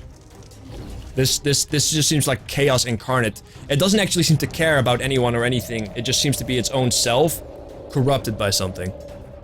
Hero, as you look at it, it just stands there. You can't figure out what it does. However, since you have been trying to intimidate it, it once again looks back at you, at this group of people, without Ozzy, because Ozzy has disappeared and looked for something else. I keep the dust and the like stare going as I look back, and this time I'm like full Super Saiyan, like level up mode. It starts the race. One of its massive rock, which appear to be some kind of makeshift arm of massive pieces of rock that are being bound together by this purplish, pulsating, chaotic energy, as it starts to raise its hand. I'm gonna take patient defense. I'm gonna use a key action, which means I'm not actually moving, but I am like getting the dodge action at the same time. I'm using like a key point because I want to stand there. I want to like look like I'm not scared, but at the last second I have like You need to pep talk it. yeah. So I'm like staring it down. I'm like, if this thing's gonna kill me, it's gonna kill me. But at the last second I have patient defense, so I'm gonna try and dodge. I'm still gonna get wrecked. Got like a +12 to hit. During all this, has Anna said anything? Like, because I'm right there next to Anna. Has Anna said anything? Anna has not said anything. She's just trying to get you away. However, this massive, I do want you to make that. I want you to make a dexterity saving throw, though. Wait, you only have 12 armor? Fuck! What does patient defense do? It gives them disadvantage on the attack. It's the same as a dodge action. Yeah, What's like your AC then? Because you got you're 13 fine. on disadvantage. However, Hero, you are knocked prone. You are knocked prone as the slam just lands next to you, and it shakes the ground like a violent earthquake, and you are knocked prone. All right. What do you guys do? Is Davert there? Yeah, like Davrik has been pushed back slowly and steadily by Anna, who is now audibly trying to tell everybody to run. From the ground, Davrik, you see my gaze. Like, I'm not even like standing up. I just like look over to see what you're doing. yeah. I'm gonna ask Anna. Should we try to help this? What do you make of all this? Run! And she like kind of lets go of you, and she just runs. Okay. I am going to chase after her. All right. You could call it run if you want. We know what you're doing. We're gonna run. I'm running. Running the fuck away. Tactical I'm retreat. Yeah. It's not fleeing. It's advancing in the opposite direction, right? Precisely. You're actually attacking Enna. You just can't catch her. Yeah. I'm getting the fuck out of there. Davrik is typically not one to back away, but he knows. He's worried about Ozzy, so he wants to, find out what's I going on. was looking for Ozzy. That's it. Exactly. All right. Alright. So Hero like looks at Davrik, and Davrik like turns tail, and his little dwarven ass cheeks start running away. Hero like grabs onto the clothes that he dropped in the other thing, like does the like kick up to his feet. You know how you don't like use your hands? He does like the ninja onto the feet, and like, oh, and like, oh, and like starts running away, like, oh shit. He starts like doing that thing. He's like gives up on the intimidating mode now. All right. You just run. As you run, this creature slams down once again. You know, with the, it's an attack of opportunity as you run. Everybody else was already running, but Out of here. there's another slam that comes down. Oh man. Make another dexterity saving throw, because it lands next to you and it shakes the ground violently. I want to see a dexterity saving throw from you. Just hero? Just hero? Just hero. Okay. You are down once again. You know, you go flat. You just stumble as the ground violently shakes. Everybody else is running out of the forest. Now that you see, if you look back, you see this towering earth elemental with this purplish lighting energy just towering over all these large trees. Are we Even talking the like city. 100 meters tall? Almost It's considered huge, so 100. Was it 100 feet or 100 meters? You said. Yeah, so like, Is the scale meters or feet? I'm not sure how it translates feet to meters. He's European, so meters, Yeah. right? Like, Meters would be like if it's 100 meters, it's way bigger than if it's just 100 feet. Just Yeah, it's like generally, 300 feet. just generally times it by 3 for meters. it's Yeah, it's it's like 300, it would be 300 feet. it's as really really big. All right. Yeah. I'm still running. Consider it to be That's- half the size of like the Eiffel Tower. Oh my god. Okay, that's huge. Okay, yeah, I'm definitely. As in, like when it's gonna- completely, ran. when it's when it's completely towering, right? But the thing is, it's not. It's not. It's not completely towering. If it's like it starts to hunch down, so it's more. Yeah, it is a huge creature, and it's painful. Regardless. I like push myself up back to my feet, and I go, oh, shit! And I like start ninja running. I like move like the 10 feet, and I start like I use my key to take the dash action this time, to run Okay. even more. All right. And then However, it's since like- you try to step up, you're trying to step up again, and you try to run out of its reach again. It tries to go ham again. At this point, you have the feeling it starts to toy with you, like as a sick, it has a corrupted essence. So Oh no! China had a moving target though. Rip. Well, that's something. you didn't do you did a dodge. You didn't dash action, right? You didn't do a dodge action, right? Yeah, sorry, dash. Yeah, I wanted to run more faster. Yeah. Which But is unfortunately, you 120 got prone. You have to stand up and then you run out of its reach because it also moves itself, right? So unfortunately, 100 feet. is What I moved. Get up is half. Yeah. I actually have to check out how much damage this does because I did not expect you guys to stand there and fight. Didn't we tried to run? Goodbye, Hero. hold on. I'm not Hero doing was that. the only one that decided to man up. And I mean, good you for almost- you, Hero. You're Nearly good. worked. For you. All I'm saying is when the meat shield and the fancy druid who knows all about this shit says, get out of there, you go. Look, Hero's got it. Hero's got it. He's gotta make his family proud. All right. Hero's gonna do like the flip up on its arm and run up on its shoulder and then like smack it in the face. Yeah. He's got the tattoos of his village's names on his chest for a reason. He's gonna You're the tattoo- last survivor of the town, the village you once had. The last survivor. Well, 10 Just- D8 I mean- damage. Just look up. Just like pick a number 1 through 10, and then just roll 100 d10, and then that's how much damage I'll take. I'll see you later. I mean, you could use his key point. Oh my god. I don't want to this roll. So you're taking a minimum of 16. 29 Oh. damage comes crashing down as this huge creature just bashes you right on your skull. Anything kill him outright? That just kills him, doesn't it? Does he just? How much health do you have left? God. How much health do you have left? Oh god. Like, how Don't much tell health did you have Literally- left? Don't That's tell him. exactly massive death. No. You're fucking kidding me? No. How much health did you 29. hold on? Well, how much health did you have? 12. 12. Max. Your is max health? 17.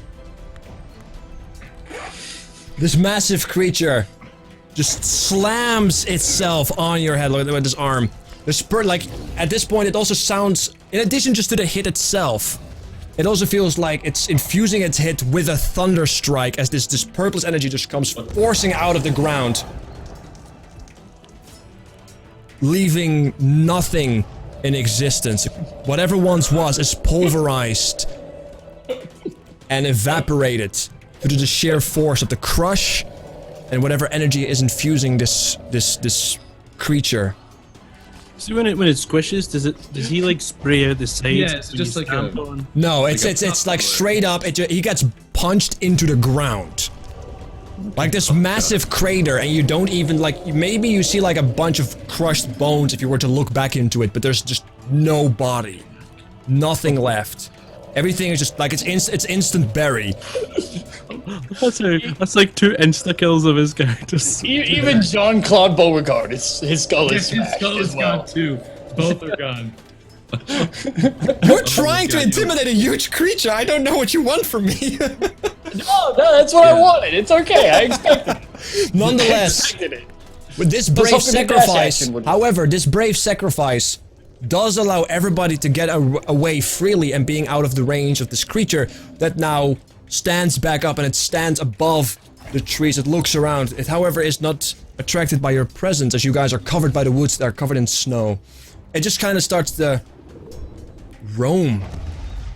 You can hear the footsteps. Each step it says shakes the ground. Even though you may have been hundreds of feet away, you can still feel the light tremors with each step it does. It clears these massive trees that you fought with ease, regardless of their being animated. It's just like, it just moves them out of the way as if somebody's moving away a curtain. As it just kind of moves around and just starts walking around. Essentially without purpose, just roaming. As you guys leg it towards the city. You guys keep looking at the creature itself, and even though you take an hour running, completely working your way against exhaustion to reach the city, you guys can still always see this earth element because it's a very open place. And it just kind of roams. It doesn't go towards the city, it just seems to roam mindlessly. As you guys reach the city. That's nice. Well, as we reach the city, we immediately hail the guards. Yeah, they already see you coming and they are like on high alert. They don't know what to do. They're on the walls and you can just like see them extensively looking at this creature. Like Radulfer is on top of the wall. Eve is on top of the wall. Even Bolthik is on top of the wall trying to make sense of what the hell is happening. As you guys approach the wall, Eve looks down. She screams down, "What is happening?" We probably should have went to the temple first! And on that note, this session ends today. Yeah. I'm busy for the next few weeks, so I don't know if I'll be able to come back to the giant elemental until someone needed it. It's good. I got to level back up to you again. Yeah, just I got another one. All the upgrades that we bought are just gonna get smashed. Yeah, Yeah, you gotta Fuck your gold. Yeah, like the thing is, he would have chased you guys. But since he kind of sacrificed himself, you guys were able to get enough distance. So, Rip. I think in the end, Hero, his journey comes to a full end. I think it was good. hero, Good way to go out. hero in the end was a hero. he didn't even see it coming. He was like running away, and then all of a sudden, Yep. He fulfilled his duty. That's all he ever Yeah. wanted to do. He Well, definitely painless. summoned Tyrann. he had no time to regret it. Just Instant. happy. Just no more. I like both. I like both of my deaths. I have them. I'll have Well, them. that's a pretty badass death. you like the first one, really? I love the first one Why did you like the first one? because that character deserved to die that way. That's just how he deserves to die, right? It's like Hero deserves to die in a super epic moment. When I had it, I was like, There was no Fuck yeah. super epic moment the first time. Ace just crit the shit out of you. "Oh yeah, he didn't deserve it. Hero deserved it." As soon as like he started describing Earth Elemental, I was like, Hero knows Terran. Fuck it, I'm doing it. And I was like, yeah, let's go. I was really close to trying. I wonder if he would have understood Primordial. He did. Probably. Terran is part of Primordial. The problem is, he did respond to it, inquiring. However, this corruption has taken hold and is now controlling it. Well, it's a good thing I didn't stick around trying to talk to You're him welcome. too. You're Yeah. welcome. God damn. That's what you guys know. That's what you have seen. That's kind of, what you guys are able to, put together. Whatever that is, it's bad. It's a corruption, like Anna has explained that. It has taken hold of this creature, that she did not detect previously. So it seems that this energy just kind of found itself and just grabbed whatever it could to put itself into its body, or into a body. Like it tried to like take hold of Anna, as you guys see, as Davrik knows, but Yeah. That didn't work because a living host is significantly more powerful than a host that has no mind, aka, you know, just rock and whatnot. So that's where we are at right now, and now it roams through the land. God. Probably bad. Probably, yeah. It's gonna make doing any mission outside of the town definitely interesting to some degree. We'll see. Gonna be a lot more D-hunters involved left, right, and center. Anyway, let's do some shoutouts while I calculate some experience, starting with Mr. Davrik. Sounds good, everyone. I'm IronChefBobbyFlail. I had an absolute blast tonight. I stream almost every morning. I take Tuesdays off just because we do this on Monday nights, and this is so much fun. I stay up really late, but I stream all kinds of stuff, mostly GTA as of late. You can follow me on Twitter at IronChefBob, on Twitch, IronChefBobbyFlail. I had a blast. Hopefully be back next week and see what happens and see what Mr. Swargula is going to make. Curious. Thanks, guys, for watching. A lot of fun. All right. Yeah, Sam. What's up, guys? I'm Swargula. I do a lot of D&D things on Twitch and now on YouTube, which is super strange. I have like a talk show in like 29 minutes to go to, which is super weird. But honestly, I'm so happy I died that way. I knew I was gonna die that way. I even said it in the chat. I'm like, this is how hero dies, and I knew it was gonna happen. I was embraced. It was awesome. Thank you, Ace. Whack, you know it. I love you in the most sexual manner possible. Zcotticus, I love you slightly more sexually than Whack. I dream about the two of you together. And Iron Chef, you get your own night sometimes. So it's the mustache that does it for me. But no, honestly, you're muted. But I love the three of these guys. They're wonderful to play with, and I'll play with them every single goddamn time. I love like Ace's face shots over here. That's a weird word choice I just used. I apologize. I think it's a pretty reasonable choice. Yeah, I think it was fitting, apt, you know. Let's see. Yeah, Wacksteven. Hi, I'm Wacksteven, and I just had a 15-hour day. Thank you so much for watching, everybody. I hope you had a good time. Thank you, Ace. Thank you, Zcotticus. Thank you, Swargula. Thank you, Mr. Iron Chef Bobby Flail. Does that happen like all the time? Please tell me. Okay, thank you. I feel less bad now. No, yeah, all the time. And I appreciate you inviting me out. I always have a blast coming on here. That's why I do it. And Ozzy has lived another session. I'm shocked and I'm completely baffled that it happened. If you guys want to follow me, I'm on Twitter at Wacksteven on there, and Twitch TV/Wacksteven for the stream. This Saturday, we're going to have Adam Coble on my Dresden Files RPG show, which should be a lot of fun, so you should check that out. Thank you so much. That's it. I'm done. All right, and Zcotticus. Hey everyone, thanks so much for watching, and thanks as always to you guys for playing with me. If you guys don't already follow every one of these people here around me, then you absolutely must. They're all wonderful, beautiful, very entertaining people, and you should totally go follow them. Myself, I stream every day but Friday, mostly video games. When we get back into some nerdy D&D type stuff at some point in the future. You can follow me on Twitter at Zcotticus, and that's all for me. Thank you very much, everyone, cast and viewers. You're all beautiful, and I love you. Yeah, thank you all so much for playing the campaign. I hope you guys, the viewers, enjoyed it. Another kill. Sorry, not sorry. For experience, everybody besides Mr. Sam gets 475 experience points. Ooh. I would give you guys, let's see. Yeah, like there's no reward right now because everybody's in disarray.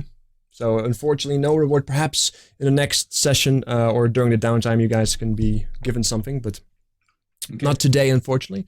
And when it comes down to who I am, well, I stream. I do a variety of things every single day. So if you want to watch my face, I do stream on the European times, but you can follow me here and follow me on Twitter at WolfsGoRawr. But make sure to follow all these beautiful people. We have been linking them, their Twitch channels at least, in the chat on a regular basis, so make sure to give them all a follow, and then follow me as well. Alright guys, thank you so much for coming out. Thank you for all the players for being here. Do appreciate that, thank you. And I think it's about time for me to say good night. Sleep well, and yeah, take care. You know, avoid massive elements that smash you. Don't try to intimidate them. It's unhealthy. Don't trust the trees either, guys. Don't trust the trees. Don't trust. Hero was right all along. Stay Yeah, out of the forest. If we learn anything from Hero's death, it's don't trust the trees. I gotta make another tree scared character now. Don't, No, he's gonna be scared of rocks now. Come I'll on. make a druid that's scared of trees. And like a rocks. character that's scared of like massively purple electricity powered golems of fucking doom. That seems like a character. Every character is gonna keep bounding on the last one. Whatever they died from, it'll just be like 4 things next time now. It's a golem who went to Kaioken times 3. It'll be amazing. It'll be amazing. Who knows? Maybe it's just still settling in, you know? Maybe it becomes even more powerful if left alone. Maybe it becomes weaker if left alone. Oh, the things I can Gets added to it. The things I can do. Make it our friend. Anyway, guys, thank you so much. I'm gonna go. We're gonna go. Great night. See you next time, 3 p.m. PST on the Mondays. Good night.